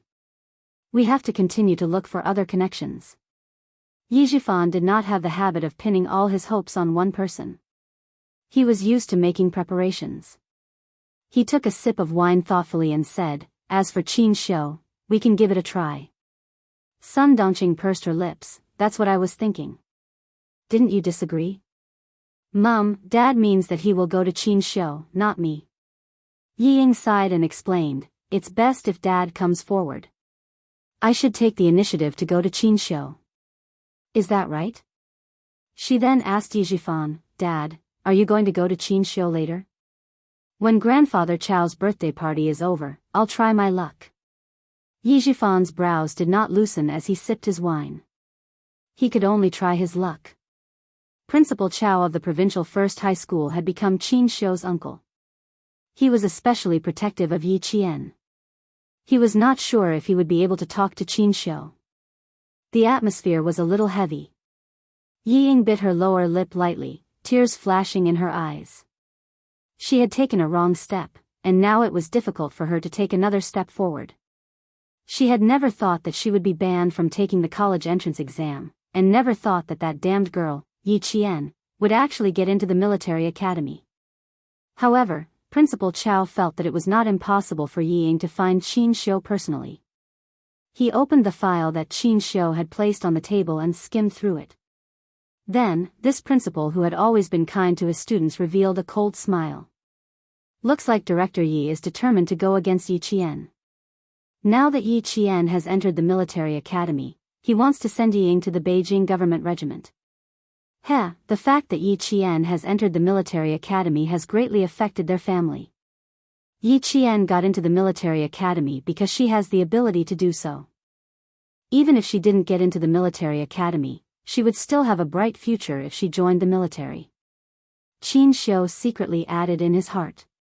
He picked up a page of Yi Ying's personal file. When he read a certain part, his elegant brows raised, and a faint smile appeared on his face. "I think I've found the reason why they're looking for connections." He placed the personal file on the table and tapped lightly with his slender fingers. According to the medical examination standards issued by our country's National Health and Family Planning Commission, General Staff Headquarters, and General Logistics Department, she definitely won't pass this test.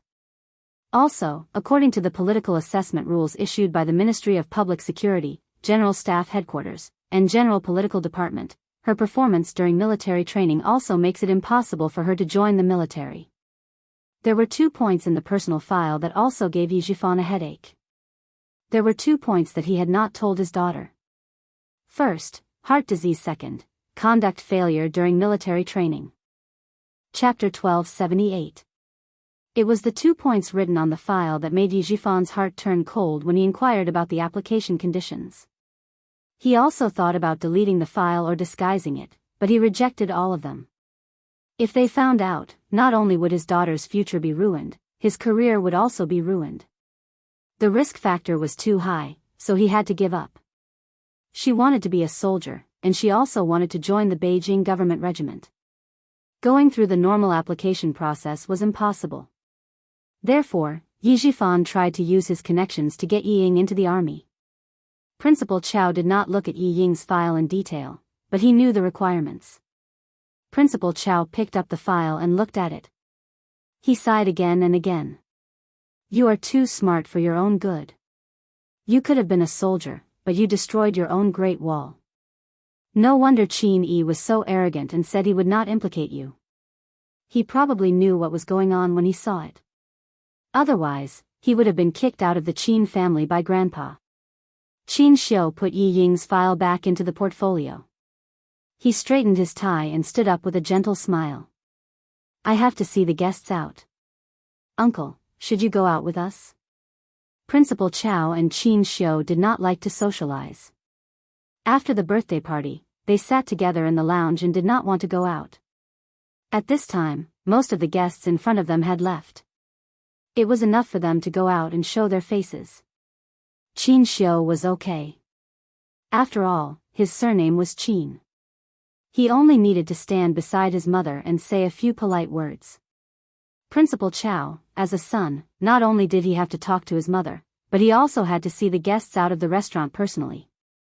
The topic he hated the most was also mentioned. He listened and said helplessly, although I am the principal, the school is not my own school. If my relatives' children want to come to the provincial first school, I will definitely welcome them. As long as they can pass the exam, no matter which class they are assigned to, it will be a good class. No exam? Aren't you making things difficult for me? They all passed the exam. Even my son passed the exam. This year, there was a national champion in the provincial first school. Principal Chao almost lived a life isolated from his relatives. Now that he caught them at his father's birthday party, he realized that all the people who stayed were their children just happened to pass the exam. Yijifan looked at Principal Chao from afar, who was surrounded by people. His mouth was cold. His eyes fell on Qin Xiu, who was leaving alone. Here was his chance. The restaurant was so clean that even the washroom was spotless. There wasn't even a hint of odor. Qin Xiu, who was carefully washing her hands, didn't look up when she realized that someone had come in. After washing her hands meticulously, she took out a tissue to wipe her hands. Then she heard a slightly surprised voice behind her. Isn't this Interpreter Qin? Was there a need to be so surprised? Looking at Yijifan, Qin Xiu smiled politely. Director Yi. Without another word, he gracefully walked out. Clearly, he had no intention of chatting with Yijifan, who was pretending to be surprised. Right, when he entered the washroom just now, he seemed to have turned left to enter, but when he went out, he turned right? Or left? Qin Xiu, who was so bad with directions that it affected her daily life, only paused for a moment before Yijifan caught up with her. When I was eating with Qin Yi just now, I heard Interpreter Qin's voice. I thought I heard wrong, but I didn't expect it to really be Interpreter Qin. Yijifan wasn't stupid enough to be surprised that Qin Xiu was here. His explanation told Qin Xiu that she was surprised because the voice she heard just now was indeed Qin Xiu's. Chapter 1279. Qin Yi is my cousin. Qin Xiu followed Yijifan out of the restroom. Good, someone is leading the way. He doesn't have to worry about getting lost in the restaurant. Just now, he was afraid that the relatives and friends of the Chao family would ask him if he had a girlfriend, so he didn't pay much attention to the surroundings. It was not impossible for him to get lost in the restaurant. Yi Jifan, who had no idea that he had become a compass, was elegant and dignified as an official. He maintained his identity and said casually, "So, Mr. Qin is the grandson of Mr. Chow. I know a person in charge of a company. His wife's surname is Chow, and they say that she is Mr. Chow's niece. I wonder if you know Jiang Zhengyan?" Yi Jifan, who was well versed in the art of making friends, seemed to be talking casually, but in fact, he had a certain purpose in mind. He had to find an opportunity to get close to Qin Xiu. He couldn't be too anxious. He had to get closer to him first. He calculated step by step, but Qin Xiu didn't give him any chance. He walked out of the restroom as if he didn't hear anything. He said politely, "Director Yi, I have something to deal with here. Goodbye." After finding Qin Yi, he found him. No wonder Uncle said to be careful of him. This person really knows how to curry favor. Qin Xiu left without giving him any face. Yi Jifan, who had hit a wall, almost couldn't maintain his expression. He stared at Qin Xiu's back as he left. His eyes were dark. He left because he had something to do. Why did it look like he deliberately avoided him? Did Qin Yi tell Qin Xiu about his request? Or did Principal Chow say something to Qin Xiu? Thinking of this, Yi Jifan raised his hand and rubbed his aching temples. Heart disease could be checked in the hospital to prove that there was no heart disease. But Yingying's performance in the military training. How to deal with it? Ying didn't know that she couldn't even join the army. The next day, the whole family was preparing to go to the hospital to visit old Madame Yi. Qin Yi, who they met last night, came to visit. "I've already asked a friend to bring the file back to Beijing. I'll find an opportunity to send it to the head of Beijing's political group. I'm here to inform Director Yi." Even though Qin Yi was here for Yi Ying, he knew his limits. He finished telling Yi Ying about the things that he had not done at all and said, "Please wait for a moment, Director Yi. I will inform you as soon as I receive any news. Regardless of whether it succeeds or not, I will tell Director Yi." Since he had taken the money, he had to give the other party some hope, right? Hearing this, Yi Ying was overjoyed. Yi Jifan, on the other hand, was worried. Did Qin Yi not read his daughter's file carefully? Did he not show it to Qin Xiu either? Forget it, I won't bring it up for the time being. Let's see how far I can go first. If even the Qin family could not help, his daughter would not be able to join the military. Yi Jifan was anxious to create a path for Yi Ying to suppress Yi Qian and not let the person behind the jade pendant give up on him. For the first time, Qin Yi stumbled. If he was not so anxious and afraid that the person behind the jade pendant would support Yi Qian, with Yi Jifan's shrewdness, he would not have stumbled. The jade pendant made Yi Jifan's career bright, but it also became the source of his greatest fear. The whole family politely sent Qin Yi off. Sun Dongqing was so happy that her eyes narrowed. This is good, this is good. With Mr. Qin's help, it will definitely succeed.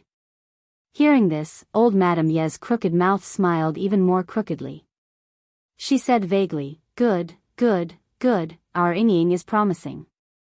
She doesn't have to be afraid of that little bitch anymore." Chapter 1280. After the treatment in the provincial capital, old Madame Yi, who had a strong will to live, was finally able to speak. However, her body did not improve and she could only lie on the bed. "My Ying has never been afraid of that little bitch.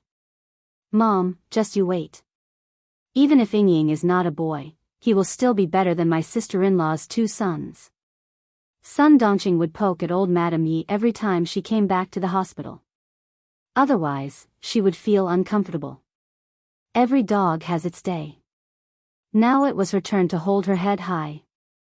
If she did not vent all the grievances she had suffered over the years, her surname would not be Sun. Old Madame Yi was not in the mood to quarrel with Sun Dongqing. She was anxious. When she thought of Yi Qian entering the military academy and becoming a soldier like her mother, she thought of the past. She thought of her daughter and son-in-law. Other than anxiety, she was also afraid. If she had known, she would have thrown that little bitch to death. She stared at Yi Jifan with her cloudy eyes. Her mouth seemed to be filled with water as she mumbled, "We must not let her climb over our heads. We must not. That bitch, I don't know. I don't know where that bitch came from. Ying, you don't have to be afraid. That bitch can't do it, she's not as good as you. If there's a chance, help me teach her a lesson." Even though his words were vague, the viciousness in his tone made people's hearts tremble. Ying did not want to come at all. However, everyone in the province knew that Director Ye's old mother was paralyzed in bed.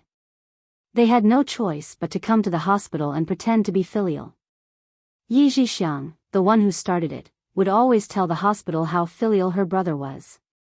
Even the people in the hospital knew that Director Yi was filial.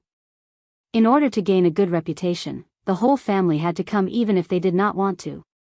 Yi Ying, who was standing beside the bed, did not even look at it. She said softly, "Grandma, take care of yourself. I will do my best." Teach Yi Qian a lesson? What ability did she have to teach Yi Qian a lesson now? Even if his good grandma was lying in bed, she was not restless at all, just like what his father said. Yi Jifan was too lazy to say anything more. He couldn't move. No matter how much he wanted to stir up trouble, he was powerless. He was only thinking about when Qin Yi would give him a clear answer.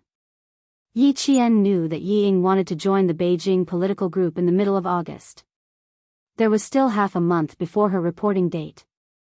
The last batch of eliminated navies will take the patrol ship back to the port tonight, and the rest of the soldiers will be formally trained as frogmen. As the Big Mermaid announced the names of the last batch of eliminated soldiers, the only sound on the beach was the sound of waves. They stood in the sunset like tall pine trees. After several months of elimination matches, they were deeply influenced by Li Jinyan and would never lower their heads even if they bled.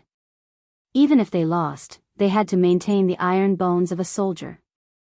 In the end, 9 people, including Yi Qian, were left. Out of more than 100 navies, only a few were left. It was enough to show how strictly Jinyan's selection of frogmen was. Just like the Snowfield Brigade, every member of the frogman team was a 1 in a million elite soldier. After sending away the eliminated soldiers, Yi Qian officially joined the training on how to become a combat diver, and how to use open and closed diving equipment.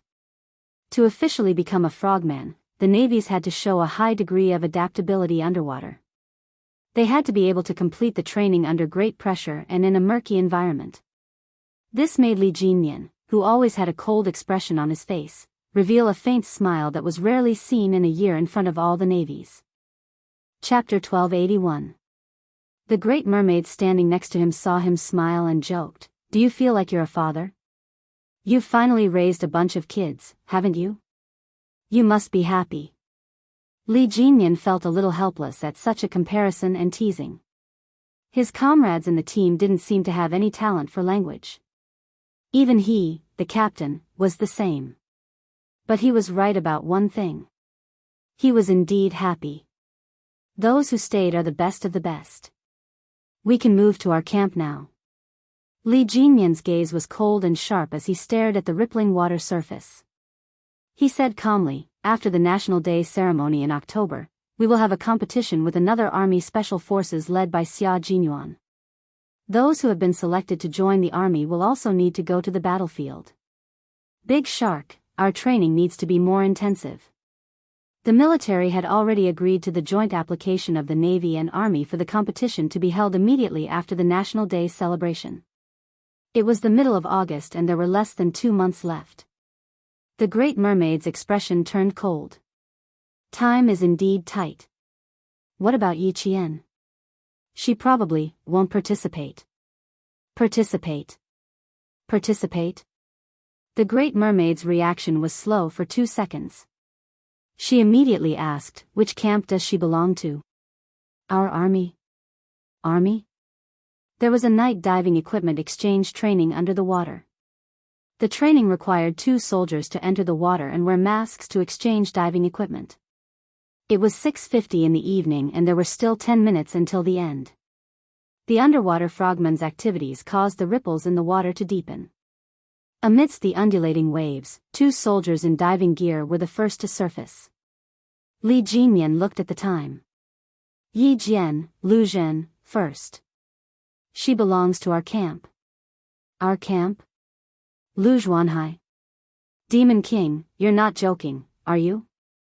The Great Mermaid's attention was not affected by the Demon King's jumping thoughts. She was still focused on which camp Yi Qian was in. She was brought here by Xia Jinyuan. She will become one of our people in the competition?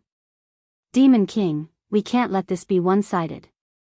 Yi Qian, who had changed her scuba equipment underwater, swam to the reef covered in barnacles. She came out of the water and high-fived her soldiers to celebrate. She couldn't take off her breathing mask, so she could only high-five her soldiers to express her joy. 3 minutes in advance. Yi Qian glanced at his waterproof watch and made a 3 gesture with his thumb up. They were communicating with simple gestures. The soldier pointed at the reef and climbed up first. He then pulled Yi Qian up with him. The equipment on both of them weighed 8 kilograms.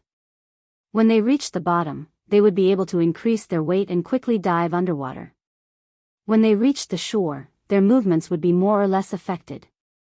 This was also the reason why the daily training of the frogmen was permanent. From not being used to carrying more than 10 kilograms of equipment, to being able to move agilely even when carrying it onto the shore, the amount of effort that frogmen put into amphibious warfare was something that ordinary soldiers couldn't compare to. When Li Jinyan saw Yi Qian come up, he didn't stand on the reef anymore. He stepped down from the reef and said to the Great Mermaid, now he is still in the Navy, so naturally he belongs to the Navy. Furthermore, the Army needs to test his results. The competition will allow the Army to see Yi Qian's results. His explanation made the Great Mermaid laugh. Interesting. Yi Qian is Xia Jinyuan's person. We have a comrade in our team who knows our enemy well. We have a slight advantage in the competition. Chapter 1282. But the competition will not only involve underwater activities, but also land activities. Explosives, rappelling, and ground navigation will all be used together. I don't know if Yi Qian will have any problems. Look at the Army's attitude. You can tell if she will have any problems. Under the reef, the team members who were exchanging diving gear came out of the water one after another. Amidst the sound of the waves, Li Jinyan's indifferent voice seemed to be so soft that it was almost inaudible. Will there be any problems? Would there be any problems with someone who was chosen by Xia Jinyuan and valued by the Army? If Yi Qian, who was born in the Army, was on land, her comrades in the Storm Commandos would probably be slightly inferior to her. After more than a month of training, Li Jinyan already had an idea of Yi Qian's abilities. She was outstanding, brave, meticulous, and fearless. How could there be any problems with a female soldier whose blood was as cold as a soldier's? From what you've said, there shouldn't be any problems. But she will be leaving the team on August 29th, Demon King. Shouldn't we reduce her training schedule?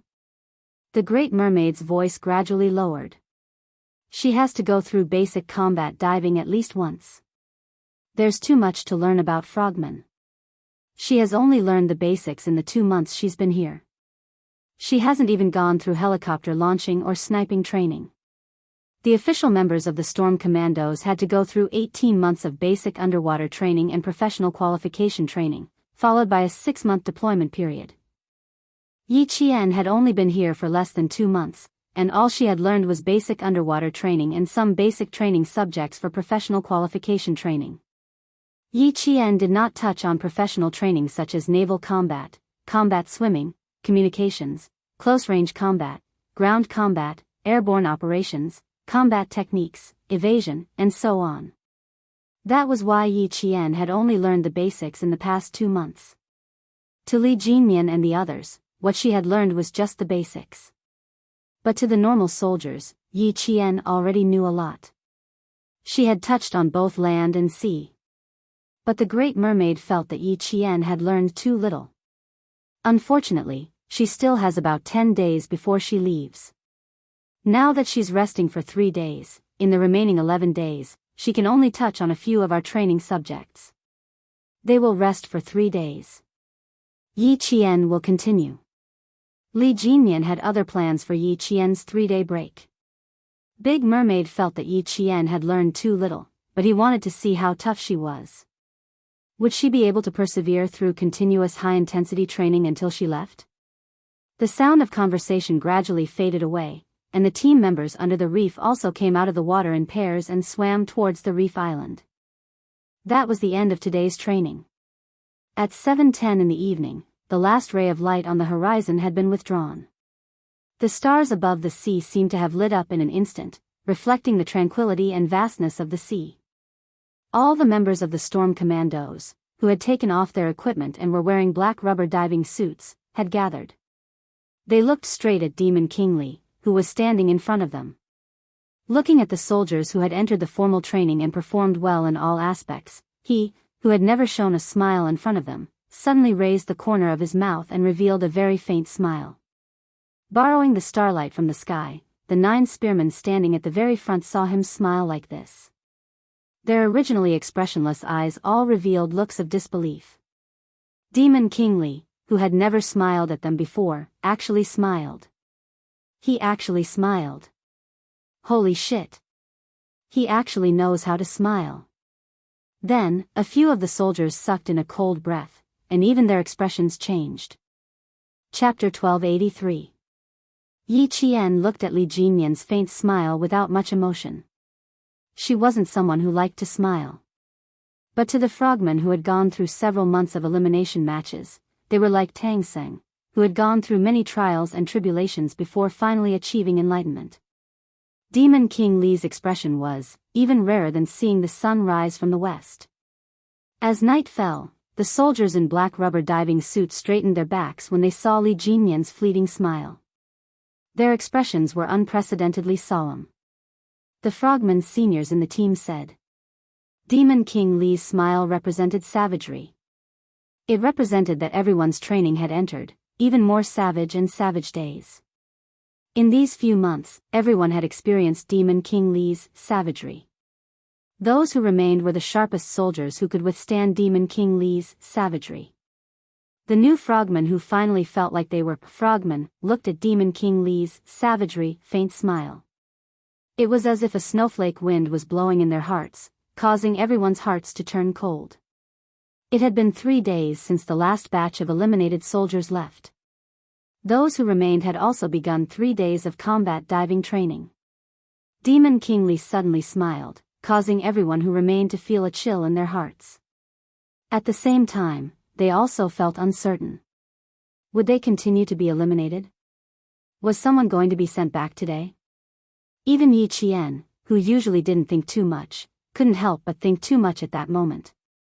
His cold gaze swept across the patrol ship that was about 100 meters away from the beach. His gaze lightly swept across the 5-starred red flag fluttering in the wind, and then he quietly retracted it. Could someone really be eliminated? Yi Qian thought silently. Li Jinyan seemed to know what they were thinking. After his smile, he didn't speak for a long time. His cold gaze swept across the 9 new soldiers, including Yi Qian, and then looked at the row of veterans behind them who were trying their best to hold back their laughter. His expression was indifferent as he slowly said, "You have 3 days off." Before she could finish her sentence, Yi Qian heard a sound that sounded like air leaking out of rubber. Even she gently exhaled a mouthful of salty, turbid air. Fortunately, they were not eliminated. The toes in the rubber fins loosened a little, and all the soldiers relaxed their stiff backs a little. Everyone is to leave the island tonight and complete your transfer procedures. In the face of the soldiers' reaction, Li Jinyan's expression remained as cold as ever, without the slightest bit of awkwardness. You will have a certain understanding of our frogman unit during the 3-day holiday, and you will also understand why our selection is so harsh. The soldiers who stayed behind did not transfer their files from their original unit to the Storm Amphibian Frogman Commandos, so they could not be considered as official commandos. During the 3-day holiday, the original unit would send a document to complete the transfer procedures with the Storm Commandos. Their glorious deeds, other than their military merits and medals, would all be cleared. Once again, the newly enlisted soldiers were not surprised by the sudden holiday. From their serious expressions, one could vaguely find a trace of strangeness. They felt that it was impossible to give them a holiday so easily. They had a feeling that something was going to happen. They felt that Demon King Li wouldn't give them a holiday so easily. Too many feelings made the soldiers feel uneasy. The sudden holiday didn't feel real at all. Chapter 1284. Li Jinyan, who had seen their reactions, did not explain further. He was also wearing a rubber diving suit, and his slender limbs exuded the strength of the sea. He raised his wrist and said, "It's 7:15 p.m. now. The patrol ship will leave at 7:40 p.m. Dismissed." "Captain, are we really on vacation?" "Captain, just give us a quick death. What other tricks are you waiting for us?" Not a single person dismissed. The unreal feeling made them afraid to leave. After months of training, they did not even have a day off. Suddenly, they were given 3 days off. They would not dare to accept it even if a pie dropped from the sky. Li Jinyan never reflected on how his brutal training had traumatized the soldiers who were about to become official team members. His eyes were as cold as the cold moon rising from the sea. He spat out 3 words coldly, "You don't believe me?" After he finished speaking, he turned his gaze to Yi Qian, who had an indifferent expression. The handsome young major asked the only female soldier in the team, "Yi Qian, you don't believe me either?" "It's not that I don't believe you. We definitely have a vacation. I just don't quite believe that the Demon King would give us a vacation so easily." Yi Qian, who was called out, had a calm expression. She met the other party's cold gaze that could dissect her soul and replied calmly, "We believe in a vacation, but we don't believe that we can leave smoothly." Over. The only female soldier in the team, who was also the only female soldier in the team who was not afraid of the Demon King's training, spoke out the thoughts of the other 8 male soldiers. Li Jinyan always knew that Yi Qian was not as afraid of him as the male soldiers, but he did not expect that she would dare to directly question him. For a moment, he did not respond. The air was a little heavy. Everyone held their breaths as they waited for the Demon King to speak again. "Marines, you still have 24 minutes. The Great Mermaid couldn't stand it anymore. She stroked her forehead and sighed, "You are indeed given 3 days off. The documents from your original units have arrived at the port. Everyone needs to go through the transfer procedures in person. One of the 3 days off is for official business, and the other 2 days are for you to rest." As the vice captain and also a part-time ideological instructor, he could feel the warmth of the vice captain every time he experienced Demon King Li's cold winter. Just like now, his gentle voice broke the heavy atmosphere in the air as he slowly said, "There is nothing extra for this holiday. Although your captain's code name is Demon King, and he is usually a little strict with you, when you become one of us frogmen, you will feel the warmth of his spring breeze." The warmth of a spring breeze? Li Jinyan raised his eyes slightly and glanced at the vice captain who spoke up for him. He said indifferently with an expressionless face, "I only have the coldness of spring. I don't have the warmth of spring." If you want to find warmth, you can look for the vice captain, codenamed Big Shark. Codenamed Demon King, codenamed Great Shark. This was the first time that the remaining Marines heard the codenames of these dragon-like frogmen. The beach was very quiet. The disbanded team members looked at each other, and then looked at the Demon King. Was the Demon King joking just now? The veteran behind him had already laughed and said loudly, "Demon King, your cold jokes are still incomprehensible. Look at what you have done. They are so scared that they can't believe that you are going to have a holiday. Don't say that you don't believe it. Didn't we also not believe it in the past? When we got on the ship, we were afraid that someone would come out in the middle of the night and drag us down." With the veterans' laughter, the Marines finally believed. They really had a holiday. In the faint screen, everyone laughed. There were still 22 minutes left. They had to change their diving equipment, clean up the entire beach for scattered equipment, and then return to the tent to pack up everything. They had to leave the reef island where they had been training for nearly 4 months. Chapter 1285. Pack it up, pack it up. We're about to leave the base. Kid, change your clothes and stay away from Yi Qian. Wear your clothes neatly. Although you've become one with the night, you still need to look good. 10 minutes later, 2 rubber boats sailed towards the patrol ship. The neatly dressed soldiers finally boarded the ship and arrived at the port about 4 hours later. The patrol ship set sail. Several soldiers, who had peeled off several layers of skin from the sun, stood on the deck and stared at the reef island that was getting farther and farther away. They asked the veteran who was standing with them, "Will we come again?" In the past, they just wanted to leave as soon as possible, but now they couldn't bear to leave. "Of course we'll come back. This area belongs to our country and is also our training base. We'll come back often." The veteran with the code name Big Eel answered them with a laugh. "You can't bear to leave now, but don't complain about going back to land later." "I don't think so. You just occasionally say you want to go back to the port for a hot meal. You don't complain during the day, but you dare to dream at night. When we patrol at night, someone will shout, 'Let me go back,' in his dreams." For a moment, the deck was filled with laughter. They forgot about their tiredness during the day and began to enjoy their 3-day holiday. The laughter faintly traveled into the cabin, causing Big Eel to raise his head.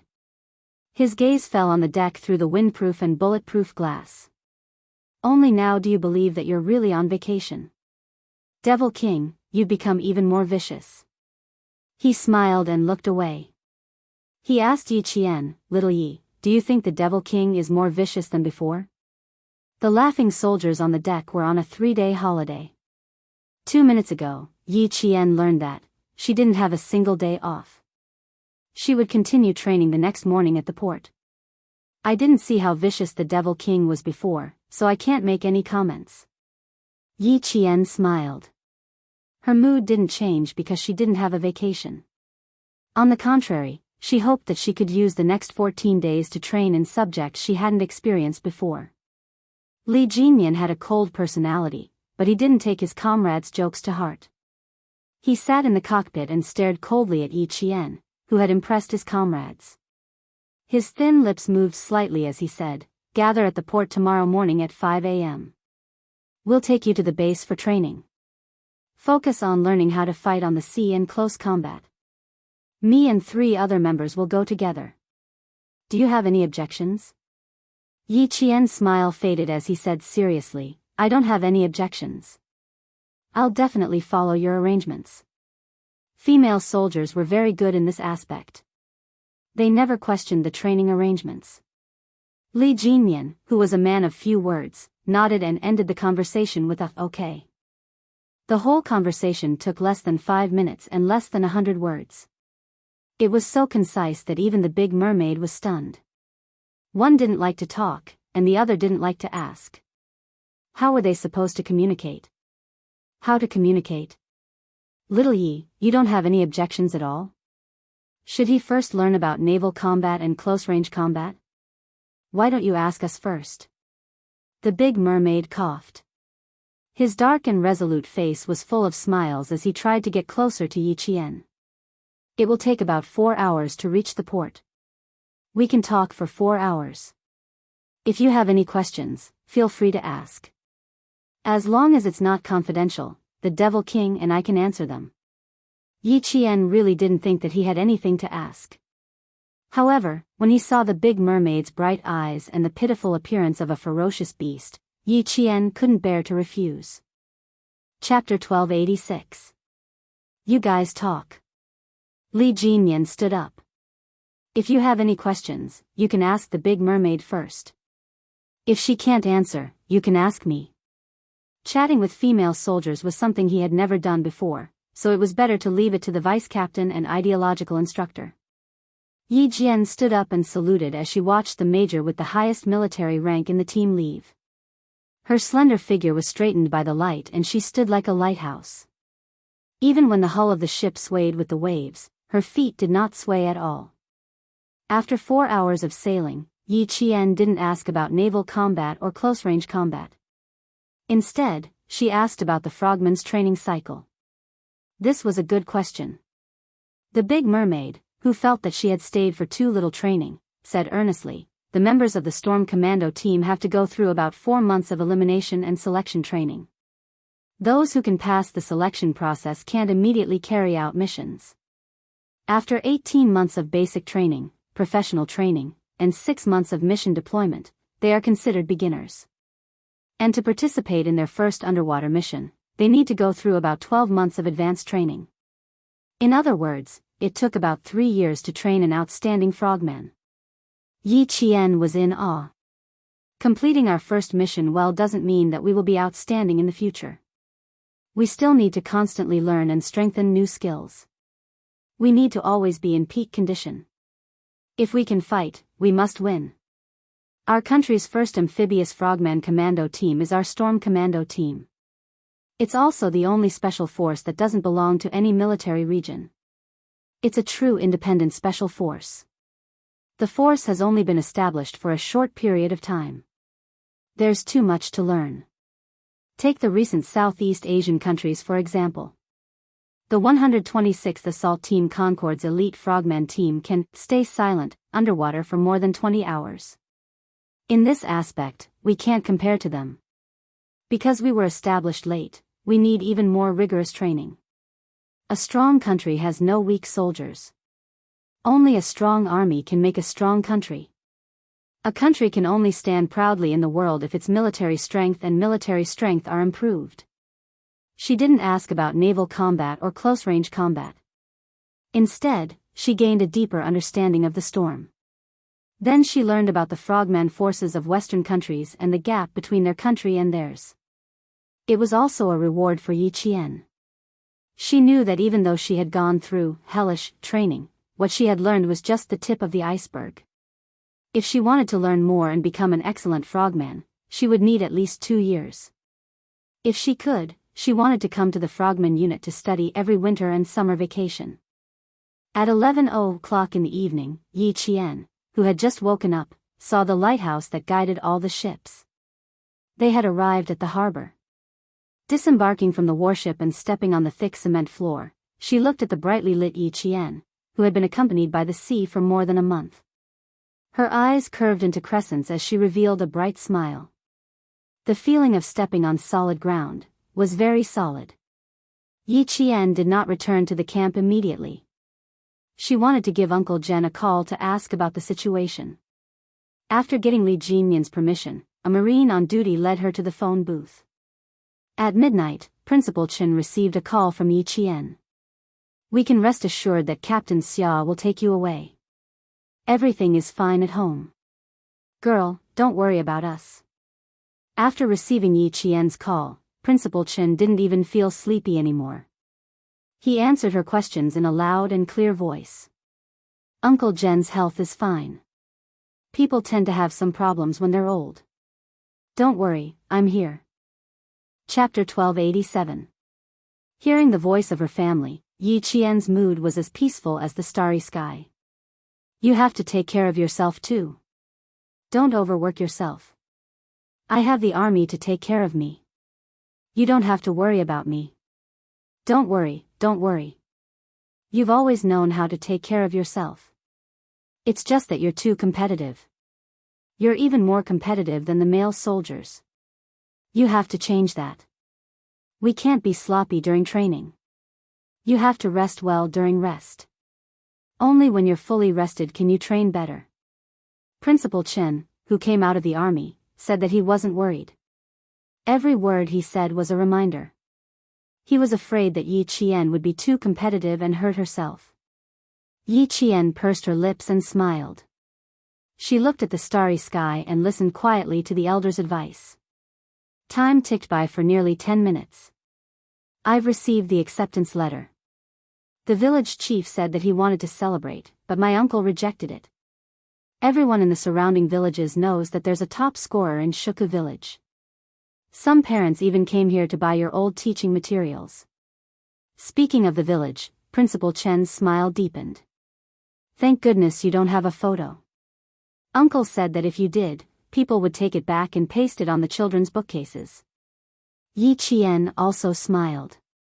When she was in the province's #1 middle school, her exam papers and teaching materials were all kept by Teacher Tong.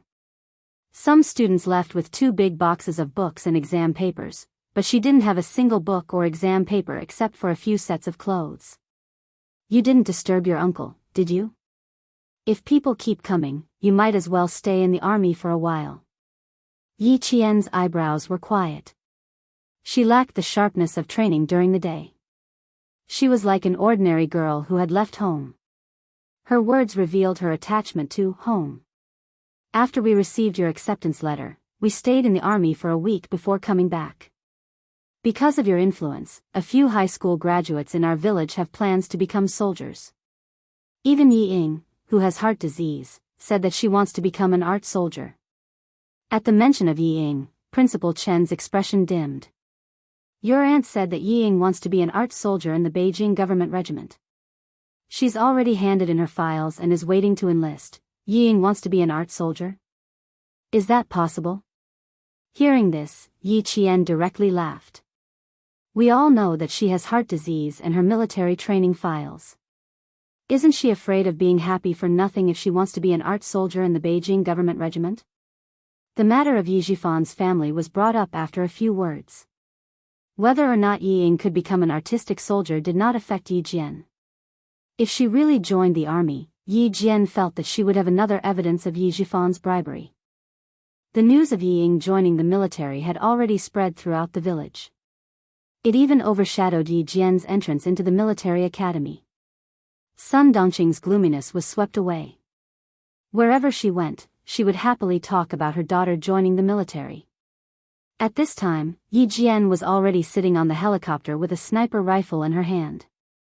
She aimed at the floating object on the sea and completed the sniping. Frogmen often use platforms on the sea to provide cover from the air. After sniping the target, the sniper needs to jump into the sea to support his teammates. He is 57 meters away from the sea and 241 meters from the target. As Li Jinmian reported a set of precise numbers, Yi Qian, who was wearing a diving suit without any oxygen equipment, half-squatted at the door of the helicopter. He used his hands to steady the sniper rifle. His black eyes were as cold as ice as he aimed at the floating target. He calculated the effects of wind and air flow in his mind. His slender finger was on the trigger. 1, 2, 3, a precise shot. Bang! The object on the sea was shattered into pieces by a 7.62 bullet made by the North Korea. Chapter 1288. Yi Qian had a certain level of confidence in her sniping skills. She had gone through all kinds of training under Principal Chen, a world-class sniper. She had already begun the platform instability training in the first year of the 4-year plan. That was why she had cooperated with Xia Jinyuan for the first time, racing in the rain, to capture criminals who sold military intelligence. Although it was her first time sniping from a helicopter, it did not affect her in any way. During the altitude training, Principal Chen rowed a wooden boat on the lake, while she sat in the wooden boat and sniped floating objects from 200 meters away. This kind of training method was called unstable platform sniper training. What was different from this training method was that the rotating propellers of the helicopter brought about a series of unstable factors to the sniper parameters. Yi Qian was very confident that she could accurately calculate the range, wind speed, influence of the airflow, and bullet trajectory. Even though she was sniping from a helicopter, she was still very confident. After the bullet left the barrel, Yi Qian put down the sniper rifle in a few seconds. The helicopter pilot quickly turned sideways and flew away from the target area. The pilot's steady voice came through the earpiece. 40, 30, 20 meters away from the sea, complete dive. As the pilot's voice fell, Yi Qian took off the earpiece. Without hesitation, she transformed into a black fish from the cabin, which was about 15 to 18 meters above the sea, and dove into the sea. White waves gradually appeared in the sea. A wave surged over, but Yi Qian's figure was no longer on the sea. From sniping to diving, it took 2 minutes and 41 seconds. The helicopter took 2 minutes and 7 seconds to turn. De Xiao, who was sitting on the Special Forces inflatable boat, recorded the time Yi Qian took to snipe from the air to diving. His eyes were full of shock as he watched the figure disappear from the sea. Even his voice was trembling. She took 34 seconds alone. Devil, I'm shocked. If there were more female soldiers like her, the male soldiers would have to face the wall and reflect on their mistakes. It's a pity that our Storm Commando unit doesn't recruit female soldiers. Otherwise, I'd want to snatch her away. After recording the data, Deshao looked at the sparkling sea and let out a long, melancholy sigh. I can only watch. It's a little depressing. If she can stay in our team for a year and a half, I dare say that she will be an outstanding amphibious frogman. I can't keep good soldiers, and I can't keep them. My heart doesn't feel good. Turning his head, he saw Li Jinyan checking the diving equipment. His expression was so cold that it did not change at all. As the vice-captain, the Great Mermaid felt even more suffocated. He asked in a muffled voice, I say, Demon King, why aren't you tempted? Only Li Jinyan and the Great Mermaid were on the boat. The other team member was working with Yi Qian to complete the sea battle and the infiltration mission. Demon King Li, who was checking the equipment, had a cold expression on his handsome face. His thin lips curled up slightly, and he looked at the vice-captain with a smile that was not a smile in his eyes. He slowly and calmly answered, Firstly, the Storm Commandos clearly stated that they do not recruit female soldiers. Secondly, the army will not agree. Thirdly, she has no intention of staying. There is no need to think about the things that have been decided from the beginning. Just remember that she does not belong to the Marine, she only belongs to the army. We are only responsible for training her. Seeing such an outstanding soldier leave the team, there is no need for her to stay. You will still be able to see her fighting in the future. Her individual combat ability is strong. Her reflexes are directly proportional to her physical fitness and professional skills. No matter which unit she goes to, she will be a sharp knife soldier. No matter which unit she goes to, she will still be a soldier of our country. Chapter 1289. Li Jinyan, who had confirmed that there were no problems with his equipment, put on the closed mixed gas underwater breathing equipment. Before putting on the breathing mask, Li Jinyan passed the binoculars to the Great Mermaid, who was still sighing. You're now on the enemy's ship. Guard it well. The equipment that was pulled out for Yi Qian's naval combat training was not lacking. Boats, helicopters, diving equipment, guns, and ammunition were all fully equipped. It was a naval combat training with only 4 people. Li Jinyan and the Great Mermaid were the enemy, while Yi Qian and the other water demon were the army. One was attacking, and the other was defending. It was a mock battle so that Yi Qian could master the skills of naval combat faster. He could only master and understand, but he could not become a professional. Even if it was just to master and understand, a mock battle training was enough to broaden Yi Qian's horizons and benefit a lot. The Great Mermaid raised her thick eyebrows and smiled with interest. To tell you the truth, I'm looking forward to her arrival very much. Let's see if she can break through your defense line and install the magnetic mines on the inflatable boat. Don't underestimate her. Li Jinyan, who had repeatedly reminded her, pulled on his diving suit and put on the breathing mask. He picked up the new underwater rifle specially equipped for the frogmen and made an "okay" gesture at the Great Mermaid. He then flipped over from the side of the boat and entered the water. Ripples spread out on the surface of the sea. In the blink of an eye, Li Jinyan disappeared into the vast sea. As an enemy, the Great Mermaid quickly gathered her thoughts and quickly operated the Special Operations hard-shelled inflatable boat to hide behind a nearby reef. One of the naval operations, underwater demolition, required the cooperation of at least 2 frogmen. This training was destructive. It required the frogmen to deal with reefs, rocks, shoals near the landing beach that could cause the landing ship to run aground, as well as shore or underwater obstacles set up by the enemy to prevent the landing force from reaching the shore. After 2 hours of sea clearing was completed, the next step was underwater demolition, the placement of the magnetic mines on the enemy's ship, and the identification and marking of the mines. Yi Qian was responsible for placing the magnetic mines on the Special Operations hard-shelled inflatable boat operated by the Great Mermaid, clearing the landing obstacles, and completing the beach immersion training. The other teammate was responsible for reconnaissance, inspection, luring, and other frontline combat tactics. Yi Qian, who had his back against the reef, quickly put on the circulating diving equipment. The water demon in charge of vigilance stared at the surface of the sea with a burning gaze to prevent the enemy's Lee Demon King from launching a sneak attack. There were two types of diving suits, light diving suits and heavy diving suits. The light diving suits were further divided into two types, dry and wet diving suits. The battle at sea this time did not require a heavy diving suit. Therefore, Yi Jian was wearing a light and dry diving suit that did not allow the diver to come into contact with the water. They jumped down from the helicopter and quickly found their team members. They changed their normal rubber diving suits into light diving suits. The whole changing process took less than 5 minutes. Yi Qian had a survival knife, a strong flashlight, a diving instrument, a backup breathing apparatus, and an ultrasonic signal processor.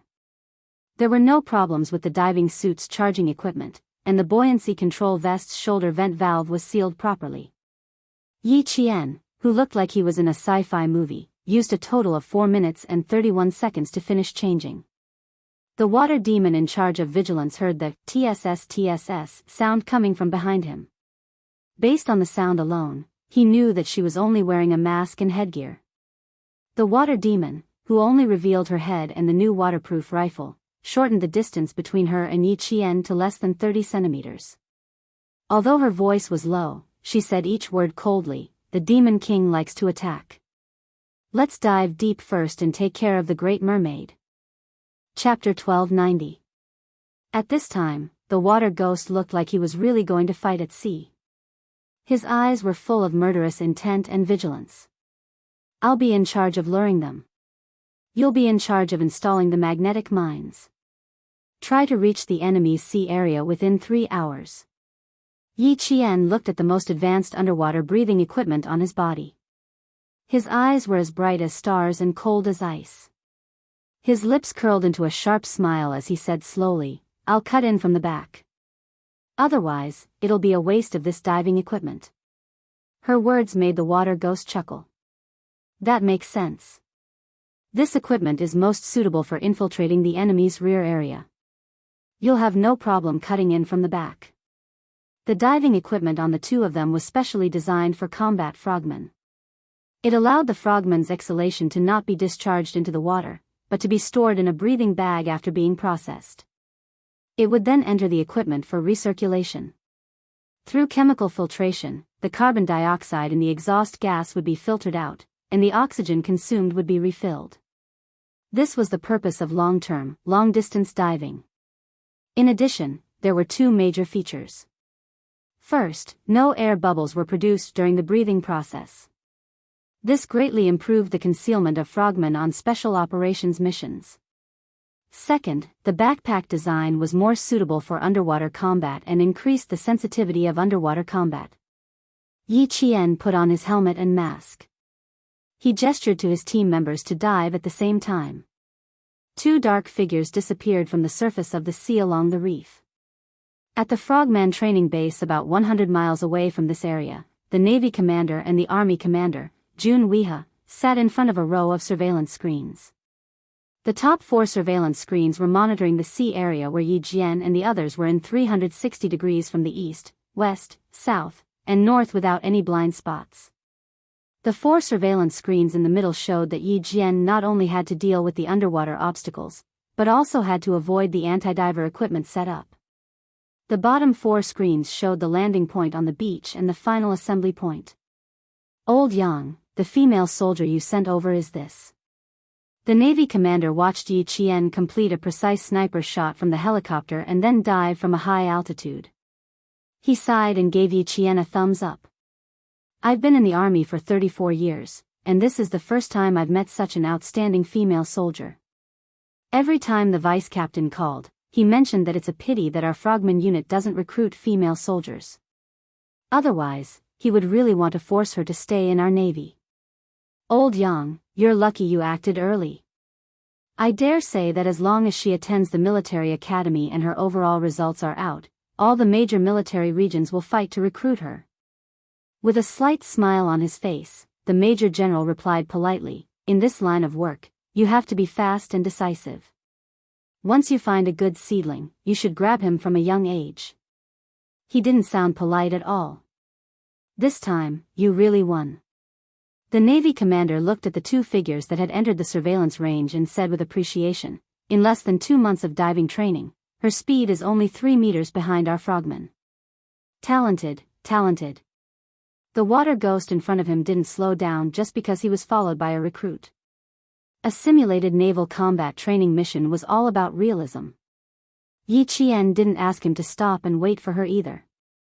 He kept a distance of about 3 meters behind her as he dove into the underwater obstacles that needed to be dealt with.